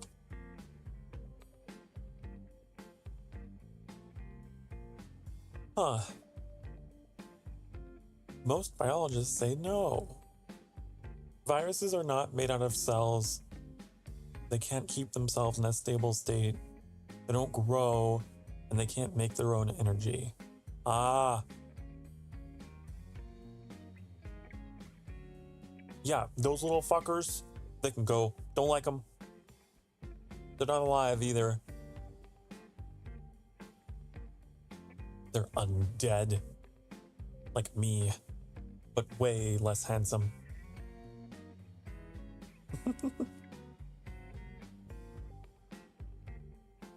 Bum, bum, bum, bum, bum. Although, I seem to recall reading somewhere that, like, that part of microbiology, like, kickstarted or helped with evolution on Earth. I don't know. I feel like we are better off without them now.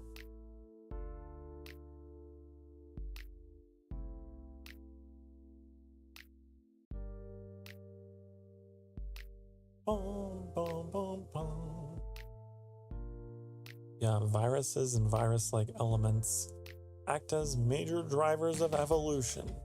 Well, I hate them. Doesn't mean I like having them around. Oh. About 1/10 of the human genome comes from viruses? Really?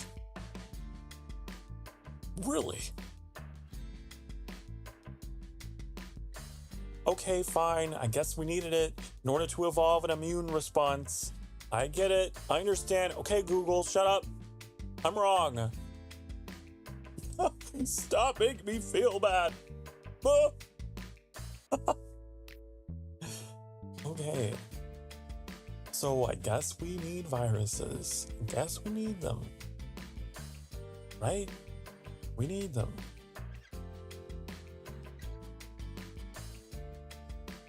Without microbiology, we wouldn't be able to discover a lot about us. Yeah. Yeah, but I guess it was an evolution driver because it's like they can have gene transfers and they can help stimulate immune responses so that the ecosystem as a whole becomes more resilient and evolves to be stronger. But listen, I am still standing behind mosquitoes and ticks and things of that nature. There's no way they can. There's no way, right? Google, what do you know about this? Are mosquitoes beneficial to the ecosystem? Are they? Here we go.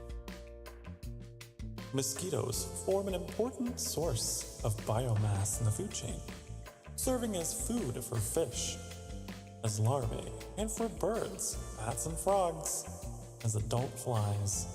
And some species are important pollinators. Well, fuck! Hello, Vucky. Hi. We're trying to figure out what annoying parasitic species could we do without on this planet. And apparently mosquitoes are like at the bottom of the food chain. They're like very useful for other species. So I guess I was wrong about that. I didn't consider that. I guess like frogs and stuff eat them, huh?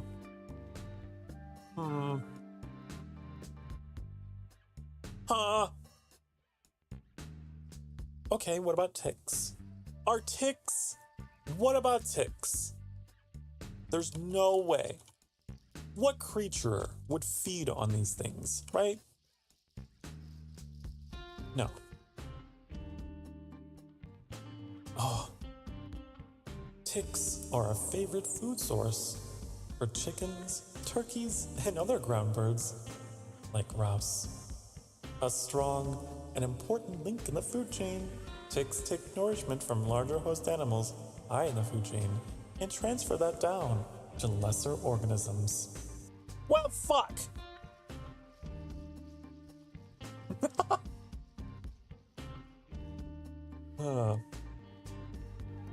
We just want mosquitoes that don't suck our blood and spread its sickness. Yeah. I guess it's what we have medicine for. I guess it's what we have technology for.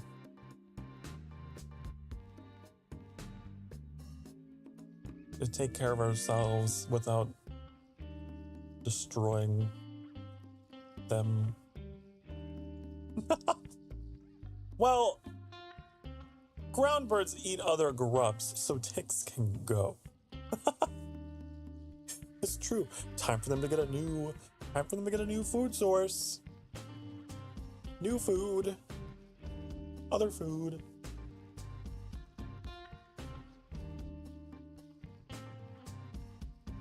Bum, bum. You know a really cool living thing on Earth? It's called a tardigrade. Have you heard of this? The tardigrades. They are extremely resilient. They can survive in space. They're like microscopic, near microscopic animals, I guess. Tardigrades. Tardigrade.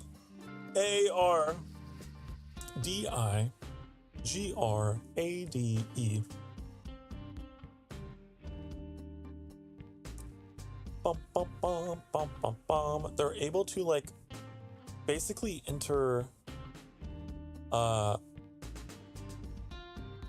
hibernation for a long ass time. They can just suspend their metabolism and go into like cryo sleep.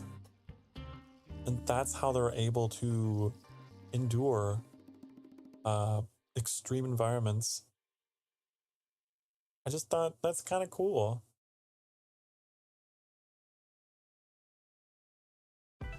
Boom, boom, boom, boom.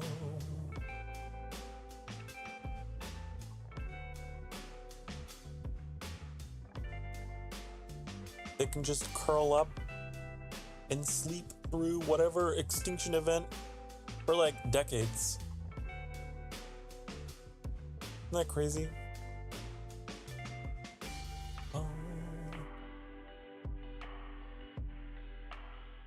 Their metabolism slows to 0.01% of normal.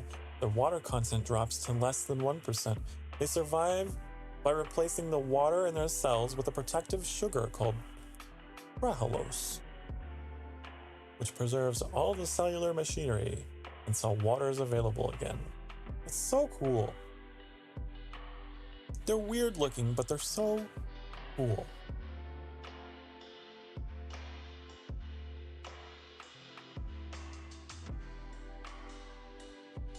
They can handle pressure as high as 600 megapascals, which is nearly 6,000 atmospheres.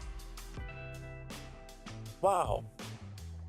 So 6,000 times the pressure of Earth's atmosphere at sea level. That's insane. And they're the first known animal to survive in space. So yeah.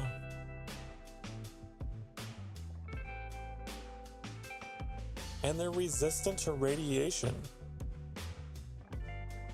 They can survive roughly 1,000 times more radiation than a human. Wow.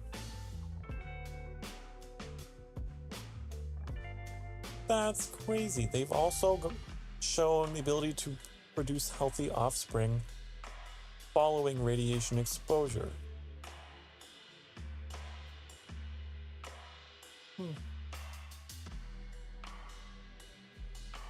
They have survived cooling down to minus 196 degrees Celsius.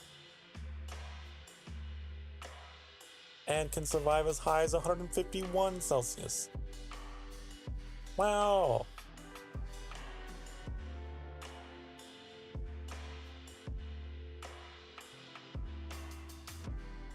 Anyways, that was an interesting little rabbit hole to dive down. But it's like a common sci-fi trope, right? That there's like some species out there, like a space whale or something. Maybe not quite that large, but maybe there are some tardigrades out there floating around. Who knows?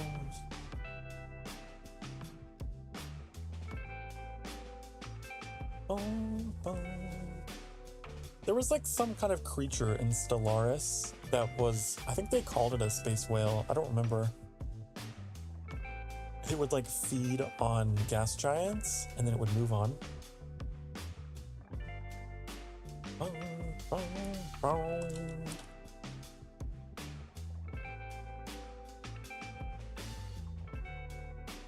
The Tiyanki space whale.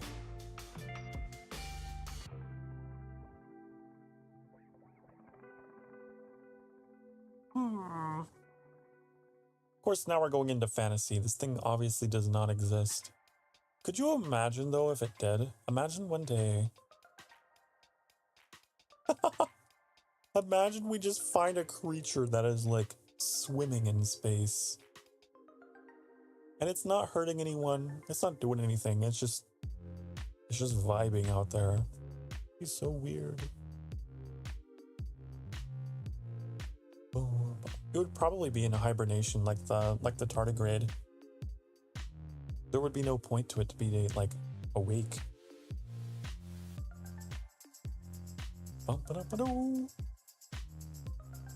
You'll never stop showing your appreciation for cuttlefish? Cuttlefish. Gotta jog my memory and watch or look this up. Oh my god, these little guys! Oh, don't they have like an ability to like chameleon themselves or something? Kind of like squids. Oh. Oh, they're so colorful. See, then we get into talking about marine life.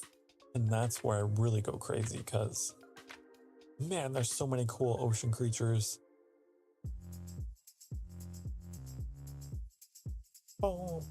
The cuttlefish is like a squid without tentacles, huh? What if they're related? I bet you they are somehow. Cephalopods or whatever, right? I guess they do have tentacles. They have 2 tentacles.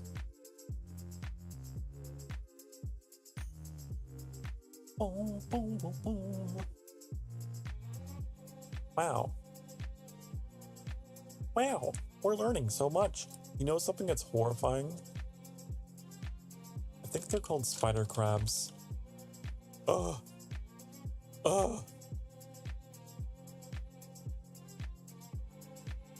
Like, why does that exist? Spider crab.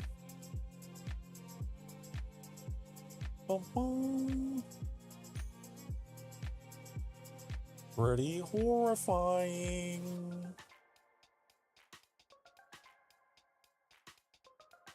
Yes, and gender mimicry. Smaller males will disguise themselves as females, and the females often mate with both or neither, depending on which one she prefers.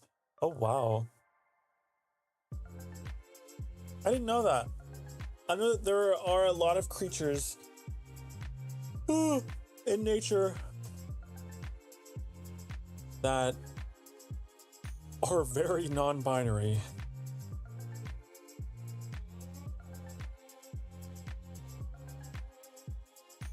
We seem to have this notion as humans that like we're the only exception, right? We're not. Oh, oh. I love stuff like that too, though. Like, aren't seahorses another one of those? Oh, I think seahorses are another one of those that are like not as clear cut as you would think. Cause like the male seahorses are the ones that give birth. Bum, bum, bum, bum. And so try and wrap your head around that one.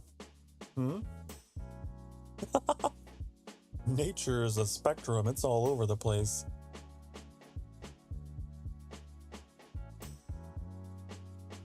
Bum, bum.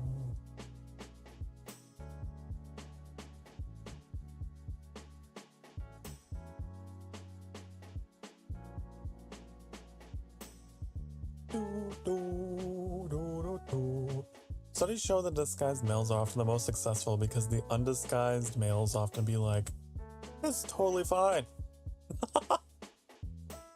It's totally fine.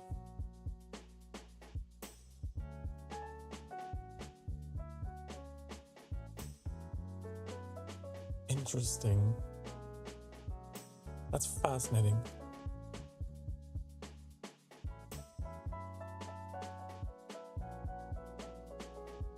Huh. Due to cephalopods' ability to change the appearance of their body, female impersonation is an easy mating strategy. For small competitive male cuttlefish to be able to mate with females who prefer larger males. Oh.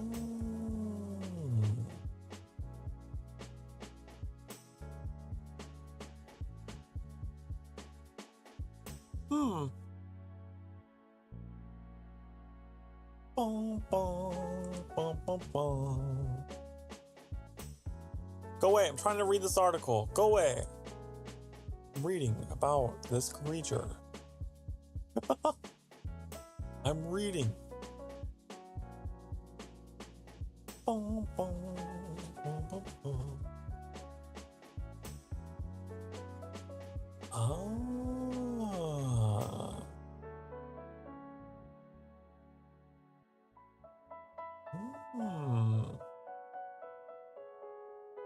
I see.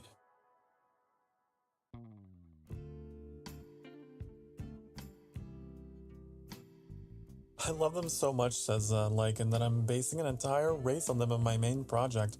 Ooh. That's crazy though. Whoa. I'll admit I didn't know this fact about cuttlefish.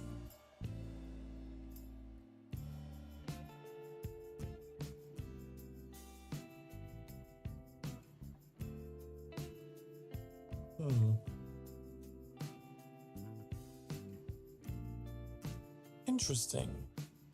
So they have the ability to have both at the same time. They'll like split themselves. Their pattern will be in half. Sometimes, huh? Oh, oh. Do. Ah.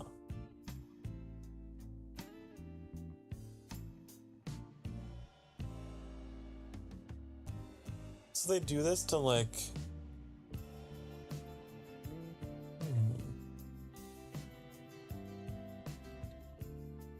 They do this to like avoid the competition?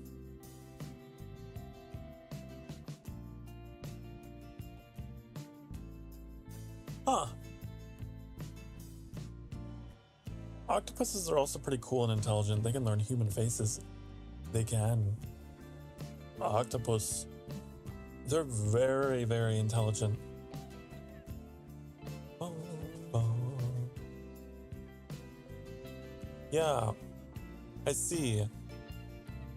If another Male caught onto a ruse, he most likely went to brawl. Ah, I see.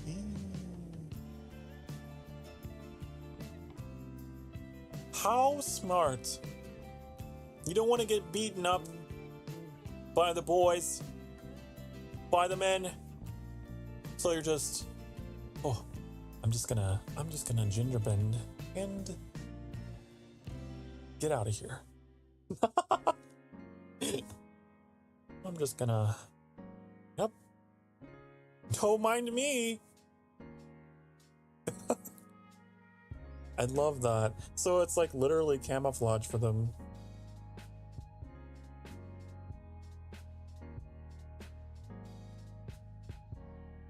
Bum, bum, bum, bum, bum. Interesting. Nature is fascinating. Fascinating. It's fascinating how gender is used, right? Like in that case, gender is like something you can change for camouflage. Gender camouflage, my favorite superpower.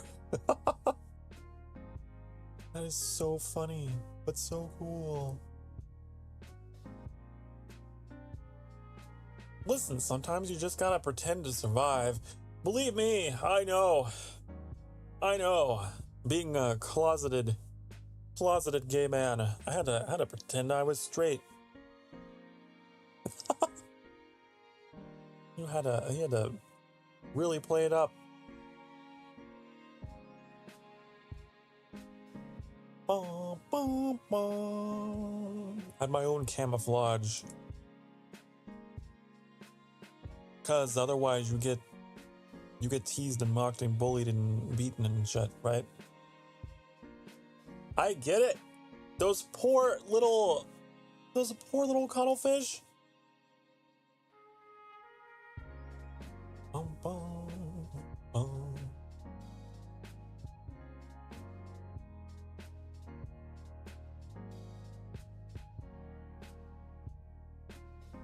Dum, dum, dum. Wow, wow, wow. I mean, that's gender camouflage is definitely a thing. I would say even in humans to some extent. For sure. You know, one of my favorite historical figures, Joan of Arc. Hey, a master of gender camouflage, right?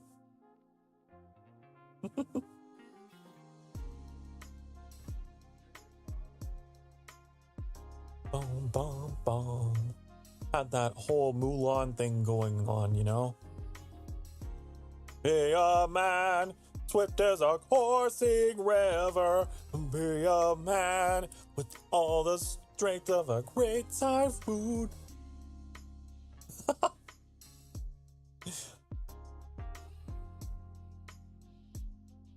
There you go.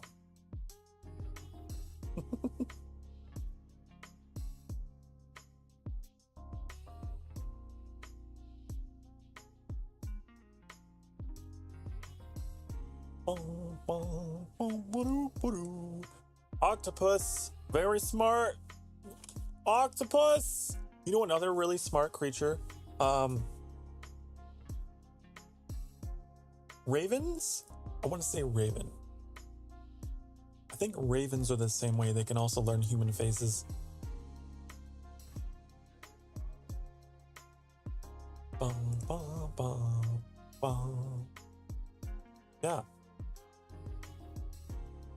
Ravens are like really cool.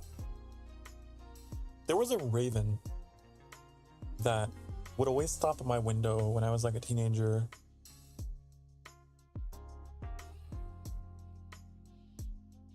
He was super cool. And I really felt like, man, he knew me.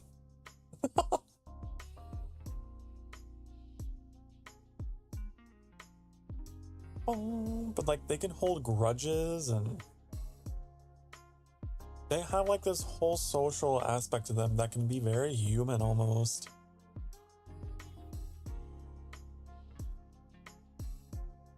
Relate so much as a gender fluid being myself. Ah, yes. Annie is also gender fluid. You can use any and all the pronouns. Or oh, they're just chameleoning, ghosting. It just clicked for me. It just clicked for me. I think that's why Annie went with being a ghost VTuber. I seem to recall having this conversation, that there was like a little deeper meaning to it. Boom, boom, boom, boom. I think it's even in their bio, isn't it? Hold on, I'm gonna be investigating Annie's channel. It's time to investigate. Gonna figure out what your whole thing is. Going to learn. Yep. It's in their bio. I'm a gender fluid little ghost. Likes to play games, build websites, and learn new things. See?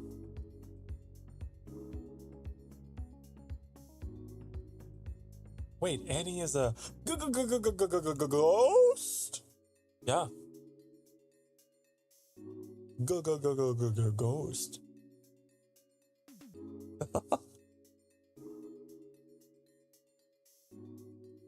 Very gender fluid little ghost.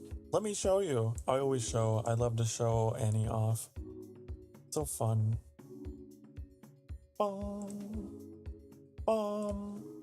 We go from boom. I'm Annie. To oh, I'm Annie.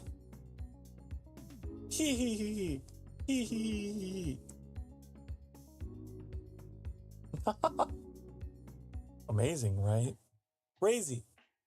Now that's talent. That's a skill. That's an ability. That's amazing.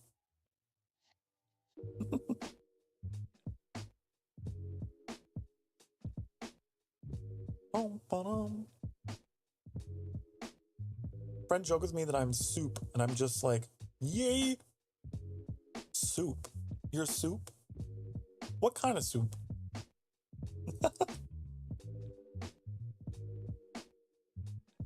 Annie is a ghost. That's why Annie has all those different toggles. Like, Annie can be dog, Annie can be cat, Annie has like all these toggles, can just transform, shape shift, and become all the things. I think that's pretty creative. That's a pretty creative, like, explanation, huh?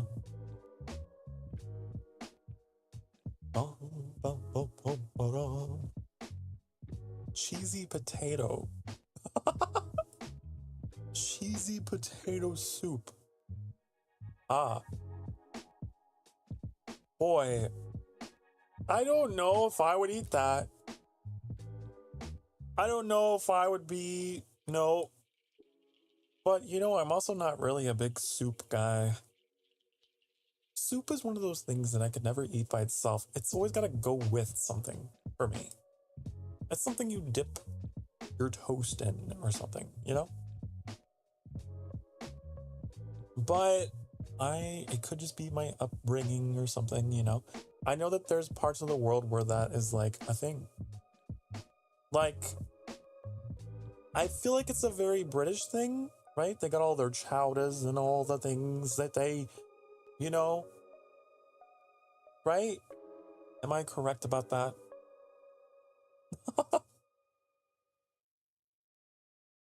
British dishes are interesting because they are just so, they're just combinations of things that you wouldn't think go together.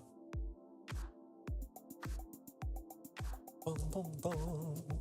Your humor's cheesy and you're round and small like a potato. Ah, I see.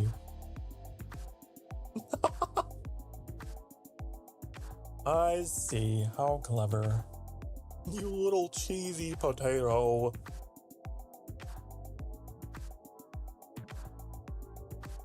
Potato, potato. How did that song go? It was a Markiplier song. The potato song. Bum, bum, bum. I don't know. Plus, who doesn't like potatoes? I do like potatoes. Potatoes are very versatile. You know, potatoes could be anything and everything.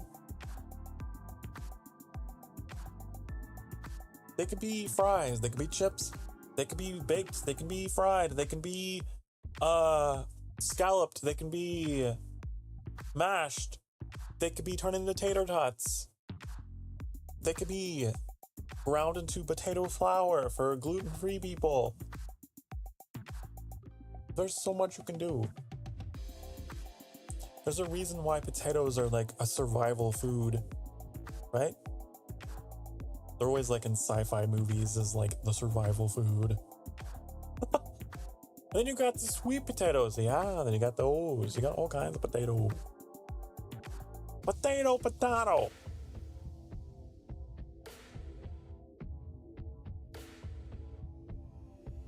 Potato, potato, we like potatoes. Potatoes are cool.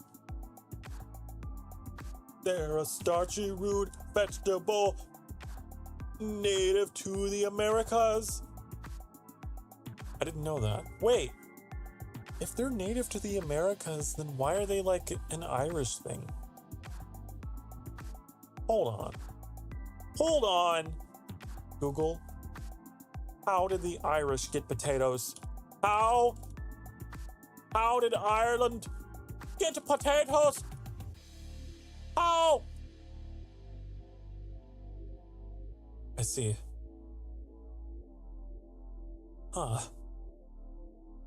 In 1536, Spanish conquistadors in Peru discovered the flavors of the potato and transported them to Europe. At first, the vegetable was not widely accepted. Sir Walter Raleigh introduced potatoes to Ireland in 1589, but it took nearly 4 decades for the potato to spread to the rest of Europe. Oh, I always thought potatoes were native to Ireland. They were imported from the Americas. Huh. Well, I learned another thing. I didn't know potatoes were an American crop. Huh? I didn't know they came from this side of the ocean.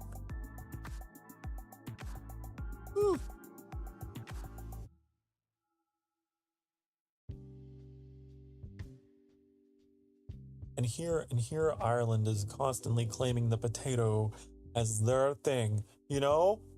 Oh.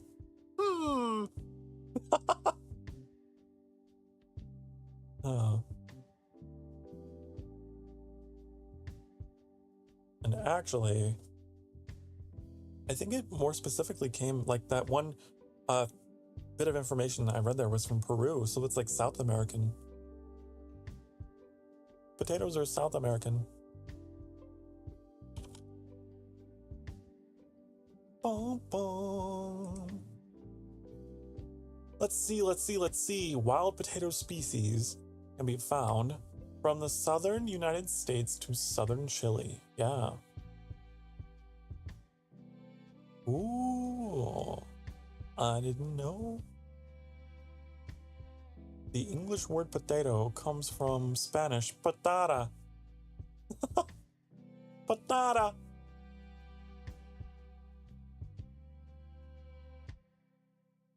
But like, surely there's like an indigenous word for them, right?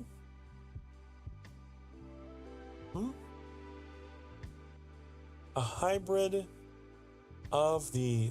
Okay, yeah, so the Taino tribe called it batata for the sweet potato. And then the Quechua people called potatoes papa. Ah. So papa and batata, and then the Spanish were like, we're gonna mash those together and call it a potato patata. Huh.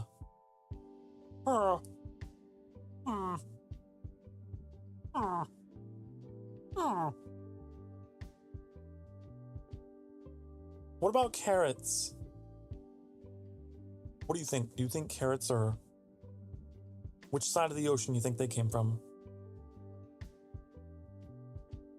Boom, boom, boom. Native to Europe and Southwestern Asia. Ah. I see. Okay. I know tomatoes. Tomatoes are Mexican? I think.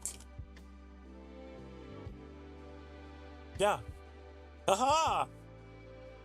The species originated in Western South America, Mexico, and Central America. Mm-hmm. So, you know, all of the stereotypes of tomatoes being like Italian? No. That is very Mexican. You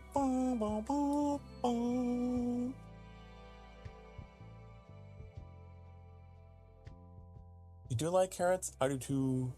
I will say when it comes to vegetables though, I cannot have them raw. They gotta be grilled. They gotta be grilled.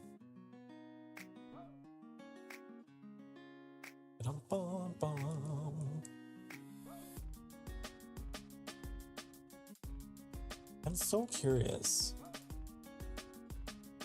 What other things are like indigenous to the Americas that like I didn't realize?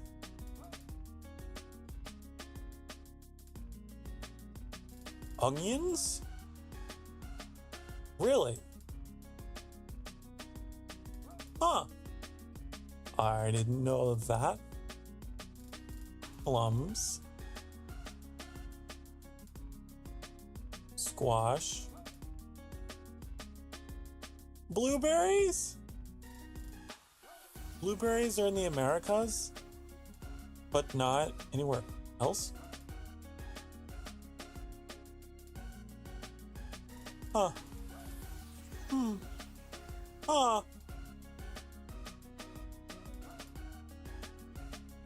Bum, bum, bum, bum, bum, bum. Pineapple, obviously, all that kind of stuff. Concord grapes. I mean, they had grapes. They had grapes in Europe. Come on. They got the Greeks. They were obsessed with grapes. But just not Concord grapes, huh? Bum, bum, bum, bum, bum. Several strawberry? Wait. Raspberries? Cranberries? Blueberries? Blackberries? All of these were in the Americas? Damn. Peanuts? Cashews? Pecans?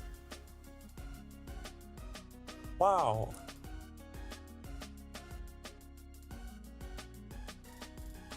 I thought all these things were like, man, I don't know. I guess I'm just a stupid, uneducated idiot. There's so many crops that I just kind of thought, oh, those are everywhere. Hmm. Pumpkin? Really? Pumpkin. Huh. Honey? Okay, come on. Honey. That one's gonna be, there's some like specific thing here that is, come on. What are you talking about? What are you talking about?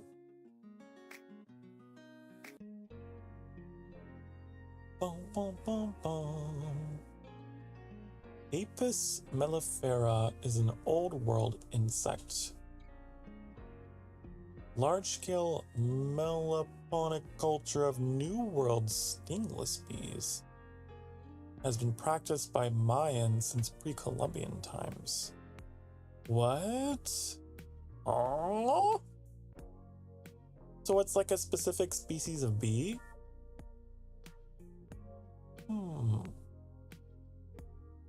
What? Eh? I need like the... What is it? You know the sound effect from Home Improvement? Oh!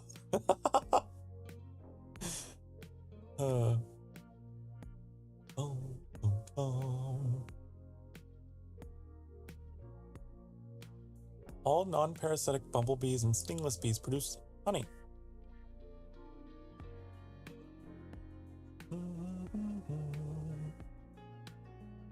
Well, yeah, but I wonder why they're in this list for stuff from the Americas. Because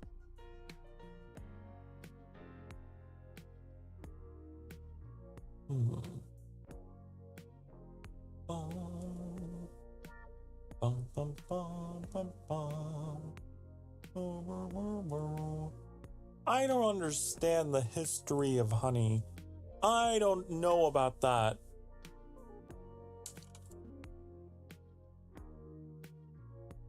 Dum, dum, dum. Huh.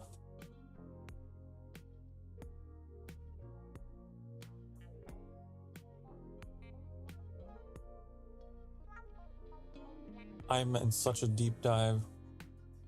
I'm on a deep dive here trying to learn about this distinction between bees in the Americas versus bees in Europe and Asia. What is the distinction?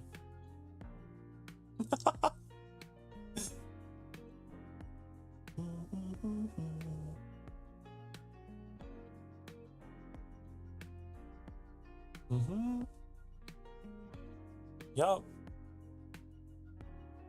Dum dum dum dum. The European honeybees that buzz around America today were first introduced by European settlers. Realizing their value as pollinators, they were sent along to help establish. What? Well, huh? What? I'm so confused. I'm so confused. I'm so confused, honey. There were no honeybees in North America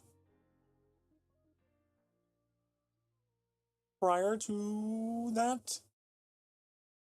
What?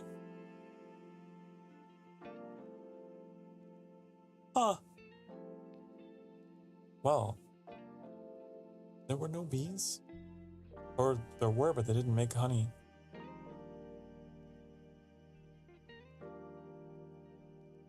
Fascinating.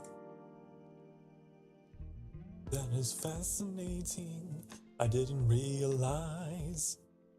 I thought that all the bees were here this whole time. But I was wrong about that. Actually, they were imported from across the ocean from the Europeans. Oh, you know something that I bet the Americas have that the other continents don't? Maple syrup. I bet you maple syrup. Okay.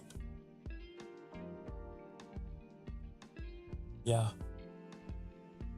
That is like, I know that's like an indigenous thing, right? That was like something that the Iroquois tribes or whatever had, and no one else did. Right? Yeah. There we go. I'm correct. I am correct. Indigenous peoples living in northeastern North America were the first groups known to have produced maple syrup and maple sugar. And that's why it's like a staple product of Canada. It's like that's the area where they are. Yeah. Bum, bum, bum, bum. So there's a good exclusive crop. You know something else that a lot of people don't realize? Horses. Horses are not indigenous to the Americas. Despite all of the, like stereotypical artwork of, Native Americans being on horses and stuff and all that. Horses were brought to the Americas. They didn't have anything like that.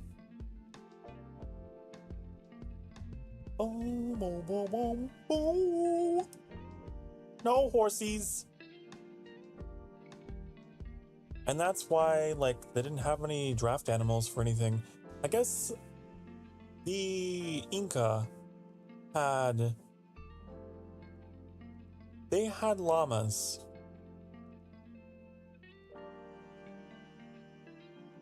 But no horsey. No horse. So they'd do everything. Everything was human powered. The Americas.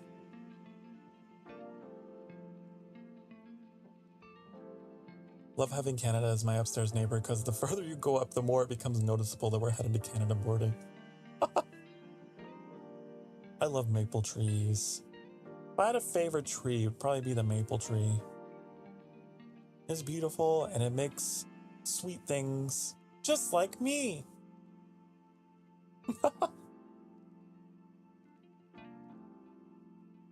Boom, boom.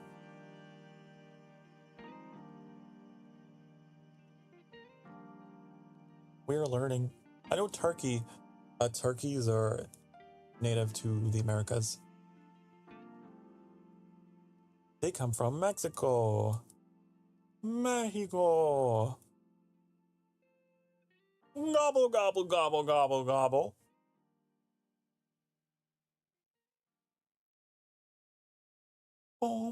Boo.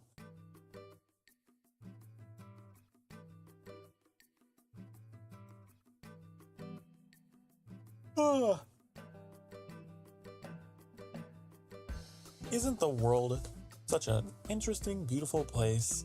So many different people, so many different plants, so many different animals. There's just so much that we don't stop and think like, oh, that wasn't always here, came from someplace else or whatever.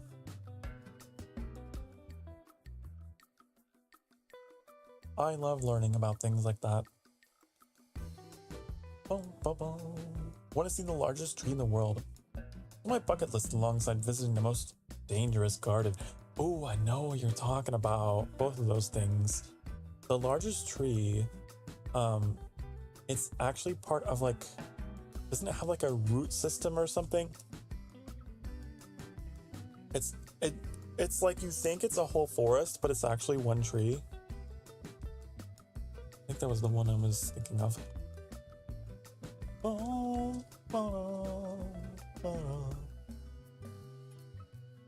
I could be wrong.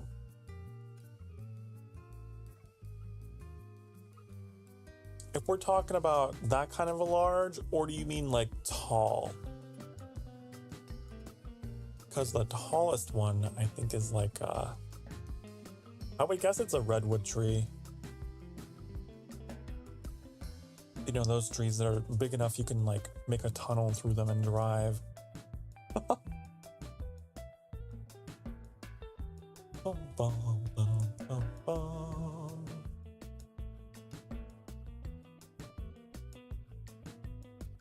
The General Sherman tree. Is that it?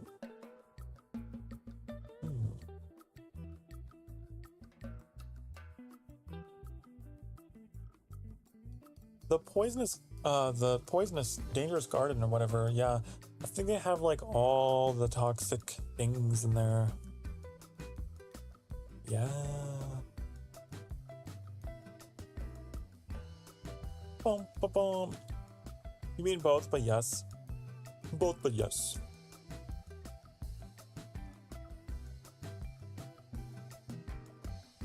Let's see. Filled with around 100 toxic, intoxicating, and narcotic plants. Oh my god. The boundaries are kept behind black iron gates, only open on guided tours. Ooh. Spooky.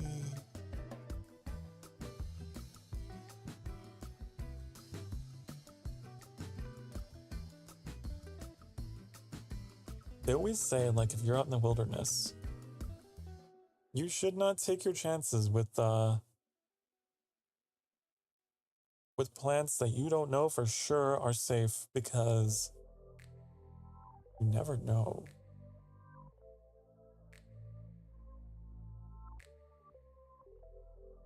They're really hard to identify unless you really know your plants.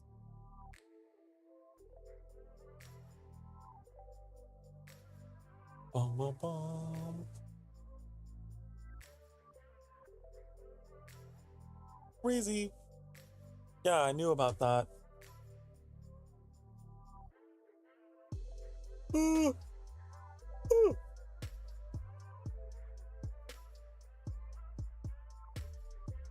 I need to check the schedule. I think Annie might be streaming tonight.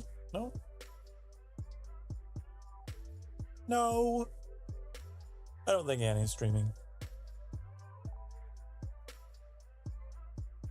You have to wear a specialized hazard suit.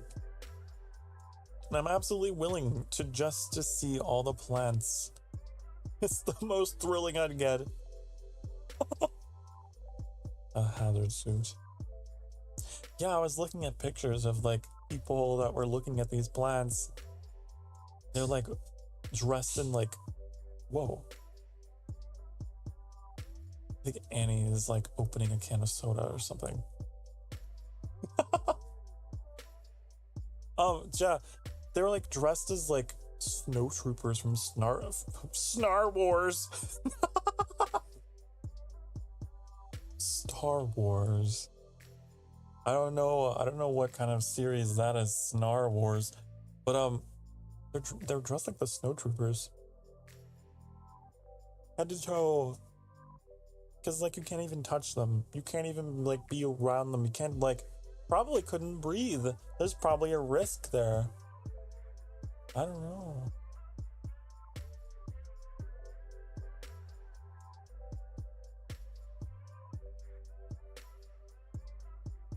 Probably.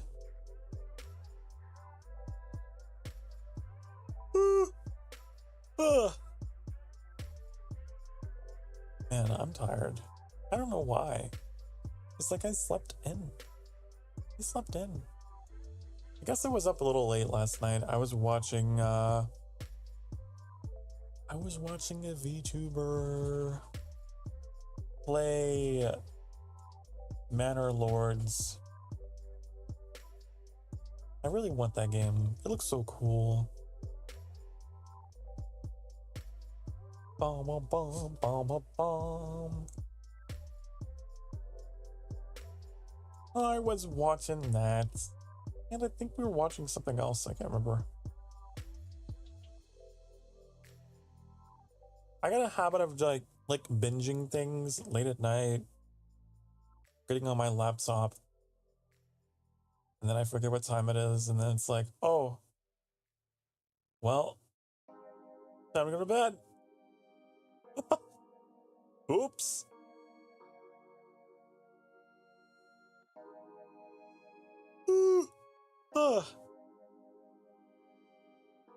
And so today I'm a little tired because I stayed up a little too late. Yep. I think I was also playing Transport Fever. Yeah, I was playing Transport Fever too, wasn't I? It was a lot of things. It was a very bad combination of things that kept me awake. YouTube and trains. Bum-ba-dum.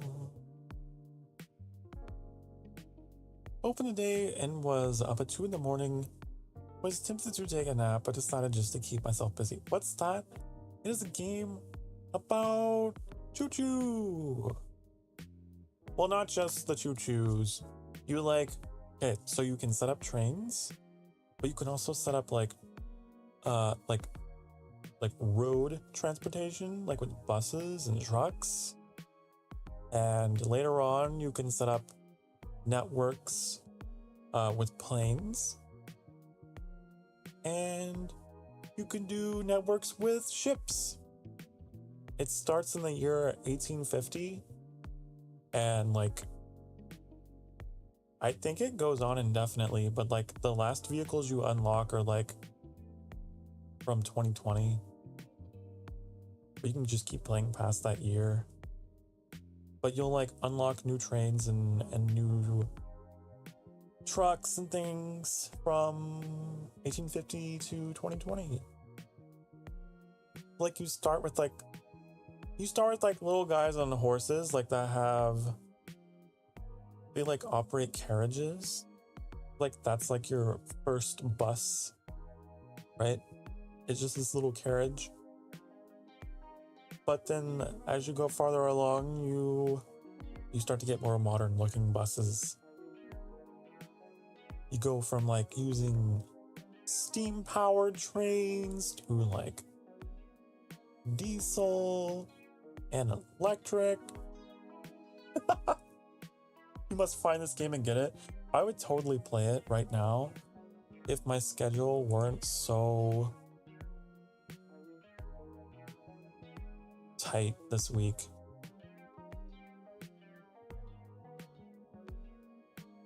I have to play it off stream. I can't be talking for too much longer. But I have a whole series on my channel where I played it. It's kind of old though. Kind of an old series, but I did.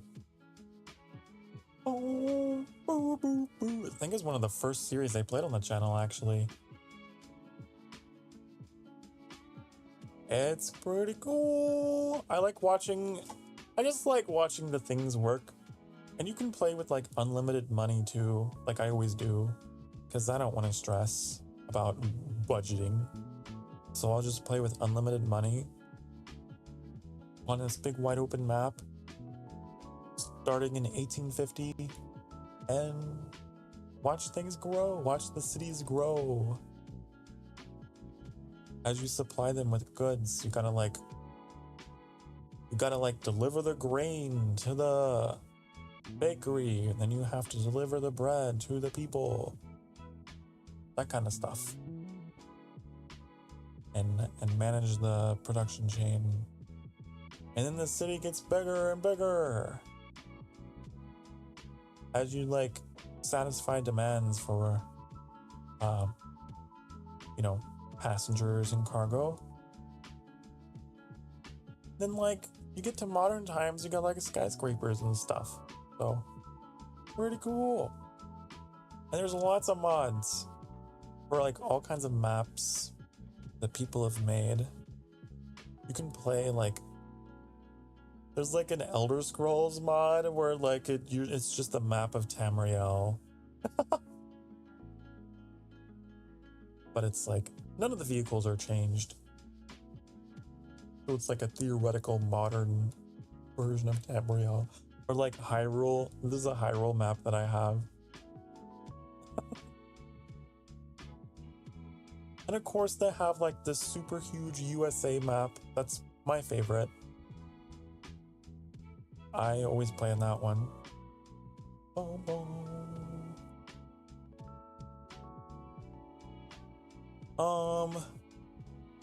They have like, you can play with Asian vehicles, European vehicles, or American vehicles. The Asian vehicles are like, I don't know. I was kind of disappointed because I was expecting like, oh, it's all gonna be Japanese stuff, you know, Japanese, Chinese. It's not. Only some of those things are. Most of the Asian vehicles are Russian. So it's just like kind of annoying. Boom. I mean, I guess technically the majority of that country is Asian, but it's such a technicality. Come on. Come on, geographically Asian, but no. Boom, boom, boom.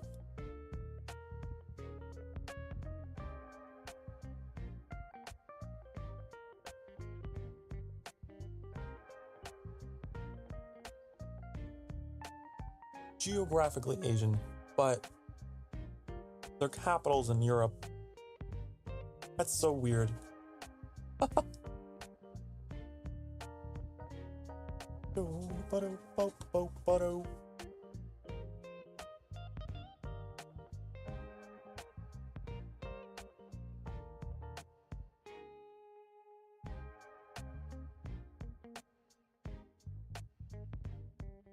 Oh, okay. But yeah, I love playing that game on just my off time. It's a really chill game to just relax with. Russian and Asian, I feel, should have their own separate categories since both have their significant trains and vehicles. Yeah. Oh, I completely agree. It feels very odd to play with the Asian set and just see like all the Soviet era stuff just mixed in with the other stuff. It sticks out.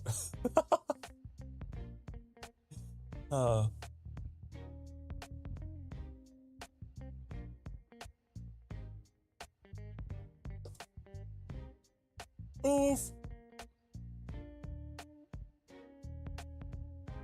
But there are plenty of mods in the workshop where like they add in like more like Japanese trains and things. Boom, boom, boom, boom. Which I like. It's a lot of work. It's a lot of work, but it can be kind of fun to get like a Japan map and just get like all the mods for like all the Japanese things and then just go.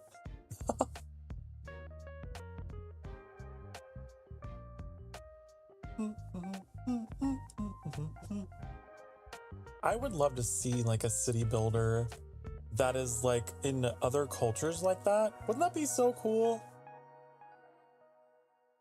I feel like there's so many city builders that are like European or like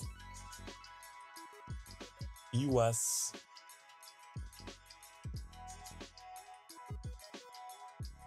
I'd love to see some city builders that are from other cultures.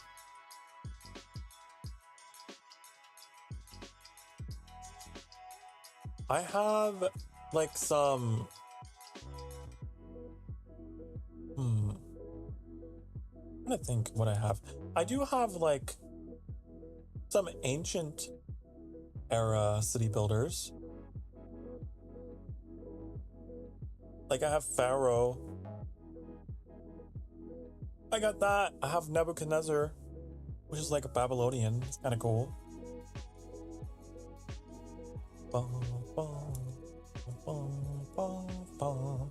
technically still European, but I guess I have Caesar. I have the Caesar games.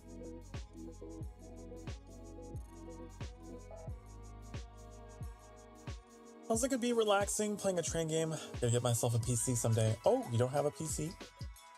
Oh. Oh.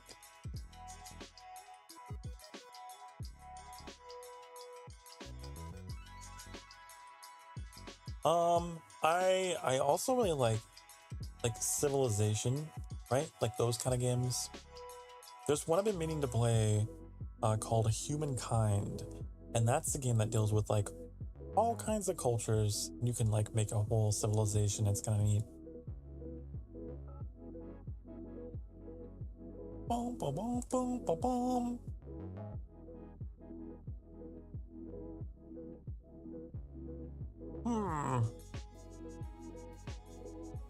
But yeah, like the Age of Empires games are all,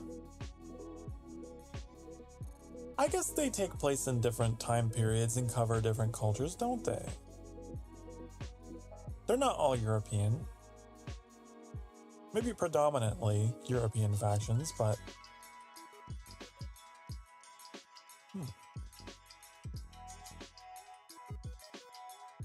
Oh, I totally forgot about Kingdoms Reborn. Kingdoms Reborn, they let you play as Vikings, Aztecs, what was it? Some kind of culture that is based on like Western Europe, and then like another culture that is based on like Arabia. And I totally forgot about that game. You mean the guy named after a salad? Daza! Oh, I know those games. Cool. Bum, bum.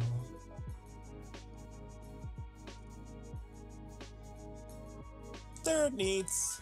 They're cool. Pretty cool. You played Age of Empires before? They're fun. They're fun games. Age of Empires was my introduction into history. That's how I got into it, was because of that game. It's like, ooh, cool. Wow, this is fun. And based on true story, what? Huh? I gotta read more about this. And then after that, I'd say Civilization 3. That was my first Civ game. And then I really got into history with that game. Bum, bum. Learning about all the people all over the world. I was just so fascinated. Dum, dum, bum, bum. I love history. History. History and culture. Yes.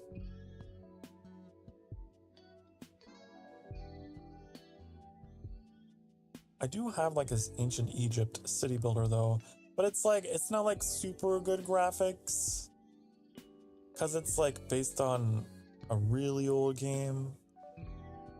I could have sworn Annie was like, oh, Sokar, there's this Egypt city builder that you would love that's coming out. Is it on my wish list? I'm gonna find it. But that's the kind of stuff that I like. I want to like manage an ancient city, you know? Like all the city builders are like all modern times with those citizens and their cars and their electricity, their sewage. I want an ancient city. Yeah. Ancient Egyptian cafe owner simulator. Oh yes. Welcome to ancient Egypt. Here we have our ancient cafe. Like the chairs are just like made out of stone. uh, bum, bum. Hey, I would be into it. If I ever get a fan-made game, please do that. Please.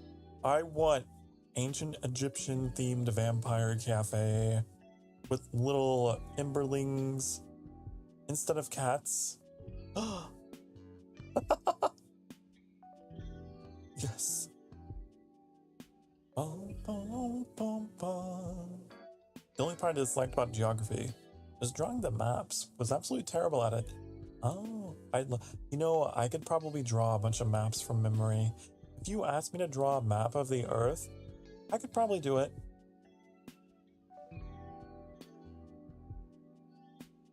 I love maps. I'm weird. I used to play like Europa Universalis 4, like Crusader Kings and like Victoria, all that kind of stuff, just because I love watching the maps. I just love looking at all the maps. If Horace and Bastet served me coffee, I wouldn't know what to do. That's a fantastic video game idea, Annie. Actually, though. Man, you can have some like Dave the Diver kind of thing going on, but it's like all Egyptian, you know? I don't know. You could make it work somehow. That'd be cool. Little bit of mythology in there. Dynasty of the Sands. That's the game I was thinking of. That's in development. Man, they don't have a release date. I want it now. I want it. It says release date 2024. Ah! How dare you! Or go with the Greek cafe with Thanatos as the waiter, and he's in the maid outfit. You gotta put him in a maid outfit. Perfect. Perfection. Bum, bum, bum, bum, bum. Ooh. Ah, the bustling. I forgot about this game. It's also in development. It's called The Bustling World. It's an open world RPG set in ancient China. Ooh. That's what I like to see. I want more stuff like that. Come on.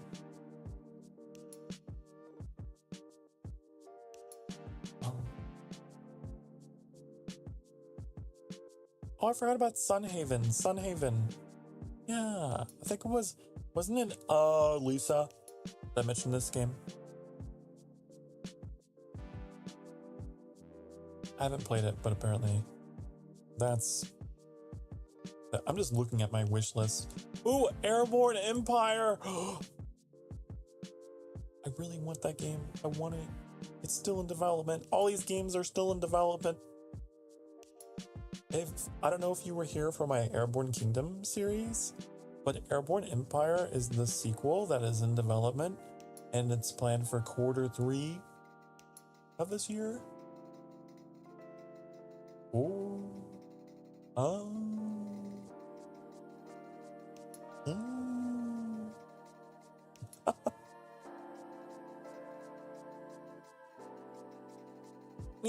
Any other games here? Oh, there was PAX D. I don't really know how to pronounce it. PAX Dei. It's PAXDEI. It's a sandbox MMO. I saw some gameplay. I think it's like in closed beta or something right now. It's so cool. Like, all these players are... The economy and everything is totally player driven. They can like work together to like build communities. I think that's so neat. So I'm excited for that whenever that releases. There's a lot to look forward to that I really want to play on the channel. It's gonna be a really fun year, I know. 2024 is gonna have some good games later on. We just have to get through this period of the year, right? I feel like this time of year is always like the dead time of year for video games. Like nothing's really coming out. Springtime is just kind of, we're just out in the water with our sails down, waiting for the wind to blow, but we're just here.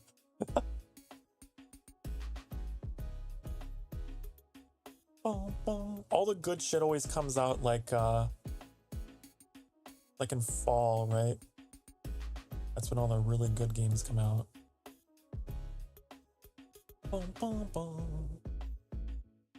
I still haven't played Dwarf Fortress, but it looks like my kind of game. They like recently touched it up to make it like more user-friendly or whatever. I love ugly games. I love them so much. Hello, Mac.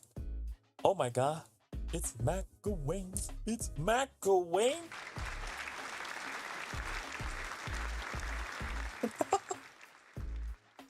I love applauding every time you come in. I just started doing it. We're talking about games. We're talking about games that we like, that we're looking forward to. Yeah. Homeworld 3. Is Homeworld 3 out?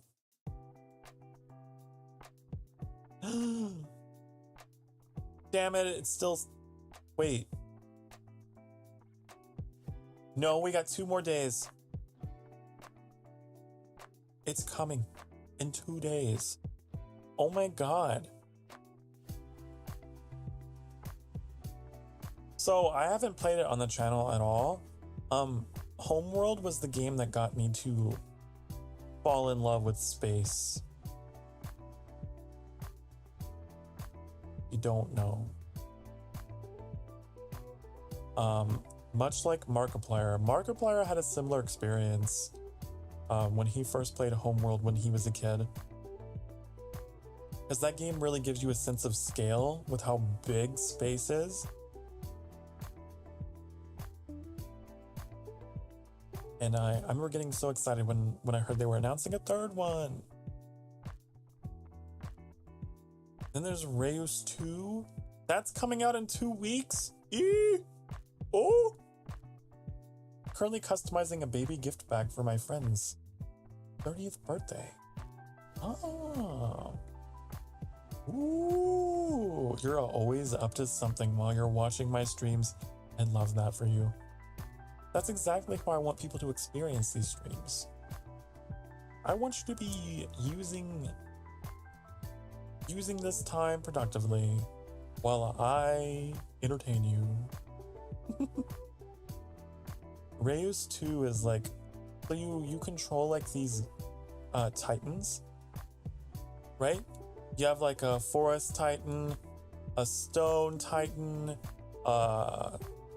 water titan, forest titan, and you're just like helping humanity, helping them build up their civilization by like planting trees or putting fish in or whatever. It's all based on like adjacency bonuses. It's just a game of adjacency and what goes next, what has the best synergy next to the other thing. And if you can succeed, then they like level up their civilization more and more. But if you do it badly, then they go to war with each other and destroy everything and become greedy if you give them too much of one resource.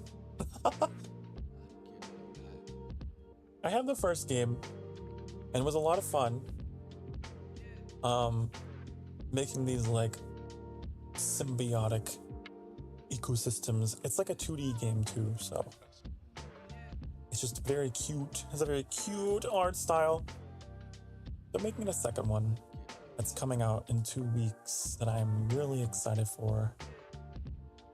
Because they're gonna give you like, I guess the timeline's gonna be longer. You have multiple planets. Be cool. Max says, I love taking bags or cards and repurposing them for the wrong holiday or birthday. I was a little confused when I read your previous message. I was like, a baby gift bag for my friend's 30th birthday. Okay. I just kind of never minded it. Like, maybe that's a typo. Maybe Max just not feeling well today. But that was intentional. Okay, I gotcha. You're just a little troll. I gotcha. That's so funny. I love it. Man, that's... Congratulations! You're a father! And it's just like it's just a birthday card. Oh.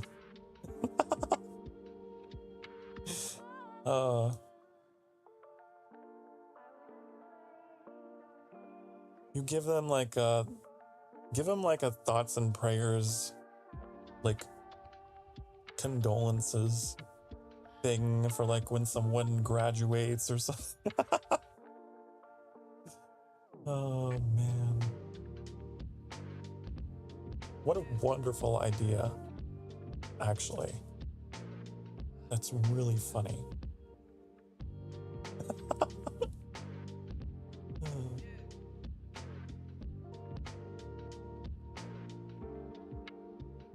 I feel like I should clarify the outside is like sweet little baby, but I'm putting tape on it and writing his name to ad-lib. I hope you get better soon. It's just someone's birthday. Yeah. Get well soon.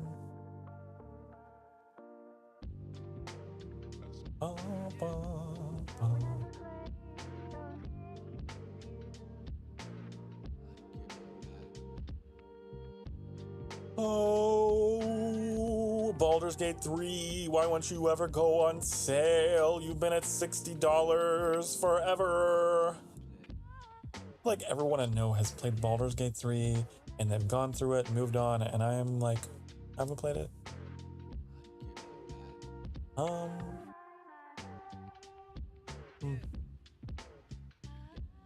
What's the other one that everyone's been playing? Dragon's Dogma 2? It's $70? No. That's ridiculous. $70 for Dragon's Dogma 2. And it has mixed reviews. What the hell happened? Huh? What? What happened? Uh-oh. Uh-oh. Wee woo, wee woo.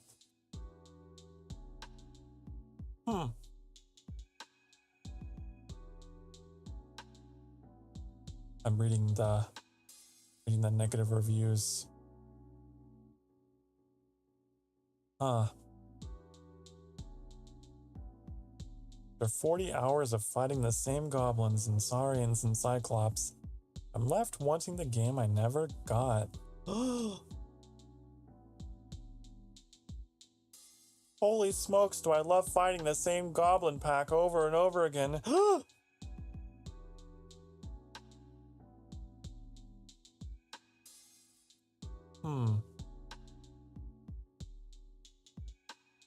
Way this game pads its playtime with endless amounts of stupid bullshit. So many fights felt cheap and frustrating because they're designed to be obnoxious. These are not my words. This is some other person's words. One example, I'm on a game necessary important escort quest. On foot, of course, a random encounter dragon shows up and kills the vital NPC, so the quest is now ruined. The game is unwinnable, mostly. You can revive dead NPCs with rare items, but I was all out of them, so I had to scour the map to find just one more. Rush back to the corpse of the NPC, revive her, hope the quest can continue. It did. It took hours, and I hated every minute of it. Nothing adds to the joy of an escort quest like an NPC too stupid to hide from a dragon. They're all too stupid. They're also usually slow, too, meaning you could outrun them and fail the quest. But that's not all!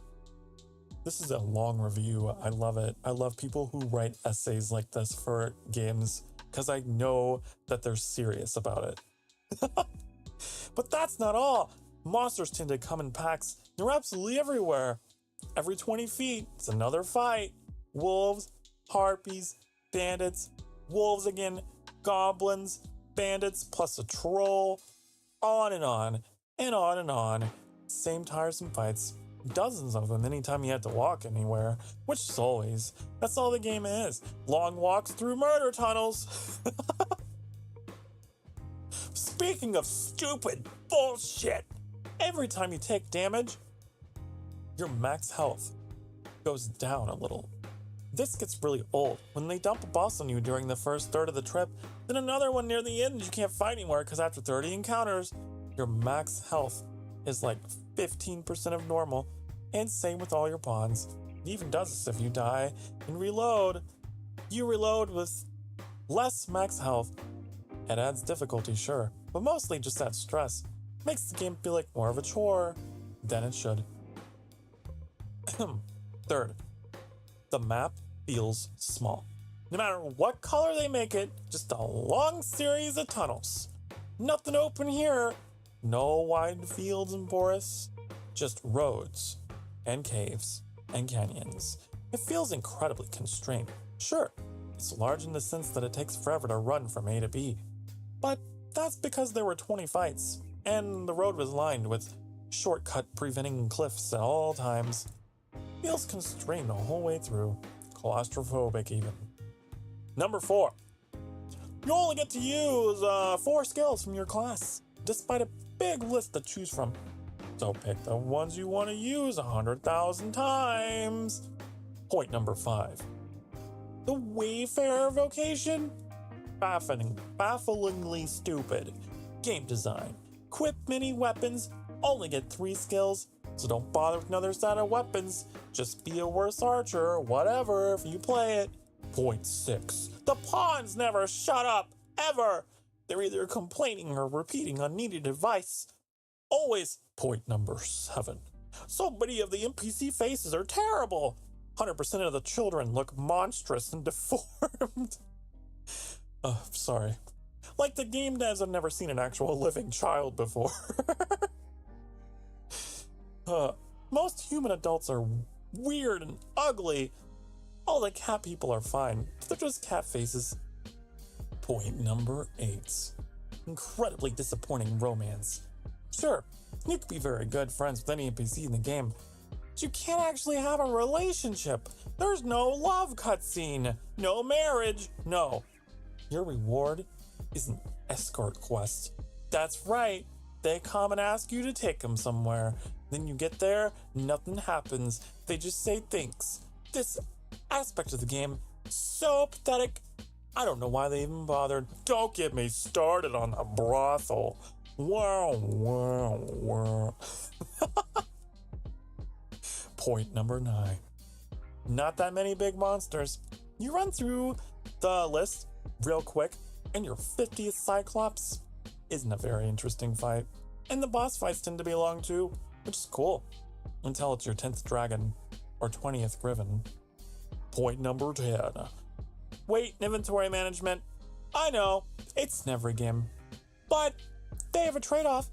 You play as a small character, faster and nimble, but you can't carry more than a deck of cards where you're dragging your feet, begging to rest. Worrying about being overburdened every time you pick up a flower is not fun. Point number 11. Music is boring. Dragon's Dogma had astounding music, especially Bitter Black Isle. Overall, feels like the game was close to being really good, but falls short in so many ways it's bad overall. Too many times I was actively angry, whatever it's doing, for me to recommend it. Wow. That person has 60 hours on record. So, that's legit. Oh. So, if any of you out there happen to be Dragon's Dogma 2 fans, I would love to know how accurate that review was, because that was pretty scathing. This person, like, they went for the throat. How unfortunate. I was really hoping that it was going to be something amazing, but it's got mixed reviews, so... I'm also wondering about Hades 2. How is Hades 2 doing, honey? How are you doing? Do people love you? Very positive so far? Huh? Oh my god, look at these reviews. I'd bang every character. It's the first one I see. I want to bathe with everyone. Man. Okay, Hades fans, you're pretty down bad. But I mean, I'm kind of a hypocrite, because literally earlier we were talking about Thanatos being in a maid outfit, so...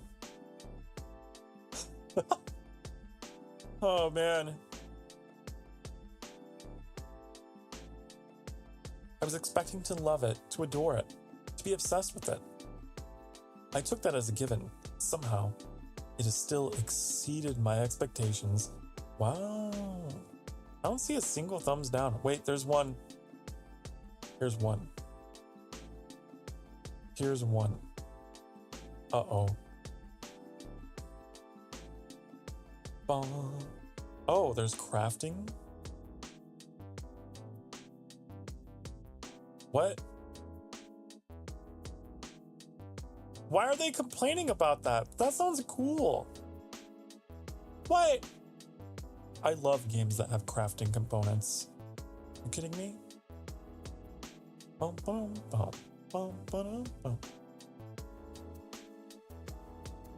Every time I see an exclamation mark above an NPC's head, I roll my eyes, because I have to listen to them drone on about stuff that's uninteresting. It doesn't really matter. Oh, come on. Shut up. I don't think that's a legitimate criticism. That's just RPGs. Like, if you like RPGs, that just comes with it. And the first Hades was very dialogue heavy. And actually, I would say that was a strong point of the game. I loved the dialogue in Hades, actually.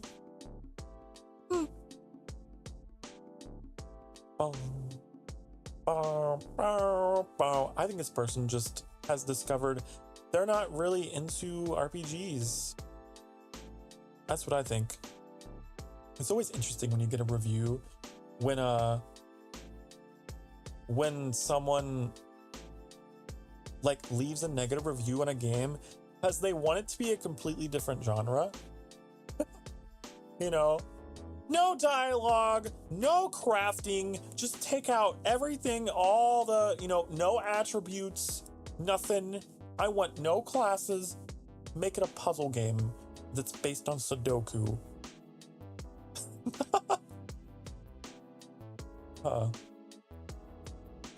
That's why I always read the negative reviews, because I want to make sure, like, are they legitimately criticizing, like, game systems? Or are they just upset that it's not in the genre that they want it to be in? Like that one that I just read for Dragon Dogma 2, they seem like they were legitimately, like, upset that some of these game systems didn't pan out the way they hoped or weren't fleshed out. That person that I just read for Hades 2,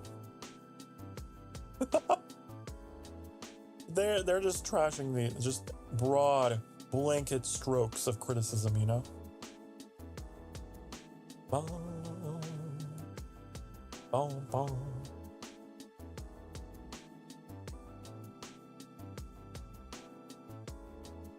I'm happy that Hades 2 is doing so well, though.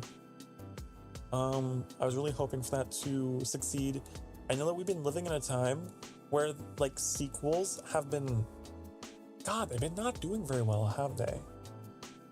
I don't know why. I don't know what's been going on lately in the games industry, but it seems like they'll announce a sequel to something and everyone's like, ooh, and then it flops. So here's hoping. Hades 2, you keep it up. Please, don't go the way of the sequelitis of the others that we've seen. Helldivers 2 is another one that had, it got close. Helldivers 2 almost got canceled forever. Bum, bum, bum. No. Because of that, you guys know, I'm sure you guys read about it. It was all over. Requiring the Sony account.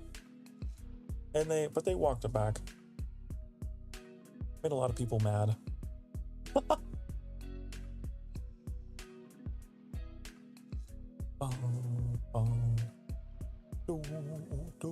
I think one of the things with making a sequel to a game is that you go into it probably as a developer, probably thinking, oh, we can be a little more relaxed about it because, you know, first game was so successful. We can just kind of carry through with the momentum of the first game and not have to worry. Some developers will take their sequel and go all out. You know, they're like, we're gonna make it even better, even bigger, even better. Then there's other developers that are like, time to make a sequel, we're just gonna copy and paste and maybe add a gimmick. Like Tears of the Kingdom. Speaking of, I see your comment now. Even Tears of the Kingdom is contentious as a sequel for a lot of people. Exactly. You have that kind of sequel that is just, we literally copied and pasted the map and just throw on a gimmick called Ultra Hand. Whoa. It was fun for a little bit, and then the novelty wears off. Bum, bum, bum. Love the gameplay. Story. Yeah. The story was... Man. You know what it was for me? When I really... Like, the whole game, I was like, this is a little odd, but I'll put up with it. The thing that broke me were, I guess, two things. The depths. I feel like the depths were very empty. And two, when you get to the castle to presumably fight Ganon, right?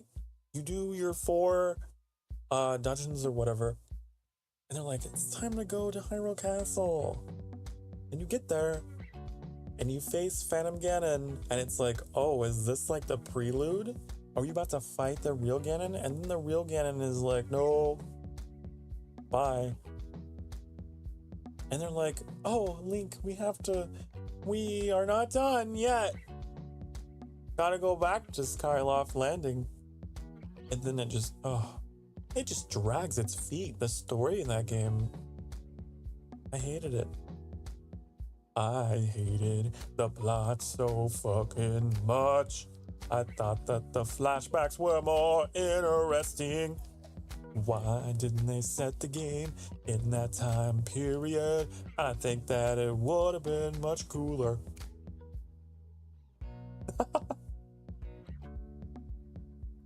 The Ganon in the Sky Psych Out got me too. I know! How dare! Like every other Zelda game, you get to the castle, that's it. It's in game. That might be the first Zelda game I've ever played where they bring you to Hyrule Castle and they psych you out. I hated that. It just took the wind out of my sails. Boom, boom. Then I had to like go and like later on grind for like those gloom flowers to make gloom resistant stuff because of the gloom damage, which I hated. I hated the gloom damage thing. It made it so difficult. I got up to like the end boss, right? That Ganon fight. And I immediately got my ass handed to me with the amount of gloom damage and shit that was being thrown at me. And I wasn't able to leave the arena because you're stuck down there. Once you get to like the real Ganon, you're stuck there and you can't leave. So I had to like go into a prior save to get out of there. It was, if you want to watch Sokar get angry, watch my Tears of the Kingdom series. Watch that. The way that game handled its save system, by the way, no, they changed it from Breath of the Wild. Breath of the Wild auto-saved a lot more periodically, but Tears of the Kingdom, they fuck you over so much. You gotta make sure you are manually saving. I remember that. I remember I was like asking my chat to be like, remember, please remind me to save. Please remind me to save after I do this encampment. Because it won't. Whereas like Breath of the Wild was constantly making sure. The flashback story continuity can easily be spoiled in a way that makes the game trip over itself. Oh yeah, that too! If you don't play the game in a specific order, you spoil everything. It doesn't have the same impact. I totally forgot about that. Unlike Breath of the Wild. Breath of the Wild, if you do it out of order, that was its charm. You could do it in whatever order you wanted to. And that was what made it so cool.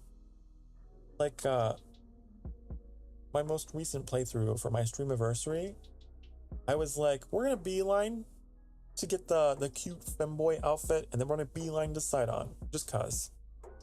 I feel like Tears of the Kingdom took away a lot of that freedom. Because if you do something different, then it just spoils. Max says, I think the game was so mean to Zelda. She got in theory the coolest power in history. Can't use it well enough. Yeah. Yeah. I will say though, there was that moment with her eating the stone that I was like, whoa, you know? That got me. Once it all clicked and I was like, oh, that's the dragon. Whoa, wow, crazy, whoa. But they didn't like do anything more. I feel like that was the peak of the story, and then I don't know. Like you said though, if you had like learned about that before, it would spoil. Because the whole time everyone's like, where's Zelda? We're looking for Zelda. She's gone missing. Where could she be? And then you just be like, oh, I know. I already know. Already went up there and pulled my master sword out of her face. Where's Zelda? Where could she be? Yeah. There's that potential.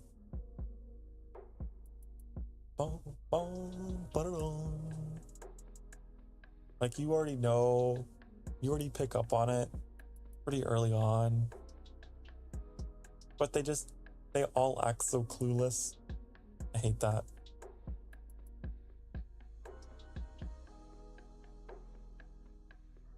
Boom, boom, boom. I also miss all of the conditional dialogue.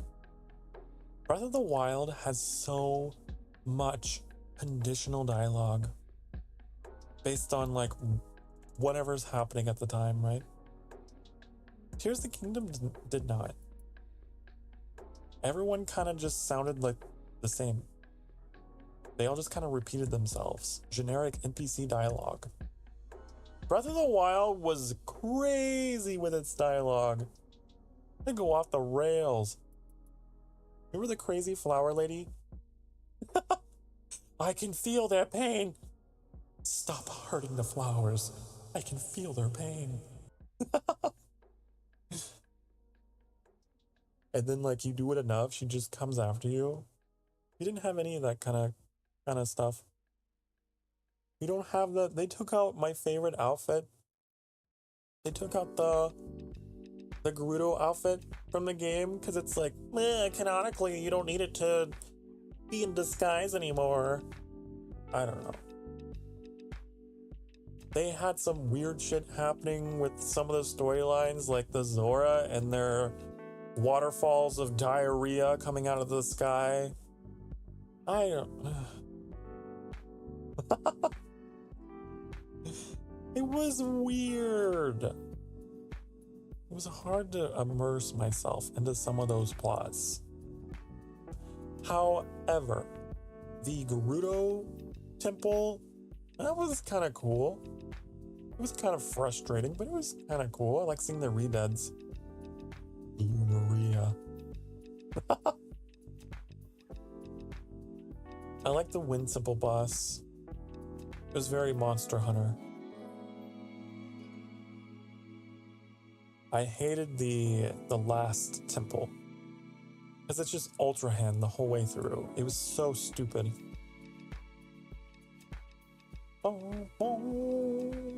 The Sage cutscenes were the same. Yeah. God. Actually frustrating. Let me Thank you for saving me, Link. Now allow me to retell the same story that you've heard already about that battle that we had with Ganon.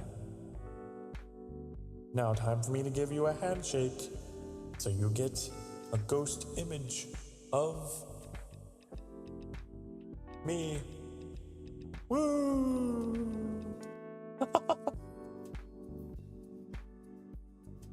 I don't know, I just didn't have the same sense of accomplishment. In Breath of the Wild, you kill one of the bosses, which all the bosses were the same, they were very similar, right? The Dark Blight, whatever, Water Blight, Thunder Blight, they were all kind of the same looking. But whenever you killed them, you felt accomplished. You got some new ability, not just some stupid follower that gets in your way all the time. You got a new ability that you could tap at will, like Rivali's Gale, or like, you know, which is actually useful, or the what was the Goron one? That one, the shield, that was nice. You got Mipha's healing ability. If you ragdoll down a mountain, you know. Mipha's grace is now ready. Like, the Sage powers were so useful. And whenever you got one, it was like, yeah, oh my god, my life has changed. I feel so much stronger. But Tears of the Kingdom is like, oh god, I got another idiot to take care of. And it constantly get in my way. It got to a point where I just turned them off. I'd go into my inventory and like unequip the Sage Stones because they were so annoying.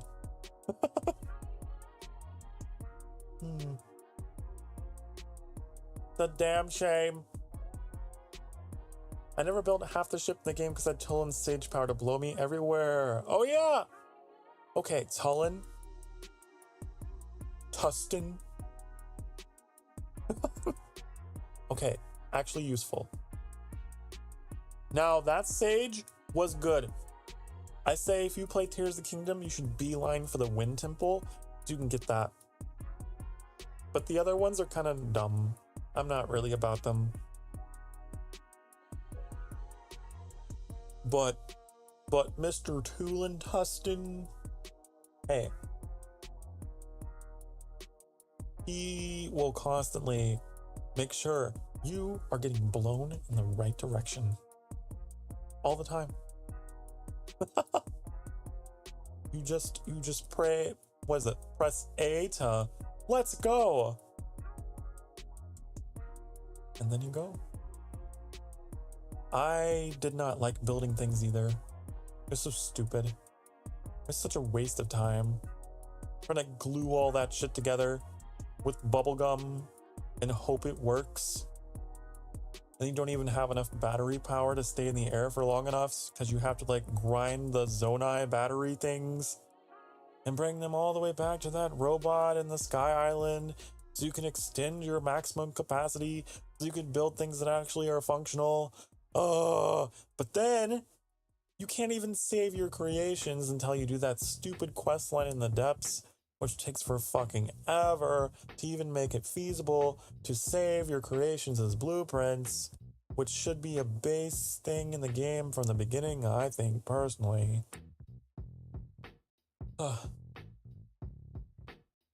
Getting me on a rant, Mac. You're getting me on a rant about Tears of the Kingdom. Oh. However, okay, here's one good thing. Here's a good thing. I did like the way that they used fusing. I thought that was pretty cool because it means that like your obsolete weapons can become relevant again. You know, you have this old rusty sword. You can just attach Lizalfos horn to it or something, and now you can use it again. That was cool. I like that. Liked reforging my weapons like that. That was cool. But most other elements of the game were just they just made it longer. Made it more tedious. The game dared me to fall in love with a giant Anubis furry king who spited me, tree, fire emblem, and then took him away from me so fast. Well, I guess in a way, I am an Anubis furry king. So, there you go. I'll be here for a while. You're right, though. They killed him off, didn't they? Very quickly. Rauru. Which, like, they did a little bit of retconning there. Rauru was not Zonai. Traditionally, in the Zelda franchise, Rauru was that old man who had the owl form. He was the Sage of Light that, like, you know, took care of you in Ocarina of Time. I don't know. It was weird that they used the same name, that they used Rauru as the Anubis furry guy. I was surprised. Because when I think of Rauru, I think of bum bum bum bum bum bum bum bum bum bum bum bum. Did you hear what I said?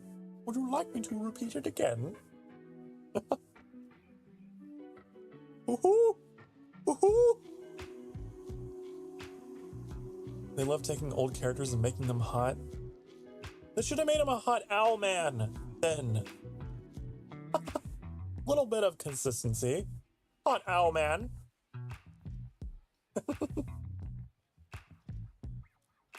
Ba-do-bo, ba-do-bo.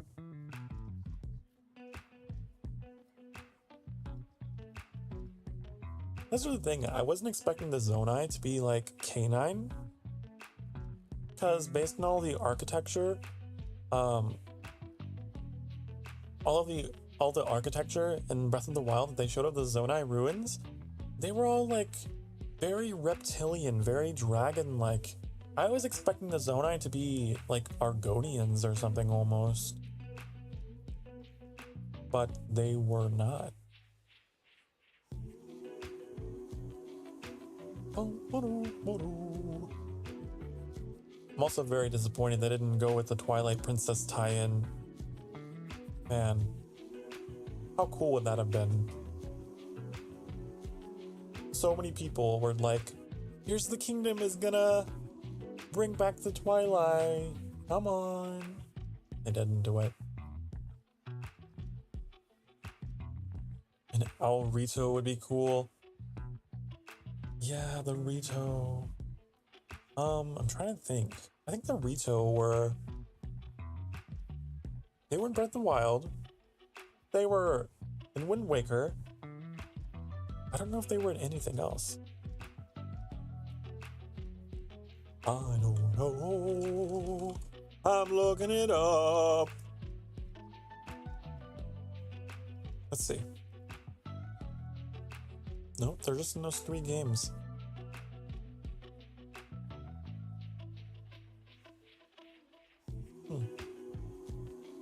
The bad people.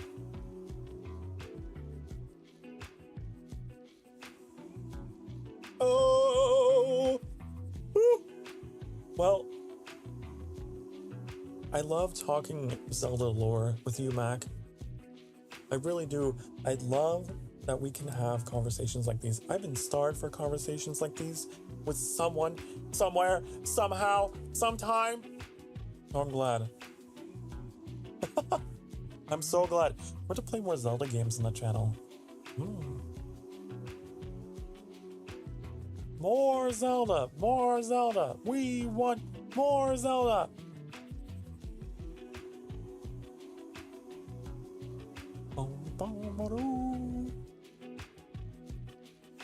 I might wrap it up. Oh, I should wrap it up. Oh, I should.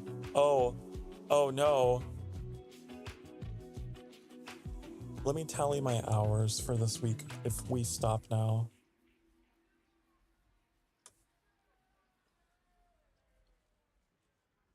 We'll be at 35 hours and 30 minutes.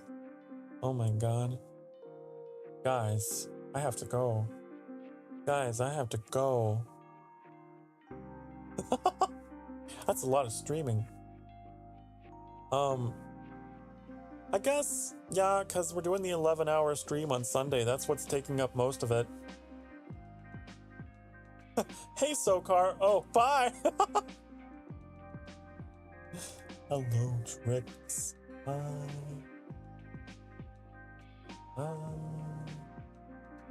What? Did you have something you wanted to say? Did you have something you wanted to say? Huh? Zelda was your first hyperfixation? Friends used to call me Link? Oh, really? Man, I loved Link. I wanted to be him. I love that he was just he didn't have any like superpowers or anything. He's just some guy that was saving the world through just courage. I thought that was so cool. He's just some guy. He just got back. Oh.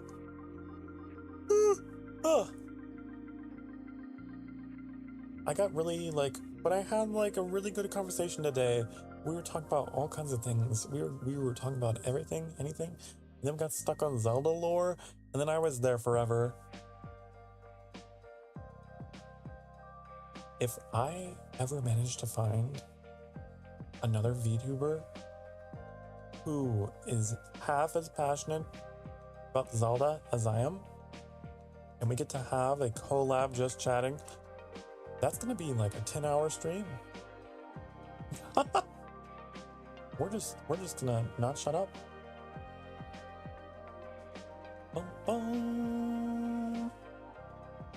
Okay, I have to go. I have to go, you guys. Oh, have to. I need to go eat. I need to go drink something.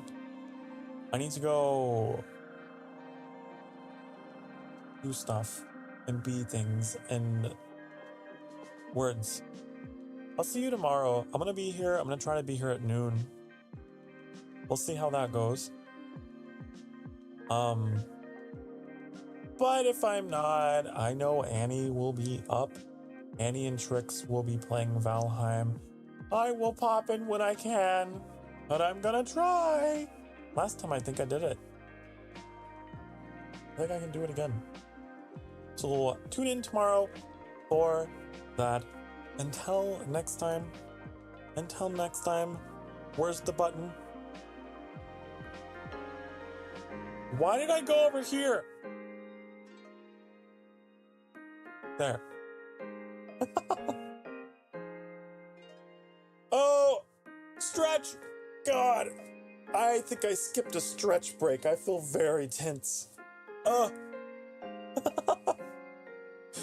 Have a good night. Be good to yourselves. Be good to each other, honey.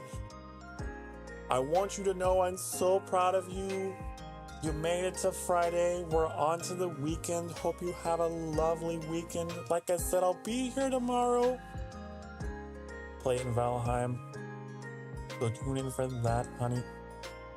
Don't be ruminating in your thoughts too much while I'm away, okay? So, hey, chat's mind. Hey, be good. Be good to my chat, okay? All of you, be good to yourselves and be good to each other. I'll be right back, honey, in tomorrow, in however many hours. Bye, honey. Bye-bye. I mean, ooh, I'm getting real shaky, scatterbrained. I need to go.